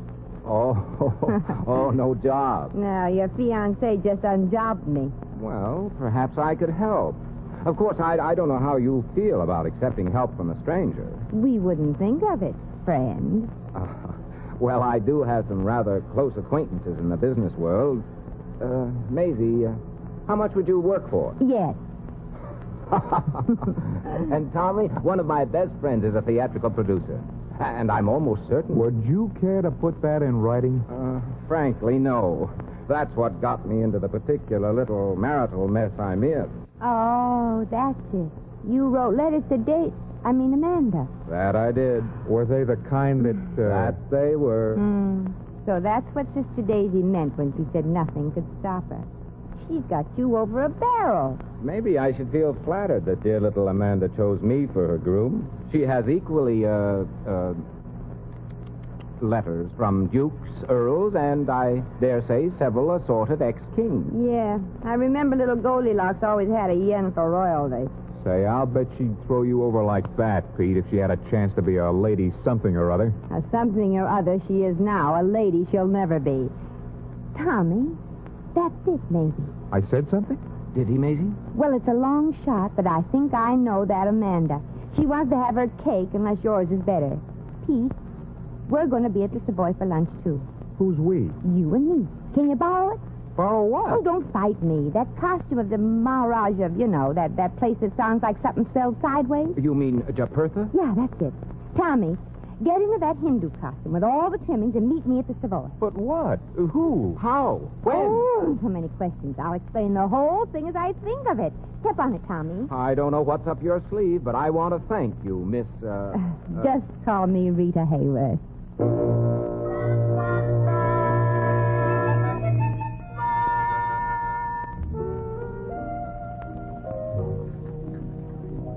Is Madame ready to order her lunch now? Oh, quite right. I'll have some of this chili jubilee, crepe Suzette, bisque fortune, and a little Neapolitan. Madame wants 4 desserts. Well, why not? The Maharaja can afford it. Can't you, Maha? Aha. Ah. Very well. And what will His Highness have? Jonto luku jamba disu elewandu ijava antos. Yes, Your Highness. Well, he's gone, Maisie. Have they noticed us yet? No. Amanda and Peter too busy sneering at each other to look around. Hey, this is serious business, Maisie. What are you giggling at? Back a little, Tommy. That feather in your turban is tickling my nose. Tommy, quick. Quick what? Amanda's looking over here. She's just in. Make with some dialogue. She's supposed to think we're all wrapped up in each other. Yeah, but what'll I say? Oh, it makes no difference. As long as it looks like you're being very attentive. Come on, say something, anything. Okay. Maisie. Yes, Ma. A, B, C, D, E, F, G. Oh, Your Highness, you're so romantic. H-I-J-K-L-M-N-O. Keep going, Tommy. She's looking at us. Good. My darling. R-S-T-U-V. My Raja, U-V-W-S. Possible, Peter. What doesn't seem possible, my little vulture? That Indian prince or something seems so vitally wrapped up in the conversation of that girl over there. Perhaps it's love, my dear. Love. You've heard of the word, Amanda. Some people use that as an excuse to get married. Vulgar, isn't it? Be as vitriolic as you like, Mr. Moneybags. Remember, I still have the letters. Right here, next to my heart. What heart? Oh, I don't know. I imagine I could be quite warm and vibrant for the right man. Like, for instance, the Maharaja of Japurtha there? You mean that girl is latched onto a real Maharaja? One of the richest potentates in India, reputed to be worth some 300 or 400 million. 3 or 400? I'll be back, Peter. I hope not, darling. Not more than I, darling. Just going to part of my nose. A little shy. There she goes, Tommy. Heading for the powder room. I'm going to powder my nose, too. Yeah, but I don't see how you... Wish me luck, Tommy. You need luck to powder your nose? Oh, never mind. Don't go away now, Maha. But, Maisie, my delivery truck. I've got a job to do. So have I. And this is one kind of work I really love.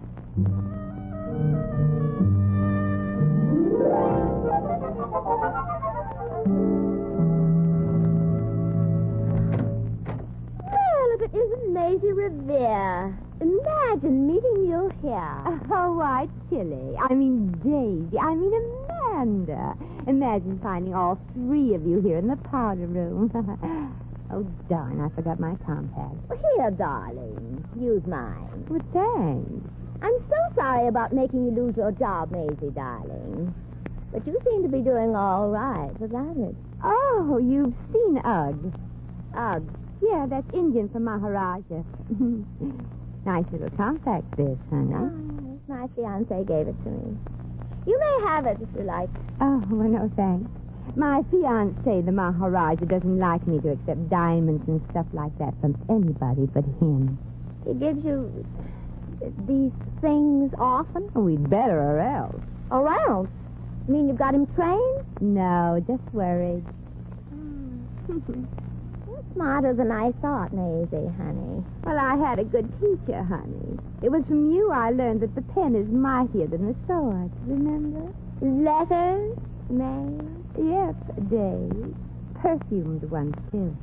Here, smell. Oh, sure smells expensive. I envy you, honey. What for? You've got expensive letters, too, and written in English. And that's Peter Hickok. Yum. That Maharaja of yours ain't no William Bendix. Yeah. But he insists we live in India, in one of his palaces. One of them? You drive a Cadillac, and for me, an elephant. Oh, gosh, that sure is romantic. I love elephants. You get a better trade-in on a Cadillac. Well, you ain't got no kick coming, Maisie. I'd change places with you like that. We could. Oh, we couldn't do that. Could we? Well, no, we couldn't. I guess. No, we couldn't, I guess. Well, I'm just stuck with that 300 million in romantic, mysterious India. May. Yeah. You know, we've got a lot in common. We both look enough alike to be taken for twins. Yeah. And if I dressed like you and you dressed like me, nobody would know the difference. Especially our fiancés. And even if they smelled a rat. Like us. They'd have to go through with the marriage. Or be disgraced. Because your letters from the Maharaja. And yours from the Playboy. Wouldn't look nice in print. And you'd wind up with Elephant Boy. And you'd get Cadillac Boy. Yeah. Nasty little connivers, ain't we? But all fair and love and war. Here's your letters, Mrs. Peter Drake Honeycott III. And here's yours, Mrs. Maha. I'll never forget you for this. I'll bet you won't, honey. I'll bet you won't.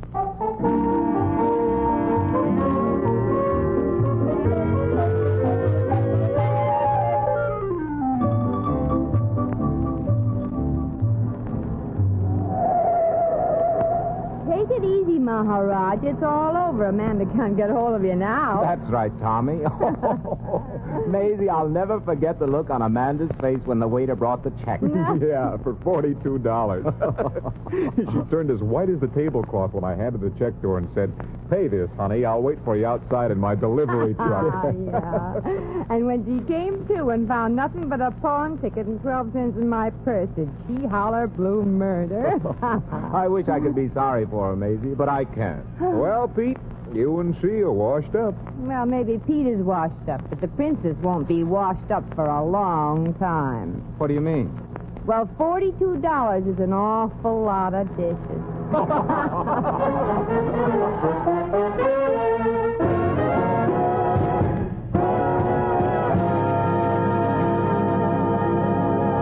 In just a moment, we shall return to the adventures of Maisie. Meanwhile, a word from your announcer.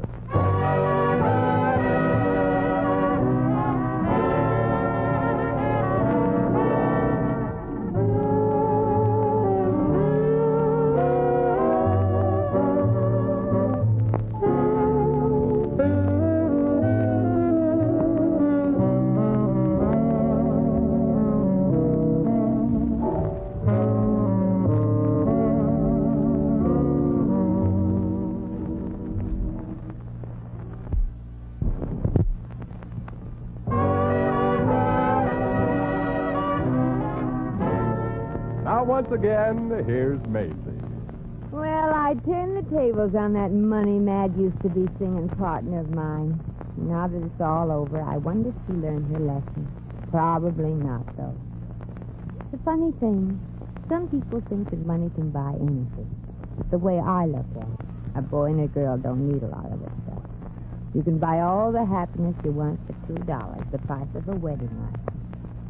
Well, now that the whole thing with Daisy and that swank restaurant is over, I sort of feel a little sick inside. One of those 4 desserts must have been a little too rich. I guess I'll just walk home. The air might make me feel better.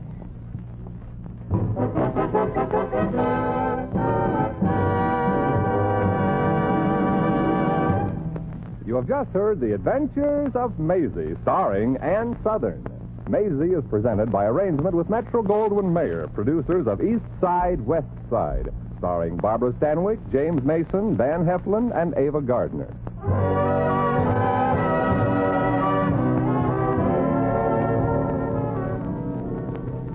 The Maisie program was written by Arthur Phillips. Original music was composed and conducted by Harry Zimmerman. Supporting Miss Southern were Donald Woods, Lorene Tuttle, Howard McNear, Byron Kane, and Maya Gregory.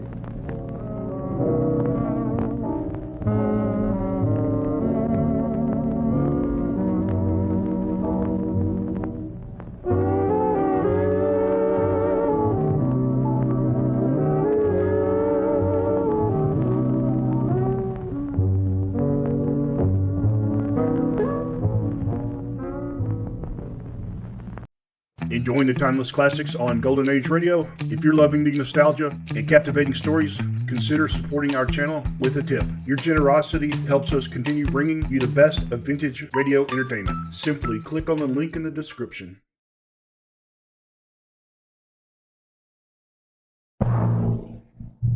Dedicated to the strength of the nation.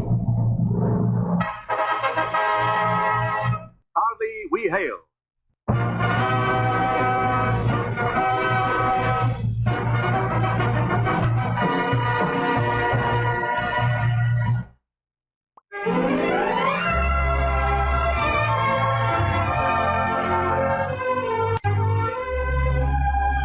Yes, Proudly We Hail, starring Turhan Bey in The Magnificent Rogue, United States Army and United States Air Force presentation. And now here is our producer, the well-known Hollywood showman, C.P. McGregor. Thank you, and greetings from Hollywood, ladies and gentlemen. Welcome to your Theater of Stars, where your favorites from the cinema world gather to star in plays we know you'll enjoy. That international favorite, the very popular Turhan Bey, stars in a bright romance comedy titled The Magnificent Rogue. In just a moment, we'll have the curtain for Act One. But here now is Wendell Niles with a message of importance. Every American has a right to be proud these days, proud of the men who serve their country in the uniforms of the United States Army and the United States Air Force. Everyone knows the war record back of the armed forces. And we are all duly proud of the victories won and the men who won them. But think a moment. The U.S. Army and the U.S. Air Force always have been and are just as worthy of your pride during peacetime. Remember, the men who serve their country in uniform today are your greatest bulwark for security and peace. Now, once again, our producer.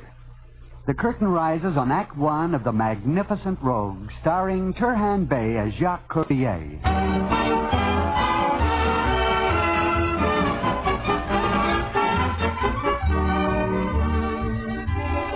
It all happened somewhere in the vicinity of Avenue Montpellier, Paris, where dwelled, in various stages of limited circumstances, the struggling artists and musicians who made Paris their Mecca. By day, they worked at odd jobs to pay the rent and to keep a loaf of bread and a bottle of wine in their cupboard. By night, they studied, or, weather permitting, strolled with a lover in the Tuileries Gardens. On the evening our story begins, the music of a violin is heard coming from the apartment of Jacques Courrier, a handsome young new arrival at Montpellier.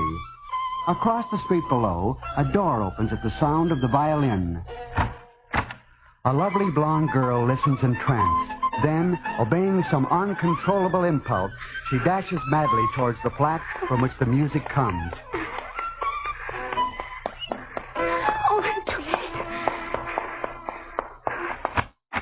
Oh, forgive me for breaking in on you. Not at all. I'm honored. Oh, it was magnificent. The music? Yes, your violin. What is your name? Jacques Courrier. Jacques Courrier. Oh, for you, Jacques, I predict a great future. Oh, the violin attracted you so? It magnetized me. I had to rush over. Oh, I'm not a forward girl. I have good upbringing. Of course.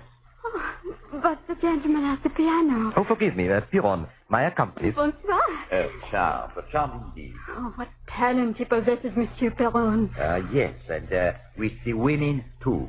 Well, oh, you must not think that I rushed over. No, of course not. To hear the violin only. Oh, what it does to me. Well, I'm interrupting. I shall go home. You are a beautiful interruption. I know I shall go home. I'll see you to the door. Merci. Good night, Monsieur Perron. Good night, mademoiselle.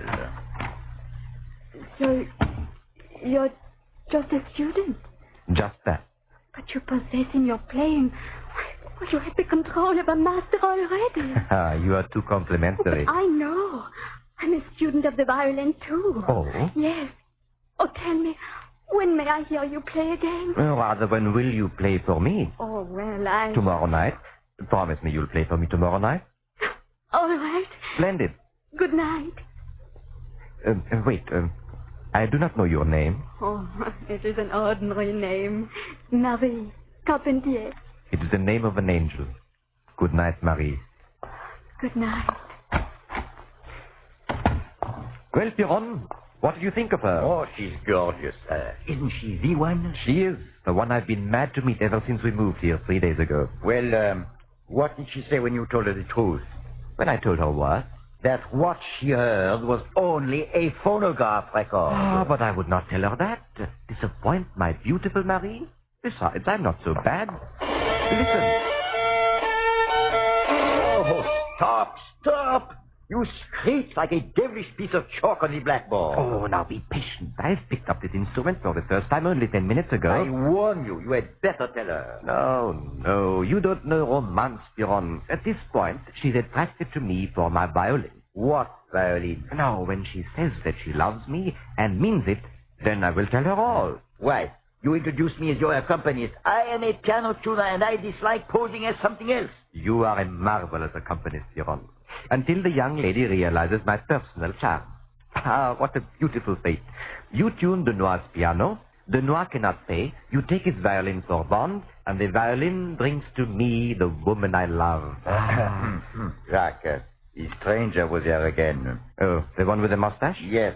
He is most anxious to see you. Well, I'm not anxious to see him. If he comes tomorrow while you are here, tweak his mustache, put your foot to the seat of his pants, and say, be off with you. Tell him I'm too busy these days, that I am in love, that I am winning a wife. Wait until she finds out what you do to gain your bread and wine. Oh, she will understand. Not to mention what she will do when she finds out you are unable to even run a scale on the violin. I will manage by having a good supply of phonograph records. Yours will still be the fate of an impostor. Oh, what a lovely fate, Piron. Commencing tomorrow. She happens to be a student of violin. I have consented for her to play for me tomorrow night. You have consented to let her play for you? Morty, this is the end. Oh, my Marie, I can hardly wait.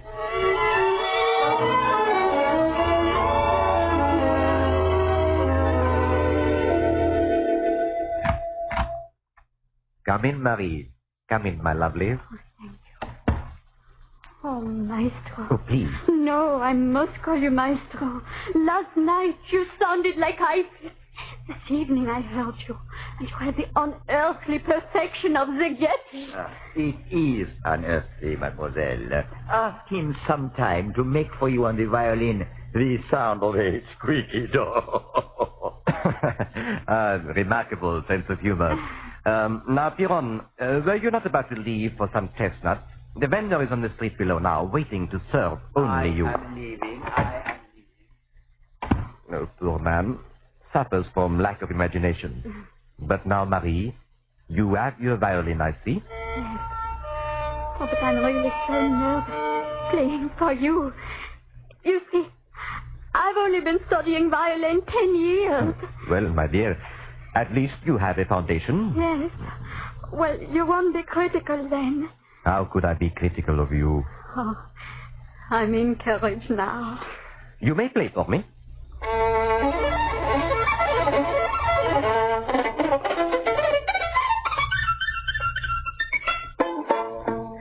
Well, what do you think? Remarkable. My tone? Your eyes. Oh, but my music. Oh, that. Marie, my lovely one. Yes? You have Yes. a considerable degree of talent. Oh, I'm so pleased. Oh, you have no idea what that means coming from you. Oh, how can I thank you? Why, you can take my arm and join me for a stroll if you would. I would.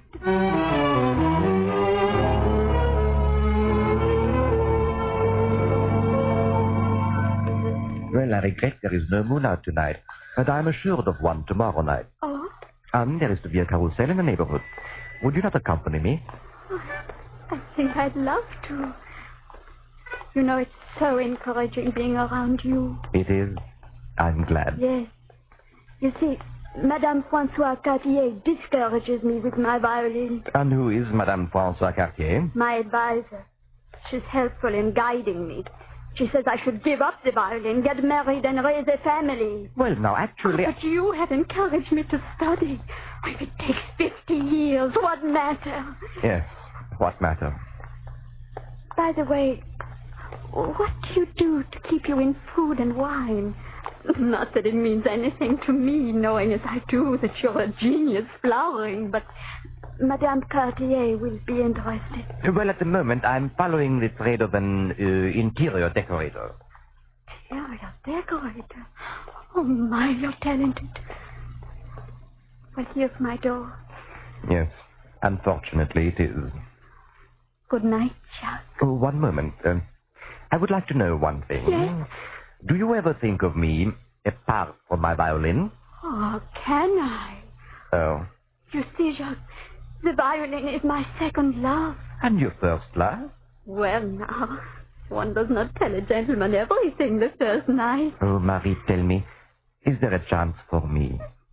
Oh, no. So little time has transpired. I will say this, however. Last night, I dreamed of the man I was to marry.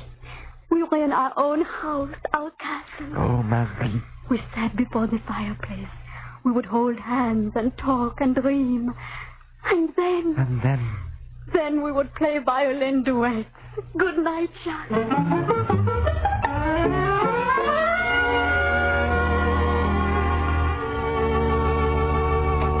Ah, you're back. Oh, what a mad world, Piron. The woman I crave to be my wife must play violin duets. I said you were headed for trouble. I will find the answer. Was there anyone here? Little man with a mustache. I did as instructed. Well, if the man has a bill, pay it. With what?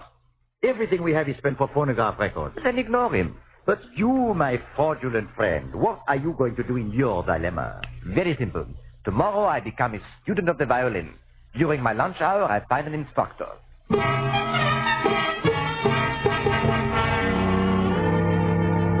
So, you want to learn to play the violin? Well, you have come to the right man, Professor Lecorne. I have guided the careers of such famous virtuosi as Apfel and Strudel, not to mention Borscht. I am happy, sir, I've come to you. Now, I quickly see you have many qualifications for study. You have a fine intellect. Thank you. You have the quick muscular response. Thank you. You also have the pocketbook, no? Oh, yes, I can pay you. Only a formality. You may pay the first 10 lessons in advance. Ah, yes, Jacques Courrier. Under my tutelage, I predict for you a great future. I have not too great ambitions, Professor Lecorne. I wish merely to play second fiddle, to add a few notes here and there with a degree of authenticity. A few notes? Bosh! I will have you amazed at your technique in no time at all. Monsieur Lecorne, if you can accomplish this, you will have the undying gratitude of a man in love.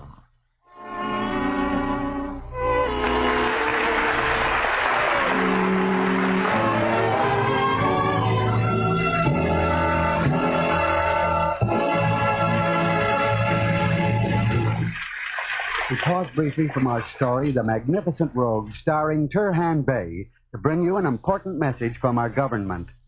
Doctors of America, here is a problem that is of vital importance to you. A shortage of physicians, surgeons, and dentists is developing in the armed forces of our country. Doctors, dentists, and allied medical scientists are needed. You can help alleviate this shortage, help maintain the health of our men and women in uniform by serving a tour of active duty in the Army. The Army's extensive facilities for research and modern equipment will be at your disposal. You will have the benefit of techniques developed through years of practice and experimentation. When you put on the uniform as a medical officer in the U.S. Army, you'll be commissioned in a grade commensurate with your age and experience. In addition to your regular pay, you'll receive an additional $100 a month professional pay. Write today to the Surgeon General, U.S. Army, Washington 25, D.C., and request a tour of active duty.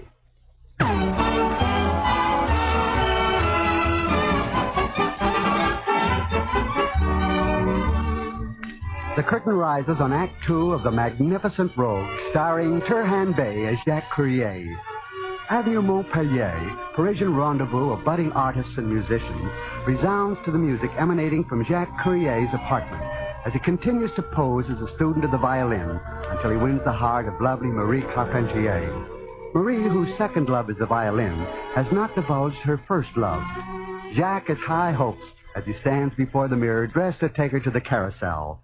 Piron looks on. Well, Piron, what do you say? Am I not beautiful? You have all the appearance of a peacock without inhibition. I am complimented. Any calls today? Moustache was here again. Oh, that pest. Well, I must be off to take my lovely Marie to the carousel. Has she discovered yet what an impostor you are? No. And from what Professor Lecorne says of my suitability for violin, I dare say I'll need not tell her at all. Good night, Piron. Good night.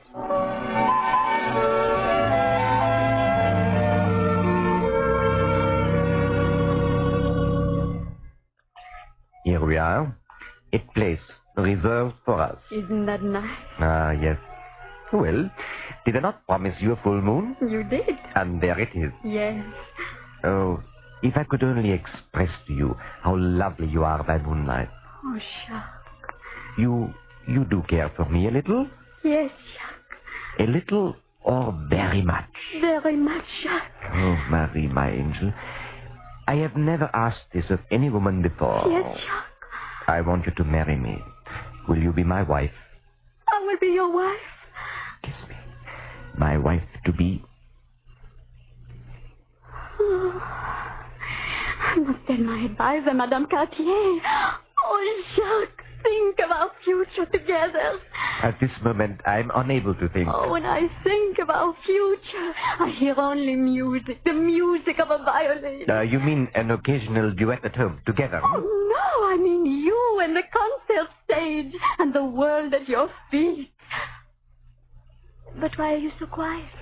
My dear, I was just thinking how our whole life's responsibility rests upon the shoulders of a certain Professor Lecor.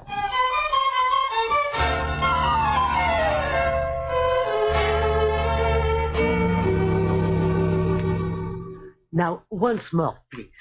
And remember the hand with the bow in it. You are not shining a window. Please, let me have it again.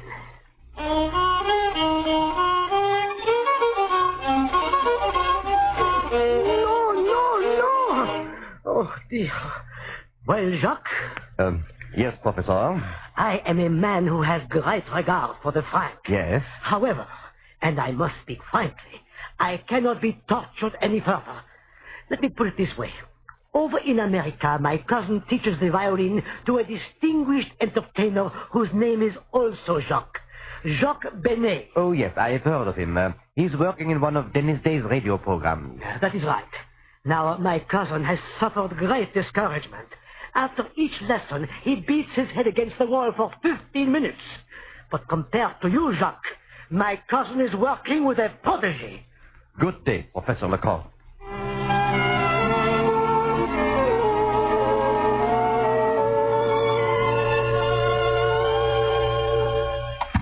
Oh, Jacques. Marie, what are you doing here? I'm waiting for you, darling. I spoke to Madame Cartier. I told her about us. She's such a hard person to please. Well, how did she respond? I told her you were an interior decorator now while you study. Oh, did that please her? Well, she's a difficult person. Dislikes all musicians. Measures everything by the franc. Well, if she dislikes musicians so, I would give up the violin. Oh, you know, never. But I have a plan. You will play for her. Oh, no. No, you know how I'm about playing. Please. When Madame Cartier would hear you, then she would know how famous you will be. No. I'm not playing for anyone. Furthermore, strange places distract me. Then she will come here. Oh, but I... Oh, you must, Jacques, for me, for us. Oh, kiss me, Jacques, and say you will. What evening, Jacques? I suppose... Friday? Why not? One day is as good as the next.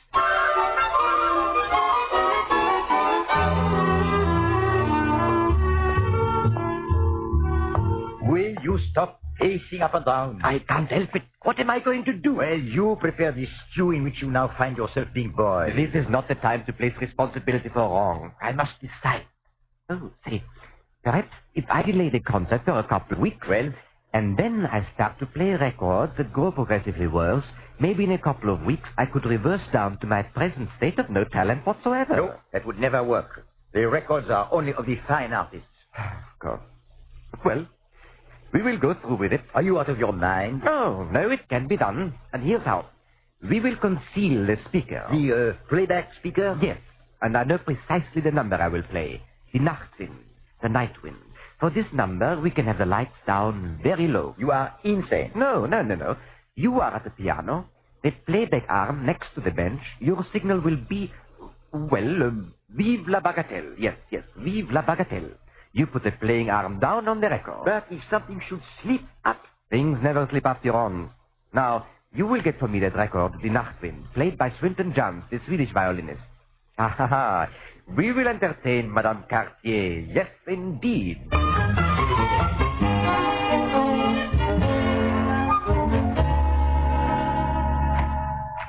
Well, come in, Marie. Hello, darling.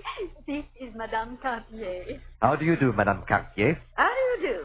My, this is a peanut shell you live in, isn't it? Well, the apartments are all small here in Montpellier, but the hearts are large. Isn't it wonderful, Madame Cartier? I don't know. This does seem rather a tiny place for an interior decorator. Oh, my, it's dark in here. It's the mood I'm getting for playing. I'm doing the Nachtwind. You know, young man, you look familiar to me. I do? Are you a carpenter? I seem don't remember you walking into my house carrying a saw and fixing my door. Oh, no. Uh-huh. Your face is most familiar. Well, I guess we might as well commence the program. My violin, please. Thank you. Well, Piron, vive la bagatelle. The Humber is saying vive la bagatelle, hooray for trifles, because he's playing a trifle. Piron, vive la bagatelle. Piron, what are you doing? What is it? I don't understand. It's Piron, turn it off. I'm trying to. Turn it off, do you hear me? I see now. A concealed speaker. Marie, this man is a fraud. Oh, it cannot be. Jacques, tell me it's not a fraud. Come in. Oh, dear. He's a man with a mustache. Jacques Cartier here. That is me. Your bill. 3 months' dues. Unpaid.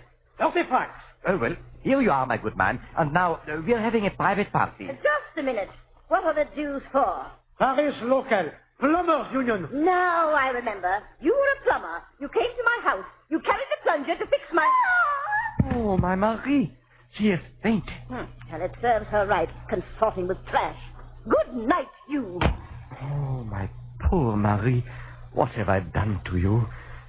Piron! Forgive me, Jacques. Hand to me that phonograph record. There you are. Oh, what stupidity. I asked you to get Swinton John's. What do you give me? Something that sounds like Spike Jones. Oh, curse me, I am a fool. Well, get me a glass of water. No, I don't want to hear what my lovely Marie says when she wakes up.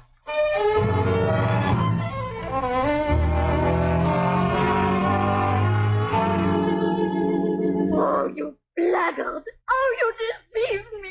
There, now drink some more water. I'm full of water as the ocean already. Oh, how could you? But you do not even play the violin. I could not tell you because of my love for you. And then you tell me you're an interior decorator. Well, I decorate interiors with faucets. Oh, it's not funny. I hate myself for even associating with someone who has no talent whatsoever. No talent, you say? Is it not true? I will show you if it is true. Here, from the cupboard, some paper. Now the charcoal. Now I will draw your likeness. You're an artist? A magnificent artist. What do you think I do here in Montpellier? There. The contour of your face. The beautiful oval. Now your hair.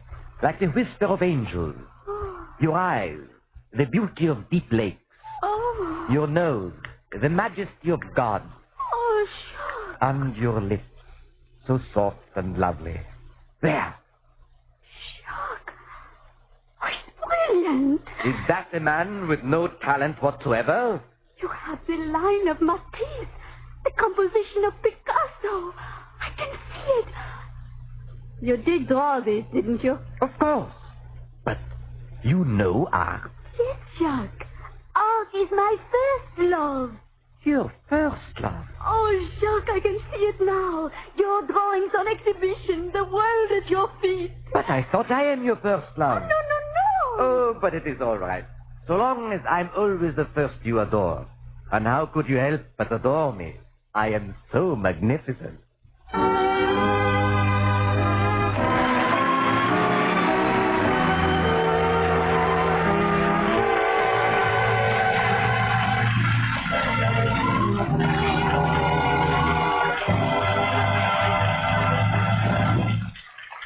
The curtain falls in the final act of The Magnificent Rogue. Our star, Turhan Bey, will return for a curtain call after this timely message from Wendell Niles. The young men who have earned their wings in the United States Air Force have found a place in this air-minded world. Those wings and an Air Force future may be yours if you can fulfill a few simple requirements. They are, you must be between 20 and 26.5 years of age, have had 2 years of college, or be able to pass an equivalent examination. And you must be physically fit. These are the requirements for training as an aviation cadet in the United States Air Force. When you have completed the course successfully, you'll have won your pilot's wings and a commission as a second lieutenant in the U.S. Air Force Reserve. Outstanding members of each cadet pilot class receive regular commissions immediately upon graduation, while other men have the opportunity to qualify for regular commissions during their tour of active duty.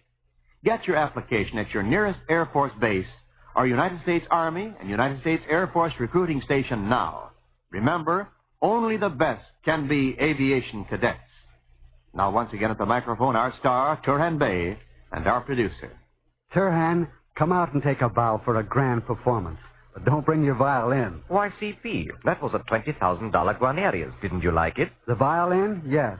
The playing? No. Oh, but I'm inspired to become one day a great artist.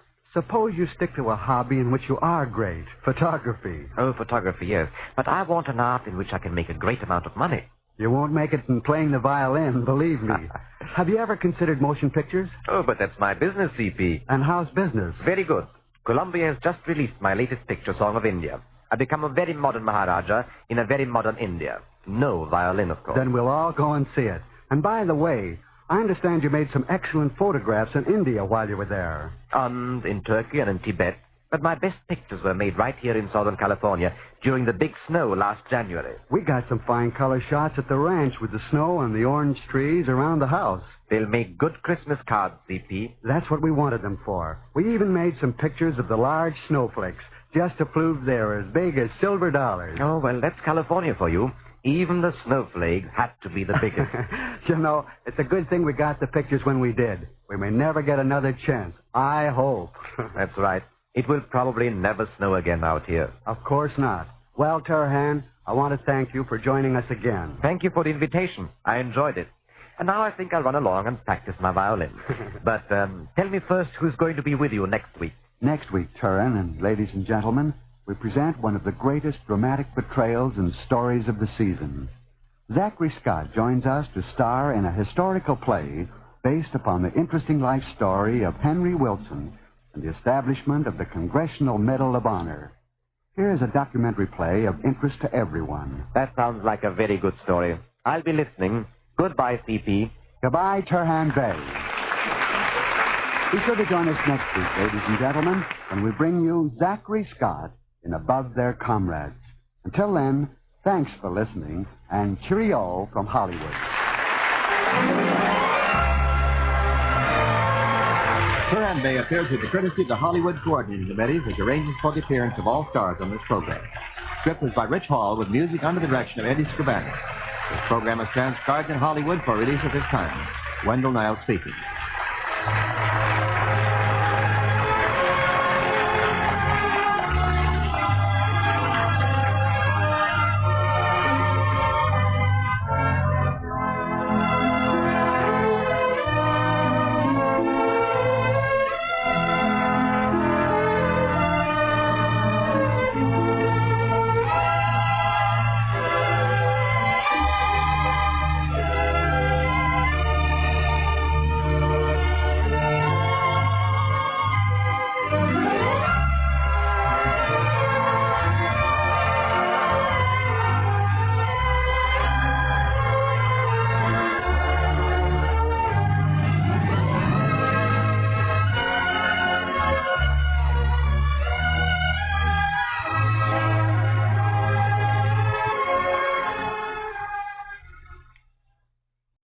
Enjoying the timeless classics on Golden Age Radio? If you're loving the nostalgia and captivating stories, consider supporting our channel with a tip. Your generosity helps us continue bringing you the best of vintage radio entertainment. Simply click on the link in the description.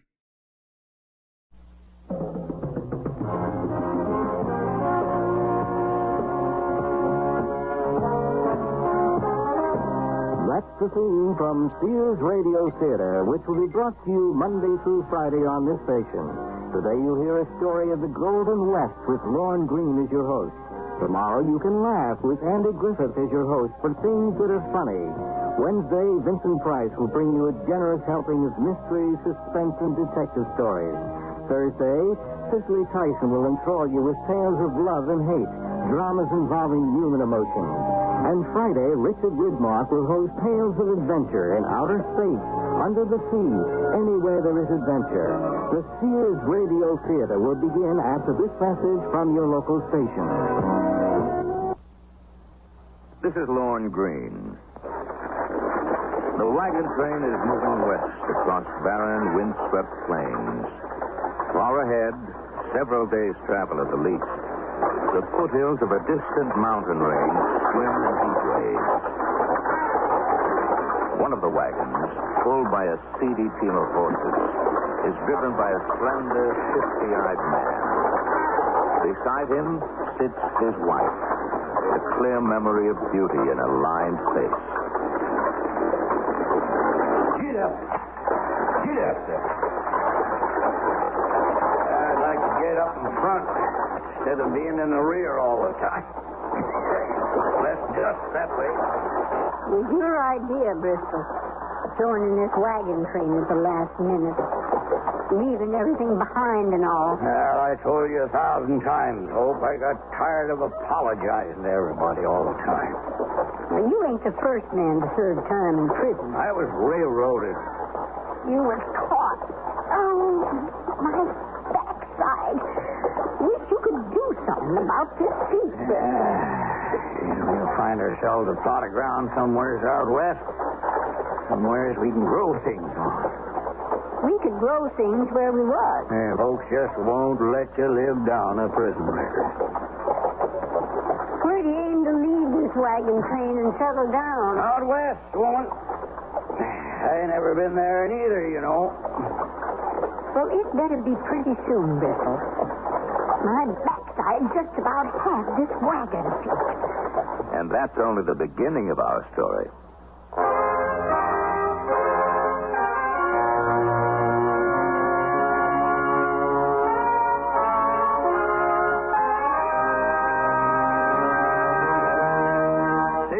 Radio Theater, a new adventure in radio listening. Brought to you 5 nights a week by Sears, Roebuck and Company. Sears, where America shops. Your host, Lorne Green. I'll bring you stories of the Old West and the New. Andy Griffith with a look at the funny side of life. Vincent Price with tales of mystery and suspense. Cicely Tyson with stories about love, hate, and related things. Richard Widmark. I'll bring you stories of pure adventure. 5 nights of exceptional entertainment every week.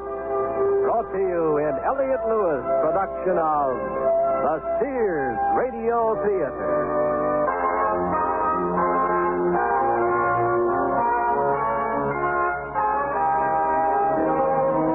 Our story, Retribution, by Ted Sherdeman.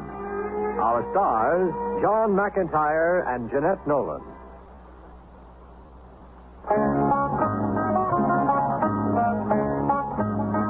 Bristol and Hope Gaston left the wagon train in Idaho to take hold of 160 acres of land they'd never seen. Land on which they planned to start a new life. With high hopes, they set out from the county seat at Hadleyville to see the spread.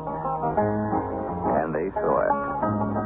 They were the owners of a dry, sparse piece of land with a few mountainous hills. It was worse than anything they could have imagined. I can see now why the government gives it away. Nothing for nothing. I could just cry. Yeah. Be the first moisture this land has ever felt. Get up. What are we going to do, Bristol? The only thing we can. Wait for the next wagon train to come through and look for something else. Wait. But we starved to death. Got exactly $21 left and what we got on our backs. That's all we got, huh? That and my bracelet with the gold coin dangling from it. What are you stopping for, Bristol? Them hills or mountains. They give me an idea. Let me see that bracelet and gold coin, Hope. Here. Why? It'd work, especially after we dug into one of them a little ways. What are you talking about, Bristol? Hope, we're going to dig ourselves a mine. What? We'll sell shares in it and have all the money we want. Sell shares? What are you talking about? I'll buy you a bracelet that'll knock 'em dead. Get up, horses. Get up. Hang on, Hope, old girl. Pick out one of them hills. For mine. That's what for.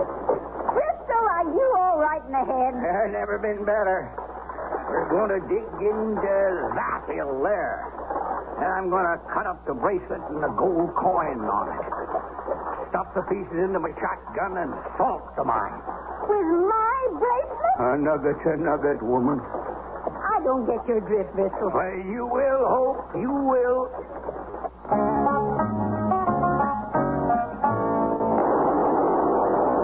Now, let's see. Take a real expert to tell the difference. Come here. Look at this wall, Hope. You still shooting? Yeah, all through. Look. I've never been in a gold mine before. Like a real lode, huh? Whatever a load is, that looks real. Now, to dig a few out of there. Why are you digging them up when you just got them in? To show them back in Headleyville. To prove we've struck it rich, woman.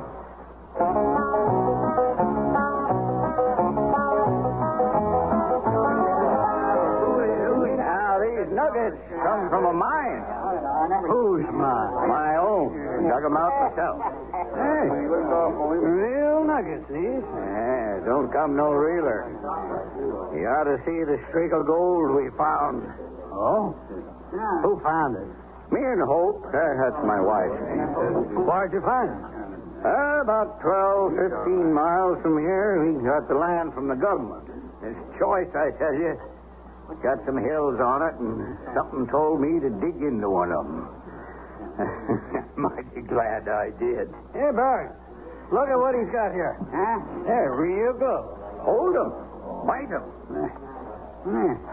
They're real, all right. I guess my wife and I must have dug for a week into that hill. Is she here? Oh, sure she is. Not spending money. That's a woman for you. How much you figure is there? Well, I calculate about $1 million, but that's just the first thing you found. Oh, you think there's more? Well, gotta be. Hey, Mandan, Slade, come here, listen to this. I figure that hill's loaded with the yellow stuff. All it takes is some miners and the proper machinery to get the gold out.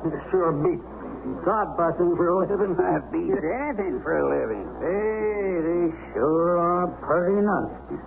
Me and my wife, though, we ain't aiming to get rich off of that gold mine.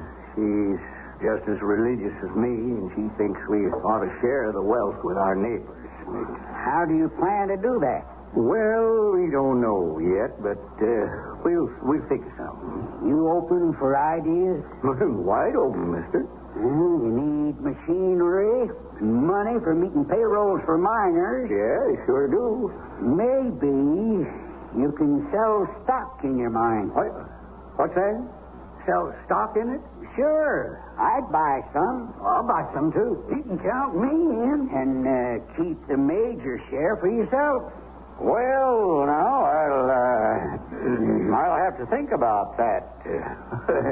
Thanks, Mr. Burns. Carrie Burns. Oh, my name's Bristol Gatt. Sure. Pleased to meet up with you. Thanks again. I want to talk it over with my wife first. Like I said, she's real religious, like me.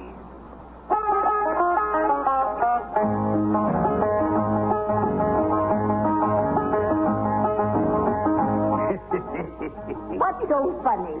This guy, Kerry Byrne, he said to keep the major share of the stock for myself. Well, if I never see that miserable land again, it'll be too soon. Well, I feel the same way, but we'll have to go out there again. We left stuff in the tent. How soon will you start selling stock? When it's printed, Hope. How much is that going to cost? Nothing. Nothing? Since when have printers worked for nothing? Well, I'll give the guy a share or two of stock for the job.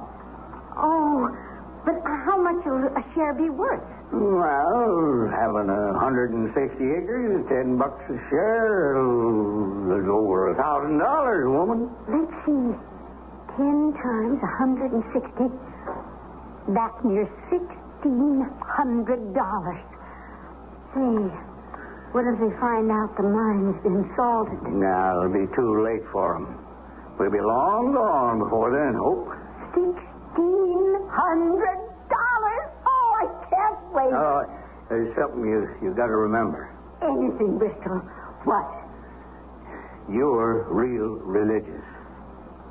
Me? Yep, you. And me, too. So we go to church tomorrow. I don't remember ever being in church. Well, it's never too late to start.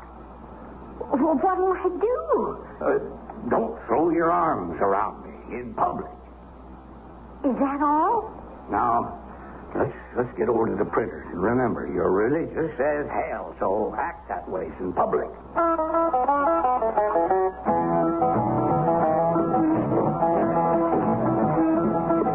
Good sermon, don't you agree, Bristol? Real good. Oh, you met my wife, Hope? When we first arrived, Mr. Burns. Mrs. Gaston, very generous of you, Bristol, giving our pastor a new church. Well, it was my wife's idea to give it out of the first profits we made, Carrie. Such an ugly word, profit. Oh, our parson doesn't think so, Mrs. Gaston. You thought any more about my suggestion, Bristol? Yes, I have. We give it a great deal of thought, and we prayed a lot. We're going to start tomorrow evening, Carrie. Start what? Selling the stock you suggested I sell in the gold mine.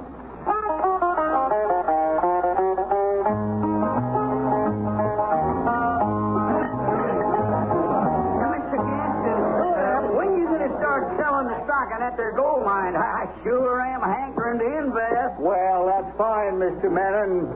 Tonight we start the sale, about 7:30. Well, how many of them there shares can I buy? Well, as many as you want. Oh, well, then I better get to the bank. I want to have the cash already. I'll take half of them shares, mister.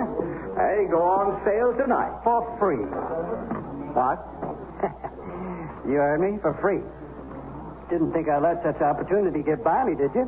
What makes you think I'd cut you in for free? Well, it's simple, Gaston. Either you do, or I go to the sheriff and I tell him about the time you served in prison. I don't know you. Just got into town a couple of days ago. Never expected to find a soft touch so quick. Well, you better look someplace else, mister. That mean you ain't cutting me in? That's what it means.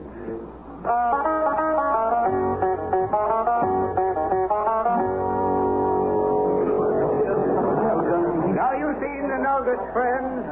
You know they're pure gold. We need machinery and miners to get the yellow stuff out of the ground. Now that's all we need. But I ain't got the money, so I'm selling stock in this here mine. Now, Mr. Carrie Burns suggested it. Me and my wife thought about it a lot, but she's a religious woman, as I am a religious man. And we decided to let our neighbors share in the wealth, too. Praise the Lord. So if you want to buy some shares, just step up here, give your name to my pretty wife, Hope, pay your money, and own a part of Hope's mine. And I hope you'll forgive me for naming it after my wife. Sheriff, can I talk to you? Who are you? My name's Leland Egan. Stranger around here? I got in a couple of days ago, Sheriff. You ain't in line to buy some of that stock, are you? Is that what you wanted to talk about, Mr. Egan? But not exactly. See, I know that fella, Bristol Gaston. He served time for larceny in Joliet Prison. That's back in Illinois. I know where it is. How come you know him? Oh, well, sir, I ain't proud of it, but I served time there, too. Well, I can't stop an ex-con from selling stock in a mine, but I can sure let the folks know he's got a record. Hey, let me through here. Well, let me get by, fellas. What's the matter? The sheriff. So the guy talked. We'll leave the sheriff to me. How we doing so far? Sold near $300 worth. We'll sell the rest before I throw it to him. Well, now, if you'll just settle down, folks. I got something to tell you. Why? I think you better know before you put all your savings into this gold mine. That man's got a prison record. Yes, sir. Gaston served time in Joliet prison for larceny. Now, wait a minute. Please simmer down. Are you through, Sheriff? I can't stop you unless you break the law, Gaston. But I thought these folks ought to know who they're dealing with. I want the money back. Well, sure thing, brother. Hope, give me money back. Now, I admit it. Friends, I served time, and I found the Lord while doing it. Married a Christian woman who made it more fervent and lasting than ever before. And that's why, and it's the only reason, why we're selling these shares. Amen. Serving time only paid part of my debt to society. I'll never be able to pay it all. But selling shares in the mine we found is a start.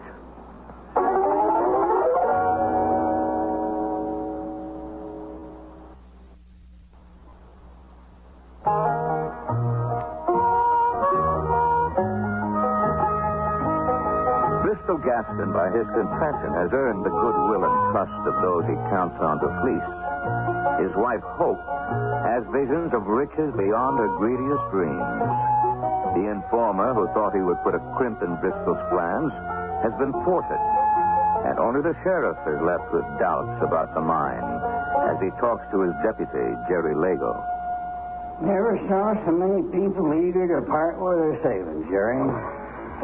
I don't ever remember seeing you looking so low, Sheriff. Well, you try to help folks and they turn you down. Well, not a happy thing.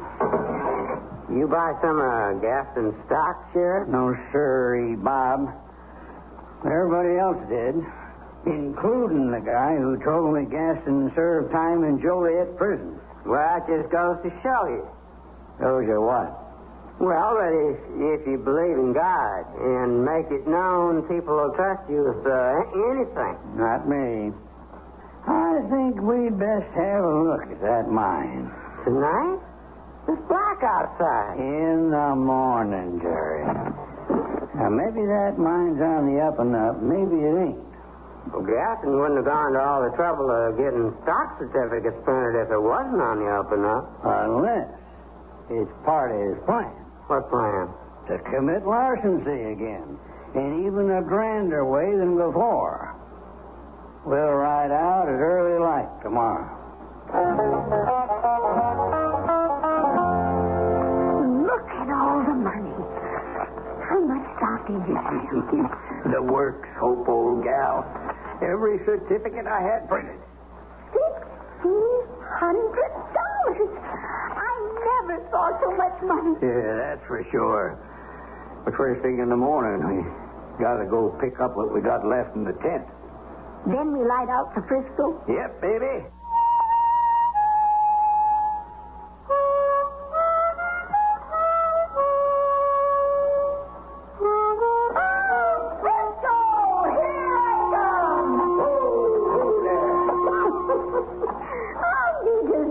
To be put off, I just remembered something.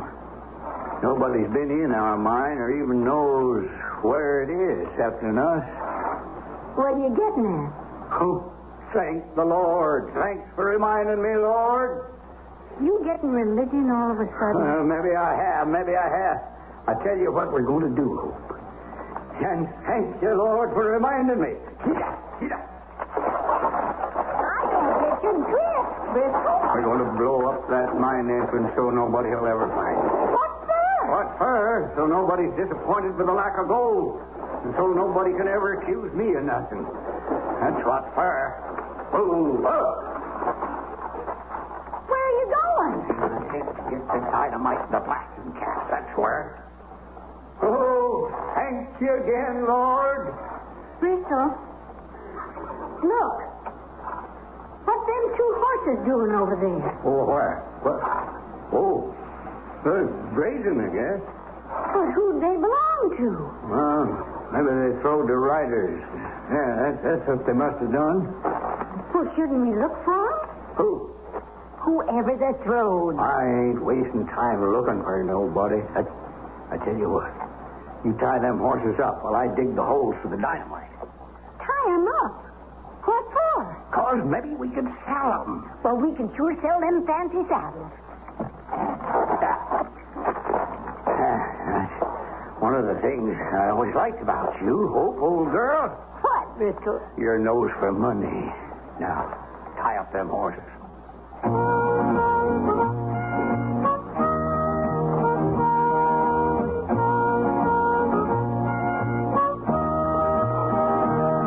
Digging seems to stop right here, Jerry. Not to stop soon as he hit that stick of gold. He found it mighty quick. That's the way it is sometimes, Sheriff. These nuggets seem so scattered. So? Well, gold comes two ways, Jerry. Reef gold, or it's embedded in something, and then there's what they call alluvial gold. That's formed by the weathering of rocks. Yeah, I didn't know I was in the presence of an expert on gold. No, I ain't. That's just something I picked up during my prospecting days. I didn't know you was ever a prospector. A long time ago. So, what kind is it? To begin with, it looks like it's already been smelted. What's that mean? It's too yellow to be natural. Too yellow? I thought that was what gold was supposed to be. What are you doing, Sheriff? I'm going to use my knife to dig out a piece of it. Oop, oh. I dropped it. Oh, there it is. Here you go, Sheriff. Oh, well, thanks, Harry. Feels like gold. Bites like gold. Why not? It is gold. Sure is. But how did it get here? How'd gold get any place? There's no mining in this area. Not none. Now, don't it strike you kind of funny that an ex-con from Illinois comes out and finds gold right away? Well, that he should give most of it away to a bunch of strangers strikes me as being funnier. Except, well, religion is a powerful thing. Can be, Jerry, can be. What are you thinking, Sheriff? That we should dig out some more of these here nuggets, Jerry. I got a strong hunch this mine was salted with that shotgun we saw in Gaston's tent.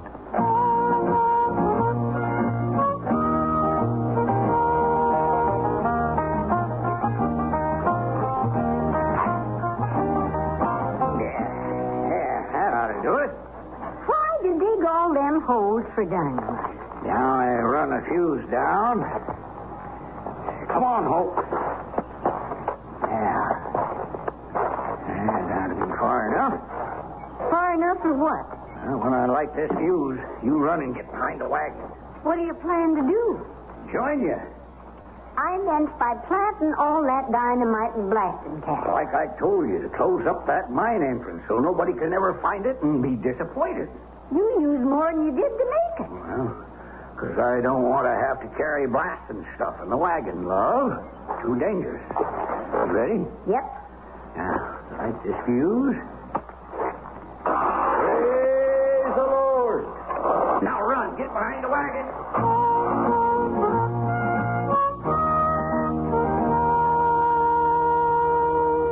How many more nuggets you gonna need, Sheriff? I think this one does it. Looky there. Yes, the date. 1840 something. Off a gold coin. That's all the proof we need, Jerry. Proof? But this mine was salted. Now, come on. Time to get out of here and ride back to town. Yes, sir.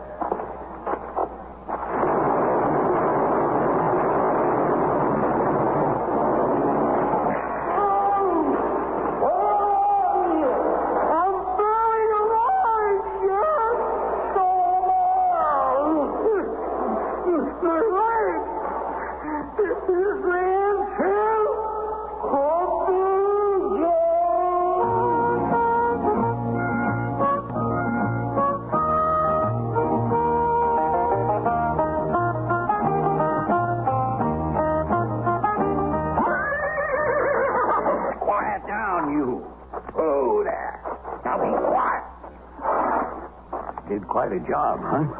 Just look at there, Bristol. The entrance to the mine is all closed now. Yep. Just the way I planned it. Wouldn't nobody ever expect the mine was there, was? Nope.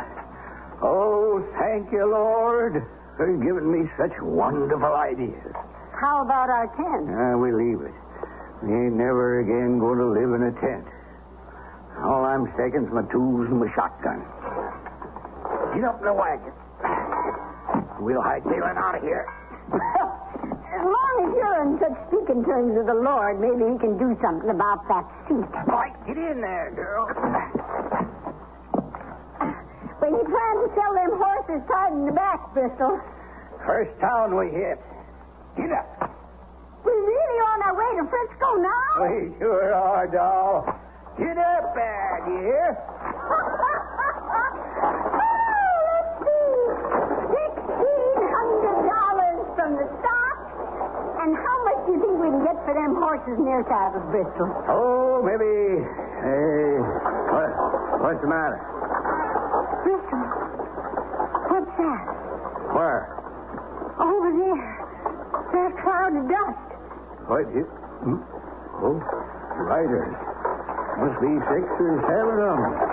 They're coming this way, Bristol. And Scary Byrne in the lead. Mr. Mellon, Lane, and all men I sold stock to. What are they doing out here? Bristol, what are we going to do? Let me think, woman. The mine entrance is all closed up. Will you let me think? Well, what if they find out what we've done? Will you shut up and let me think?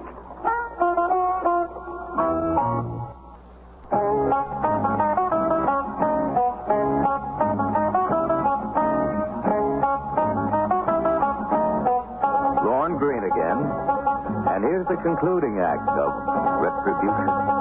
Mr. Mellon, it's Lane, gentlemen. Howdy, man. Morning. We heard an explosion as we was riding out to have a look at the mine. You heard that? Well, I'll tell you what that was, Carrie.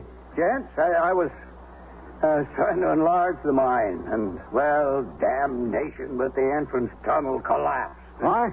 Shut her up tight. You mean it caved in? They sure did.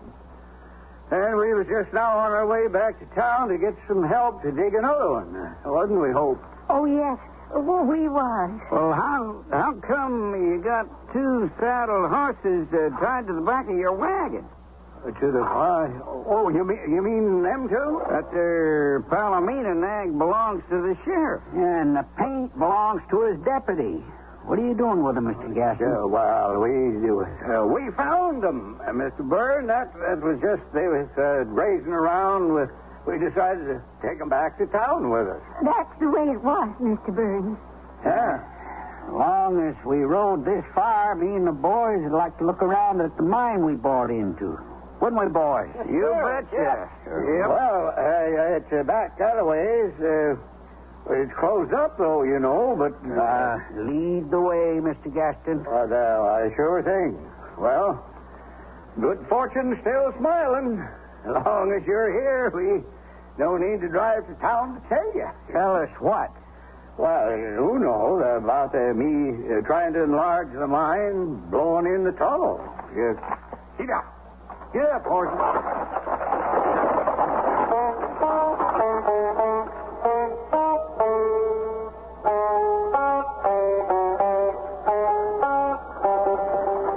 What are we going to do, Bristol? I'll think of something. Maybe we ought to just give the money back. Will you stop nagging me? There's our tent, Mr. Byrne. So I see.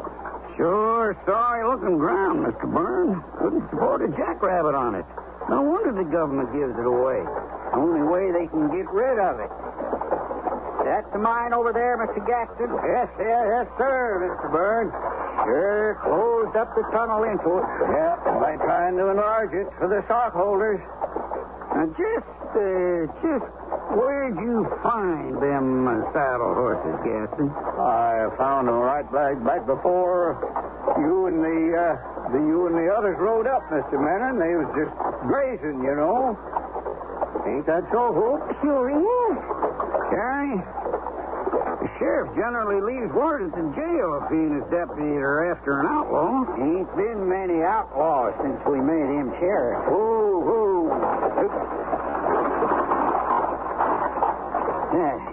Help you down from the wagon, Mrs. Gaston? How come you look so nervous, ma'am?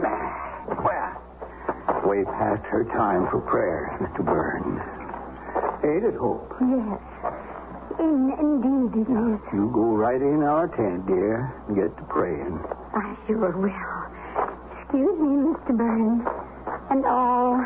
Yes, ma'am. She takes her praying real serious, Mr. Sure Burns. does, Mr. Burns. And you don't, huh? Why, are you so sure I do? Maybe you better join her then. Well, it's my custom to leave her pray privately. Not much to see of the mine with that tunnel all blocked up. No, Mr. Burns, but the gold's still in there. Maybe you should come back when I get her opened up again. You got some shovels? Oh, sure. Well, maybe we can start helping dig a new tunnel. Oh, that won't be necessary, Mr. Burns. Thought you said you was on your way back to town to get some help to dig another one. Oh, when I dig, I was. But to have stockholders doing that kind of work, well, it ain't fitting. If it'll make you feel any better, I'll put it to the boys. Hey, fellas? Yep. Shall we give Mr. Gaston a hand at digging a new tunnel? Okay with me. There's your answer. Now, where are them shovels? Well, I got 3's all. Well, 3's enough. And the pickaxe. Are they in the tent? Well, no, they're in the wagon. I was taking them to town to show what the diggers needed to bring with them. Well, let's get them. Here you are, boys. I'll take the pickaxe. Okay, men. Shovel for Lane. New. One for me. That leaves none for me to help you with, Terry. Yeah, you can watch, Mr. Gaston. Or wait in the tent where you can do some praying with your wife. Come on, boys.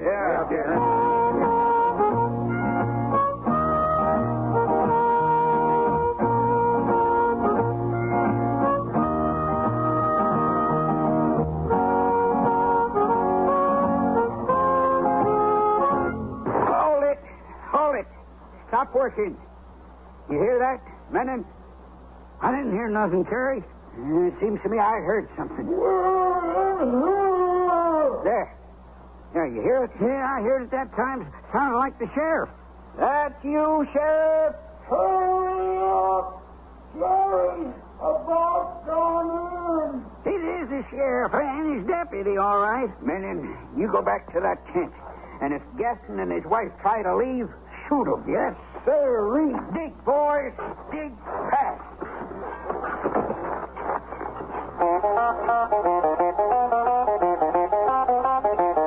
Now, my orders are to shoot you both if you do more than blink. Oh, Mr. What's the meaning of this, Mr. Menon? Put up that gun you're holding on us.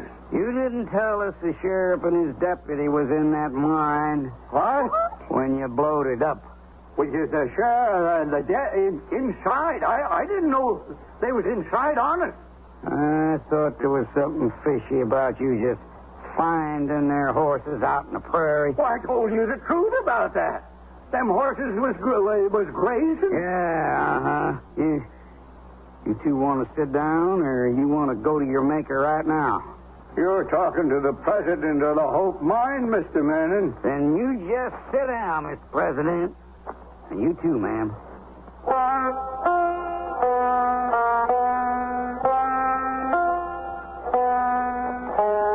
How did you know the mine was salted, Sheriff? It was a good job. Except for this here nugget. What's wrong with... What? Is that a date I see? Sure is. 1840-something. The smelting took out the last number. I'll be done. Oh, is Jerry all right? Still unconscious, Sheriff, but you'll survive. Stay here in the tent. Good job, Mr. Menon. Thanks, Sheriff. Well, Mr. Gaston, Mrs. Gaston, Sheriff, I had nothing to do with it. Shut up, woman. It was all his idea. Shut up. He took my bracelet with the gold coin on it. What are you trying to do? Get me 10 years? You knew we were in that salted mine when you set off that dynamite, didn't you? I knew nothing of the kind. Honest, I didn't. Oh, how come our horses ended up tied behind your wagon? Well, we found them. Rounded them up. We didn't know they was yours, honest. What about the money you took from these men who thought you were on a level? I told him to give it back, Sheriff. Would you please shut up? They'll get it back, ma'am. Don't you worry. How long will they get, Sheriff? Well, Mr. Byrne, it depends on how the judge looks at it. But it ought to add up to quite a few years. Why don't we just hang them now and save the cost of a trial? Because this is a nation of law, Mr. Menon. What's that? That's from inside the mine.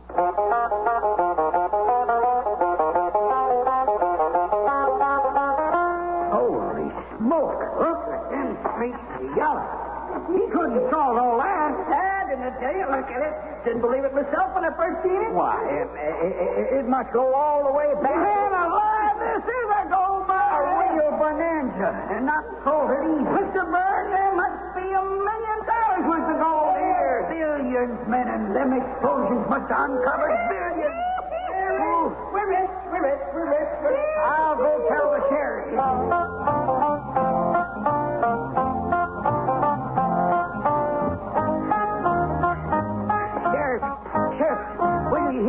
Heard something interesting from the Gaston here, Mr. Byrne. Oh, nothing as interesting as what I'm here to tell you. Them explosions. What about them? They uncovered and exposed a load of gold that's unbelievable. What's that? What? Yes, Mr. Gaston, a real bonanza. Not a salted mine like yours, but a real one that'll produce $1 billion worth of gold. $1 billion worth of gold? When is a find like this and something to laugh at? Well, it's real retribution, Mr. Gaston. What's that mean? Deserved punishment for an evil done. I started to say, Mr. Byrne, that I heard something interesting from these people here. Like what? These two. They own nothing to this mine. They don't?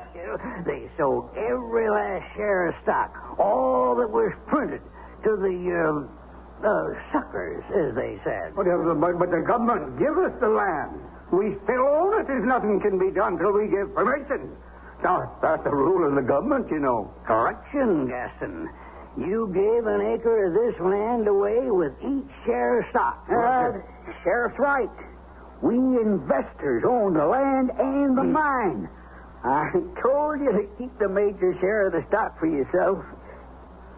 He said billions of dollars, Bristol. I heard him, Hope.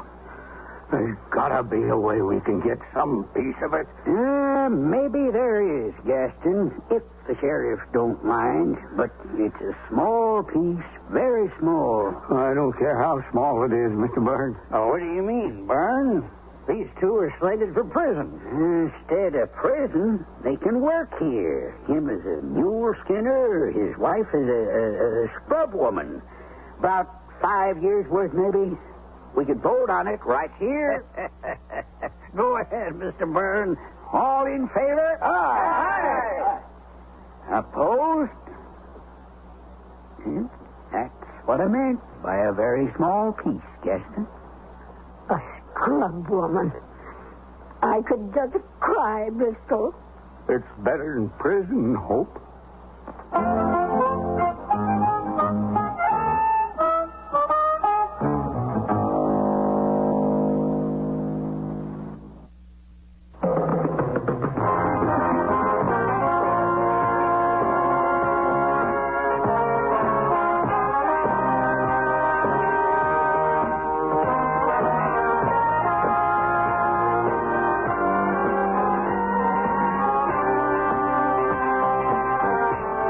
Listening to Sears Radio Theater, brought to you 5 nights a week by Sears Roebuck and Company.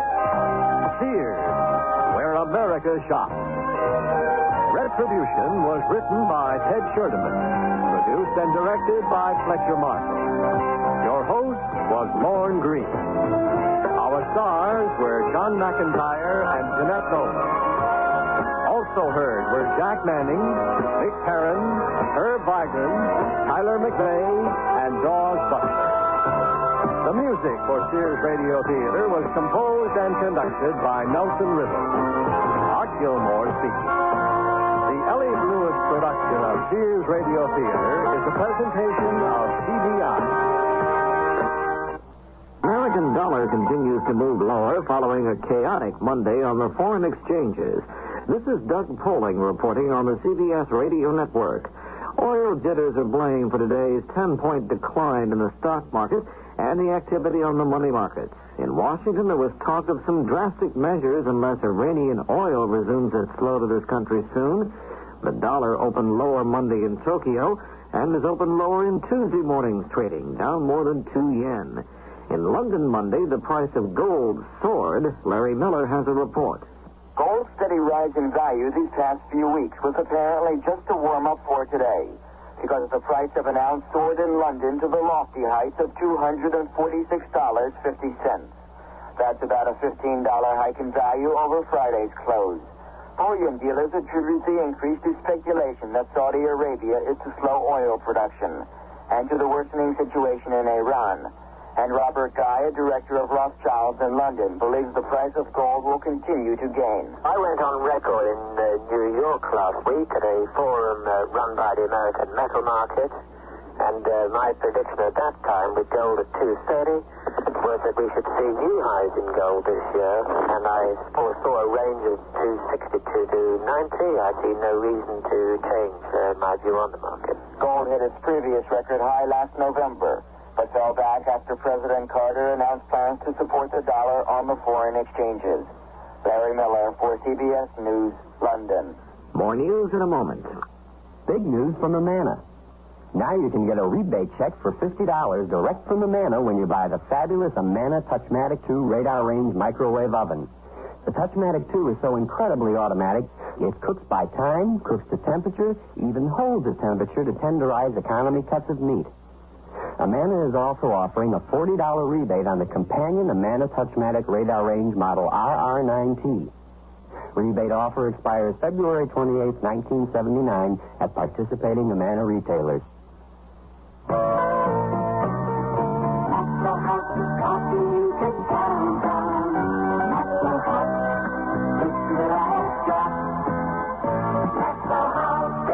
Good morning. Good company. Maxwell House. Coffee you can count on. Always smells good. Always tastes good. Always good to the last drop. Good coffee.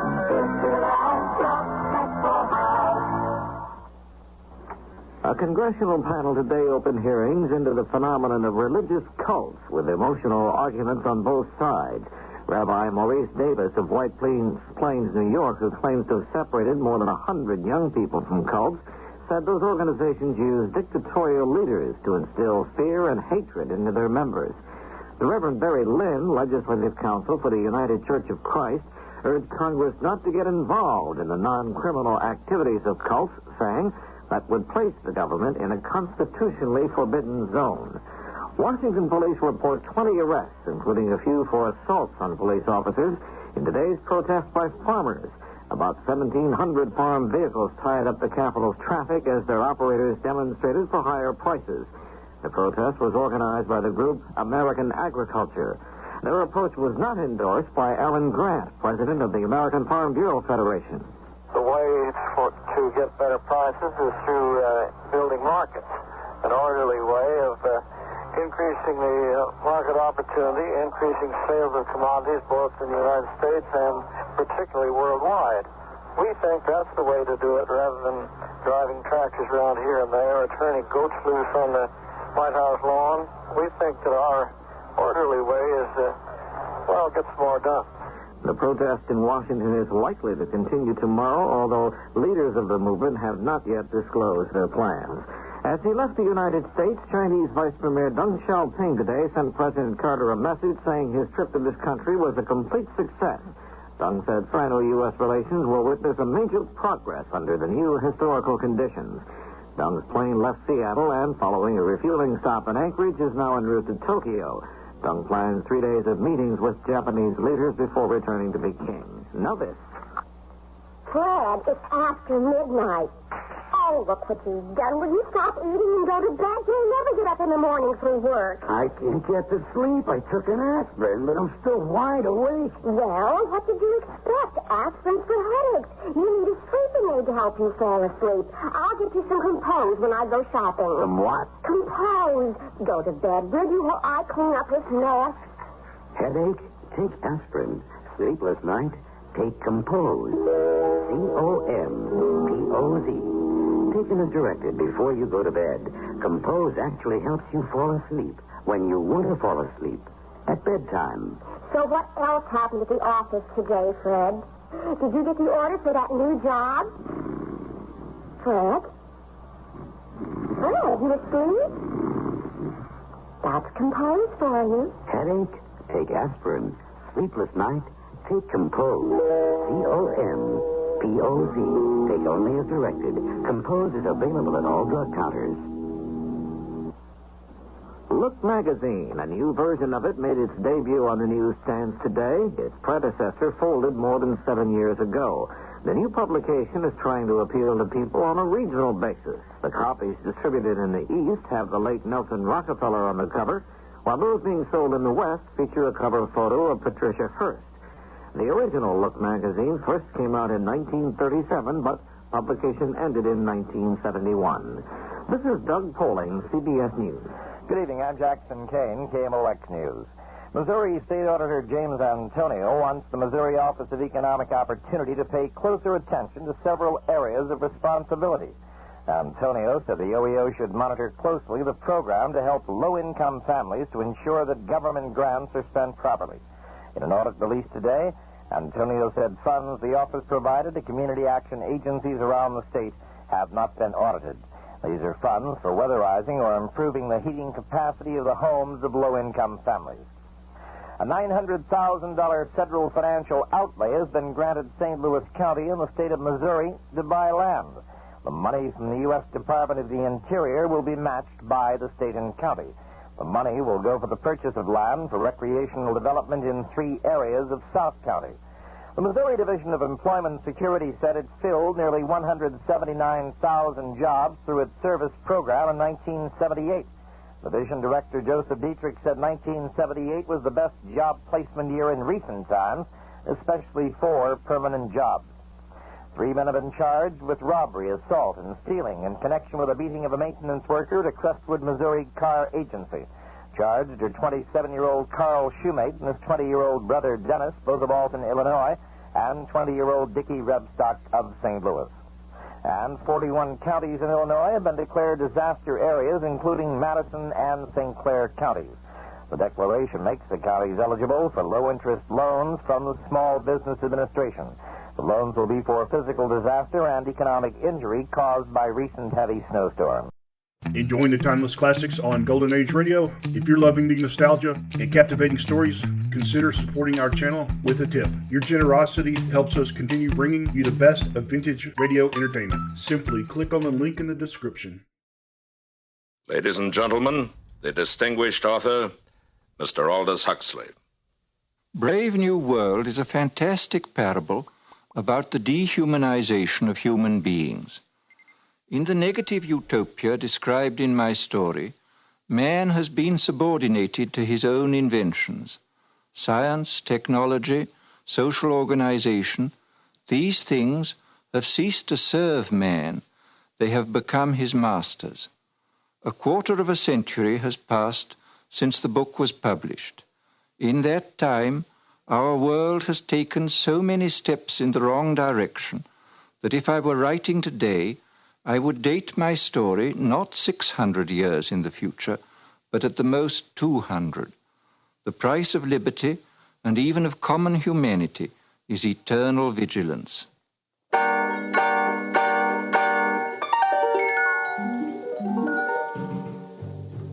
CBS Radio, a division of the Columbia Broadcasting System and its 217 affiliated stations, present the premiere broadcast of the CBS Radio Workshop, radio's distinguished series dedicated to man's imagination, the theater of the mind.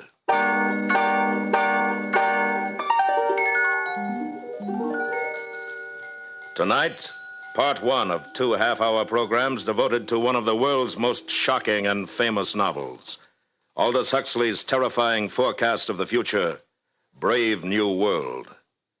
We are proud to have Mr. Huxley as narrator for these broadcasts. Original music is composed and conducted by Bernard Herrmann.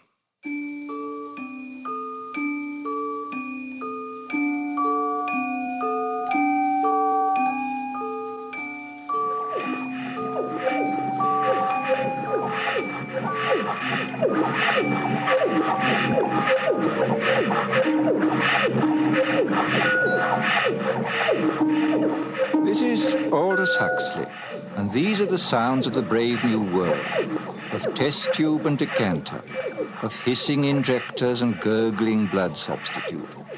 The year is AF 632, 632 years after Ford. We are inside the London Hatchery and Conditioning Centre, and this is the fertilizing room, an enormous laboratory where the temperature is never allowed to fall below 98.6. And here comes the director of hatcheries and conditioning in person, bringing with him a group of young students. Tomorrow you will be settling down to serious work. Today I just want to give you a general idea of things. These are the incubators, and here is the week's supply of ova, kept at blood heat. Come along, boys. Now here, we immerse the eggs into a warm bouillon containing free-swimming spermatozoa. Immersion continues until the eggs are all fertilized. And over here is where we bottle the alphas and betas. In short, gentlemen, the perfect process for manufacturing healthy babies. Are there any questions? Sir, will you explain the Bakanovsky process? I'm glad you asked that. Students, take this down. Bakanovsky's process, where in olden times one egg made one embryo which made one baby. Today we've improved on all that. Now the egg will divide from 8 to 96 buds, and every bud will grow into a perfectly formed embryo, and every embryo into a mature baby, making 96 human beings grow where only one grew before. Progress. But what advantage is it, sir? Oh, my good boy, can't you see? Where in olden times nature allowed us only to have twins or perhaps triplets or so, today we can create scores of identical individuals. We can manufacture men and women in uniform batches. Think of it. An entire factory staffed with the product of one single egg. 96 identical individuals working 96 identical machines. At last, society really knows where it stands. Remember, it was our Ford who gave us the concept of the assembly line when he was on Earth many centuries ago. And now, boys, we will go up to the bottling room where we shall see how we create each class of society, alphas, betas, deltas, etc. Come with me. Well, Lenina. Oh, Director. Oh, charming. What are you injecting into our embryos today, my dear? Typhoid antitoxins? Yes, sir. Are you busy this afternoon? Oh, not after 5, sir. Good. Suppose we get together then on the roof. That would be fine. I've admired you for some time, Lenina. I'm looking forward to a closer acquaintance. Thank you, sir. And now, boys, we're off to the bottling room.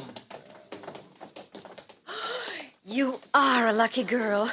The director of hatcheries and conditioning. Oh, hello, Fanny. Oh, you can trust the director to be the perfect gentleman. I saw him pat you. He wants me. You see? That shows what he stands for. The strictest conventionality. And it's about time you started belonging to someone else, my dear. But I like Henry Foster. We've only been with each other 4 months. 4 months? Well, what would the district world controller say? You know how he disapproves anything intense or long drawn. And it isn't as though there were anything painful or disagreeable about being with 1 or 2 other men besides Henry. After all, everyone belongs to everyone else. You're quite right, Fanny, as usual. Good girl. Fanny, do you know Bernard Marx? Bernard Well, why not? Bernard's an Alpha Plus. Besides, he asked me to go to New Mexico, to the Savage Reservation with him. But his reputation. They say he doesn't like obstacle golf. Oh, they say. And that he spends most of his time by himself alone. They say somebody made a mistake when he was still in the bottle. Thought he was a gamma and put alcohol into his blood substitute. That's why he's so stunted. Oh, what nonsense. Oh, very well, Lenina. It's your life, my dear. But I think you're heading for trouble.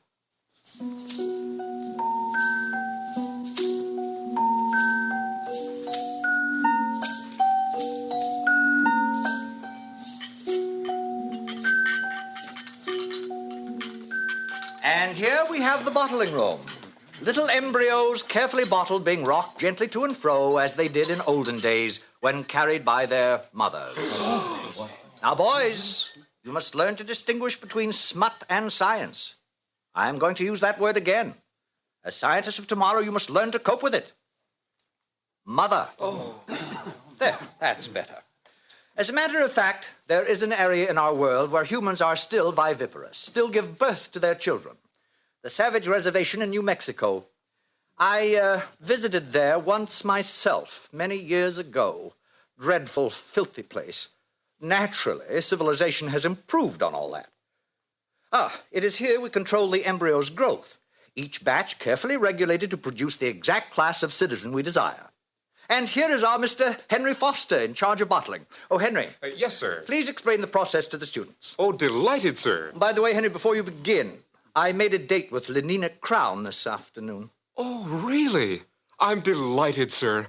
I'm sure you'll enjoy belonging to her. Good. Very pneumatic girl. Now, please proceed. This way, gentlemen.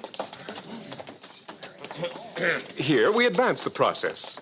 One by one, the eggs are transferred from their test tubes into these larger decanters and moved along to the labelers, carefully labeled as to heredity, date of fertilization, sex, name, serial number. Gentlemen, there are 88 cubic feet of card index in this room. Now, here is where we actually predestine and condition. Nothing is so unstabilizing to society as unhappy people. We avoid all that by preconditioning our embryos. And now we are entering the heat conditioning room. Hot tunnels alternating with cool tunnels. Exposure to cold is accompanied by exposure to X-rays. By the time these babies are decanted, they have a perfect horror of cold. Thus, they are perfectly prepared to emigrate to the tropics, to be miners and acetate silk spinners and steel workers. And that is the secret of happiness and virtue, liking what you have got to do. All conditioning aims at that, making people like their unescapable social destiny. 10 to 3, boys. Time to visit the nurseries.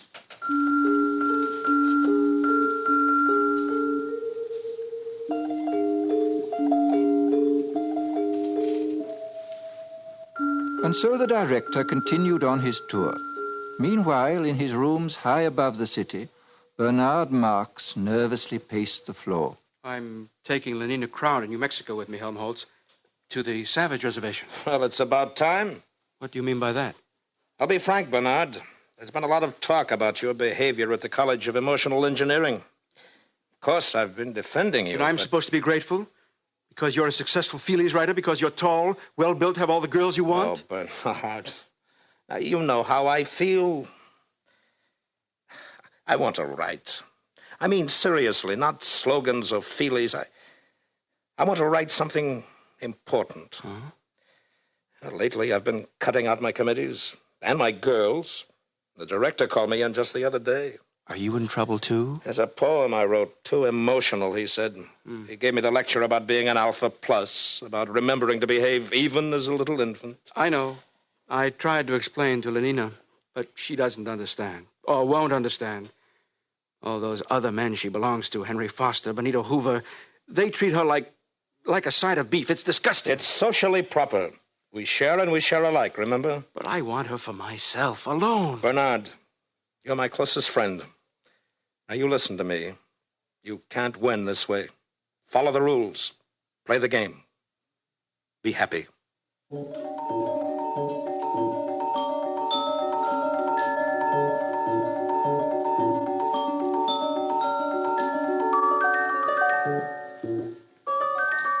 The The nursery was on the 5th floor. The sign over the door said, Neo-Pavlovian Conditioning Room. It was a large, bare room, very bright and sunny. Half a dozen nurses, trousered and jacketed in the regulation white viscose linen uniform, were engaged in setting out bowls of roses in a long row across the floor. The nurses stiffened to attention as the director of hatcheries and conditioning came in, followed by his students. Set out the books. In silence, the nurses obeyed his command. Between the rose bowls, the books were duly set out. Now bring in the children. They hurried out of the room and returned in a moment, each pushing a kind of tall, dumb waiter, laden on all its 4 wire-netted shelves, with 8-month-old babies, all exactly alike, a Bokanovsky group, and all, since their caste was Delta, dressed in khaki diapers. Put them down on the floor. Now turn them so they can see the flowers and books. Turned, the babies at once fell silent, then began to crawl towards those clusters of sleek colors, those shapes so gay and brilliant. From the ranks of the babies came little squeals of excitement, gurgles and twitterings of pleasure. The swiftest crawlers were already at their goal. Small hands reached out uncertainly, touched, grasped, unpetaling the roses, crumpling the illuminated pages of the books. Watch carefully, students. All right, nurses, pull the lever.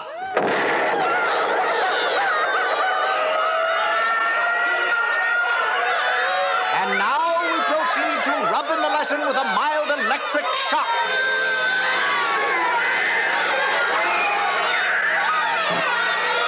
That's enough. All right, take them away, nurses.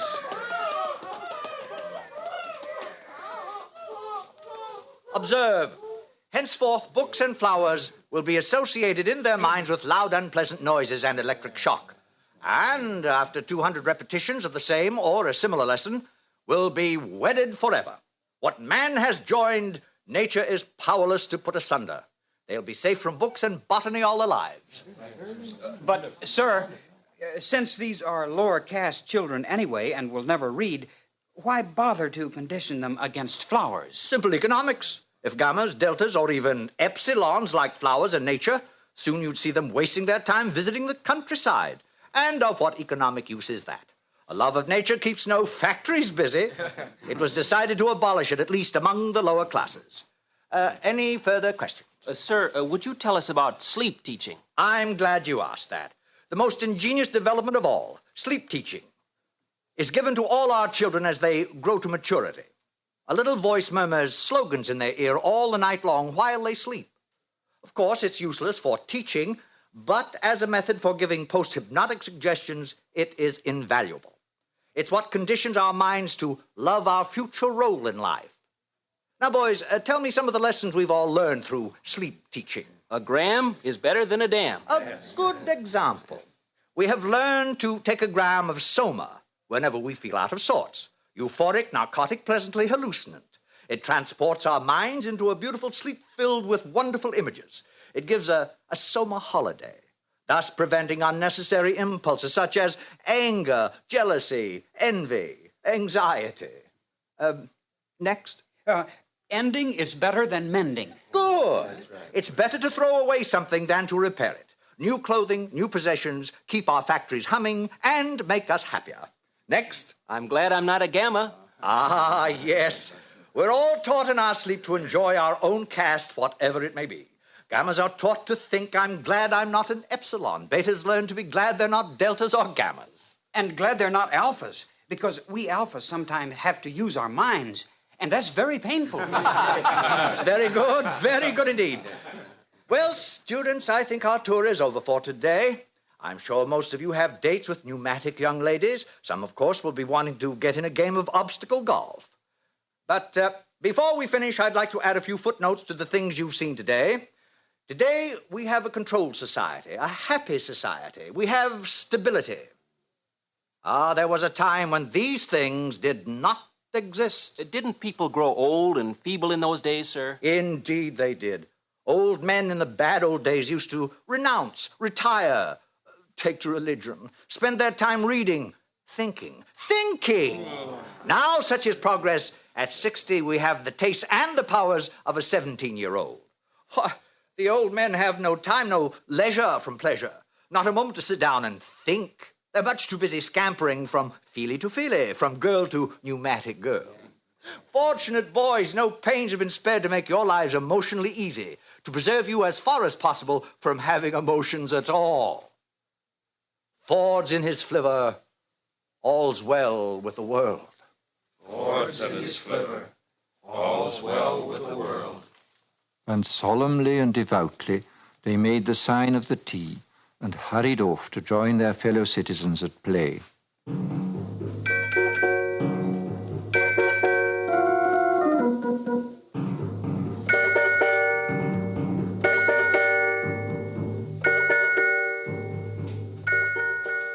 In spite of Fanny's dire warnings, Lenina Crown made a date that evening with the eccentric Mr. Marks, partly to show Fanny her courage and partly because she was curious.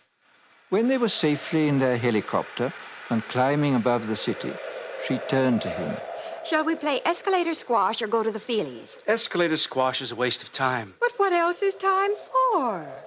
All right, then, let's go to the Feelies. You know, they're showing love on a bearskin rug, and everyone says it's terribly exciting. You can Lenina, actually please, feel... couldn't we just go for a walk and be alone together? But, Bernard, we'll be alone all night. Well, I meant alone for talking. Talking? Well, what about? Oh, you're beginning to feel nasty, I can tell. Take a soma, Bernard. I'd rather be myself and nasty, not somebody else, however jolly. A gammon 9 saves 9. Oh, for Ford's sake, be quiet. Bernard. Lenina, don't you ever want to be just you? Not enslaved by your own conditioning, to be free? But I am free. I'm free to have the most wonderful time. Everybody's happy nowadays. But wouldn't you like to be free to be happy in your own way and not somebody else's? I simply don't understand you. Bernard, do you really like me? Everyone says I'm awfully pneumatic.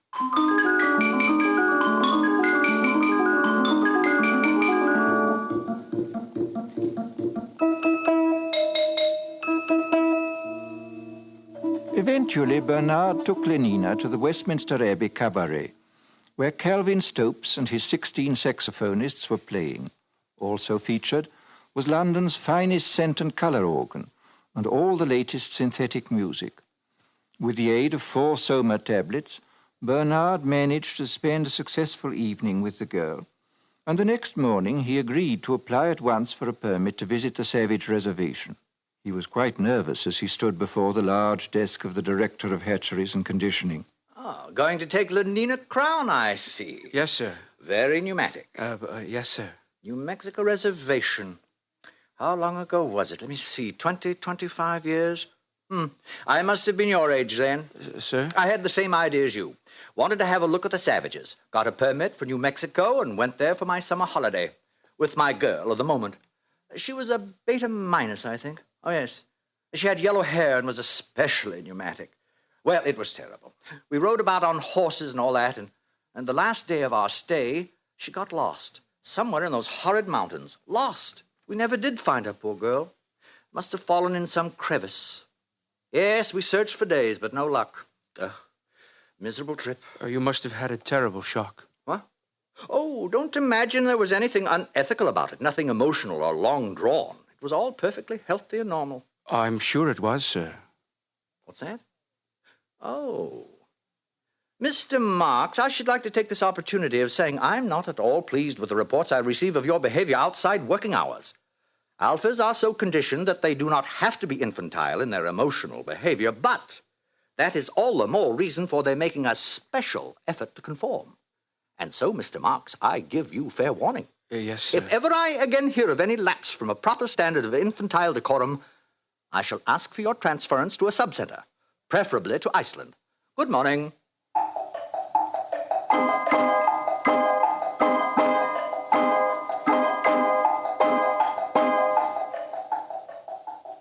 The journey was quite uneventful.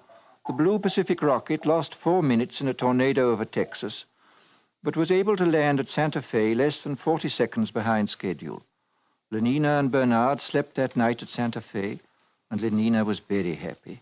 Imagine 60 escalator squash racket courts in the hotel and obstacle and electromagnetic golf, too. Oh, Bernard, it's simply too lovely. There will be no scent organs, television, or even hot water once we get out on the reservation. I can stand it. You'll see.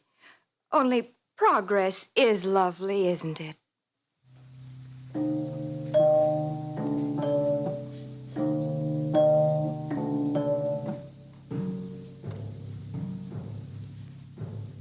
They took a rocket ship into the interior, and from there they traveled on horseback.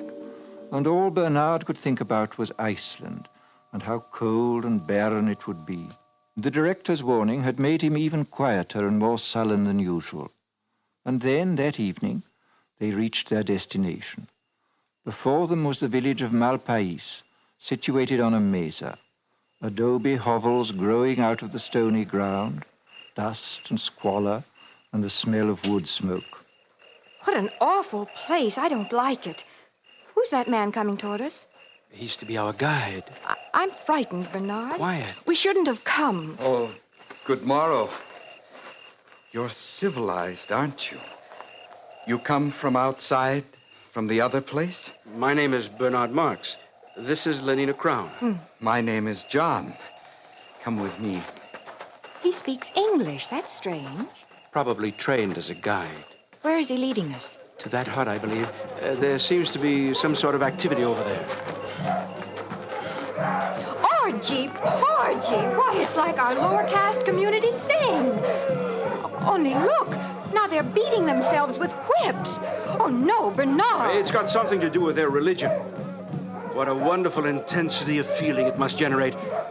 I often think one may have missed something in not having passions like that. Nonsense. Bernard, what's wrong with that man? Where? Oh, he's just old, that's all. Old? But we don't look like that when we're old. He's so wrinkled, oh, it's horrible. That's because we age all at once. We stay 17 until we're 60 or so, and then we die, and they burn our bodies and recover the phosphorus for the good of the world state, just as it should be. But this... What is it? That woman! Oh, Bernard, no! Take me away! Take me away! She's only nursing her baby, Lenina. That's her child. She's the mother. Bernard, how can you be so vulgar? I think I'll be sick. Please, Bernard, anywhere. Anywhere. Is something wrong? I think we'd better take Lenina inside. Over here. Follow me. My soma. I'm out of soma. Bernard. I'm sorry, Lenina. I didn't bring it. Oh. Here. Inside. This is my home. This is my home. You are welcome to remain here. John? John? Yes, Mother? Mother? These are people from the outside, Mother. They have come to see the reservation. From the other place? You're from the other place. Don't come near me. But don't you see, I'm from there, too. I'm civilized. I don't belong here. It's all a terrible mistake. This is my mother, Linda. Were you born here? No. I tell you, I was decanted like normal people. Oh, thank Ford someone has come. At last, thank Ford. Bernard, please keep her away. Could you tell us about yourself, please? Well, I came here 25 years ago with a man. His name was Thomas. We went riding together on horses. There was a terrible storm. I got lost in this horrible place. It was the last day of our stay. He left me here, alone. Lenina? Yes? You will be interested to know that our director of hatcheries and conditioning is named Thomas, and that he came here 25 years ago. Oh, no. And that... It can't be. But it is. He told me so himself. What a discovery. This boy is our director's son. Our director is a father. Oh, it's too horrible. Mother, what is he saying? Iceland. Iceland, indeed. Bernard, stop it. Well, we'll see who tells who where to go now. John. Yes, sir? How would you and your mother like to return to civilization? Do you mean it? Oh, please, do you? Listen, they're crazy here. I was a beta minus. I always worked in the fertilizing room. I was a good worker. But how can I tell them? They don't understand. They men things. They don't know what a helicopter is or Soma. They have babies like dogs. Oh, it's too revolting. Oh, thank God. If it hadn't been for my son, for John, what a comfort he has been to me. Your son? How can you? You were beta minus. I know, but he's been a comfort to me just the same. If only I'd had Soma. Oh, do you mean it? Will you take us back to civilization? Of course. We'll leave tomorrow. You and your son back to civilization.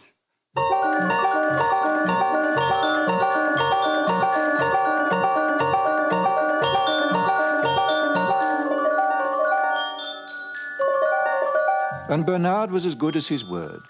That very night, he and John and his mother and Lenina took the Blue Pacific rocket to London.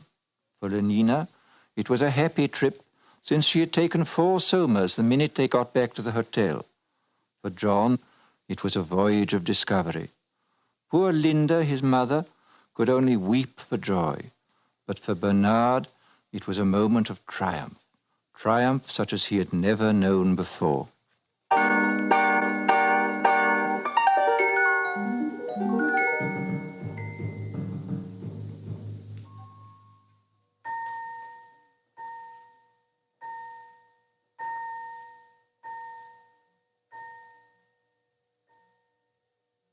Brave New World, Part 1, by Aldous Huxley. A startling, shocking account of what can happen to our civilization 600 years in the future. And more importantly, a warning to all of us against the destruction of moral standards, family life, and the soul of man.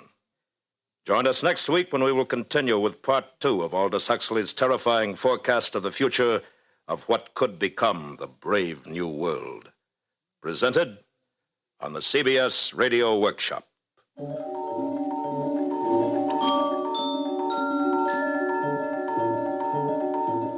The CBS Radio Workshop is produced and directed by William Frug.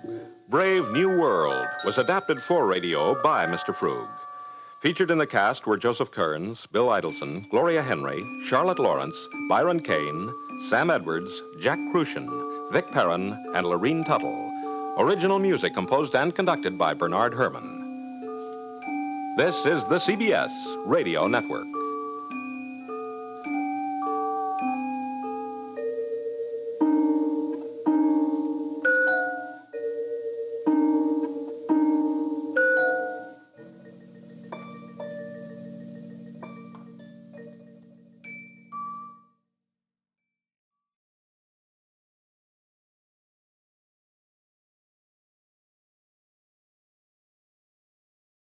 Exciting news, join a diverse culture of Brazil. Lost in Brazil brings you to captivating videos showcasing heart-pounding adventures, mouth-watering cuisine, and hidden gems of this incredible country. From bustling cities to tranquil beaches, our videos capture the essence of Brazil's beauty. Experience the warmth of its people, the rhythm of its music, and the thrill of exploration. Click on the link in the description to find out more.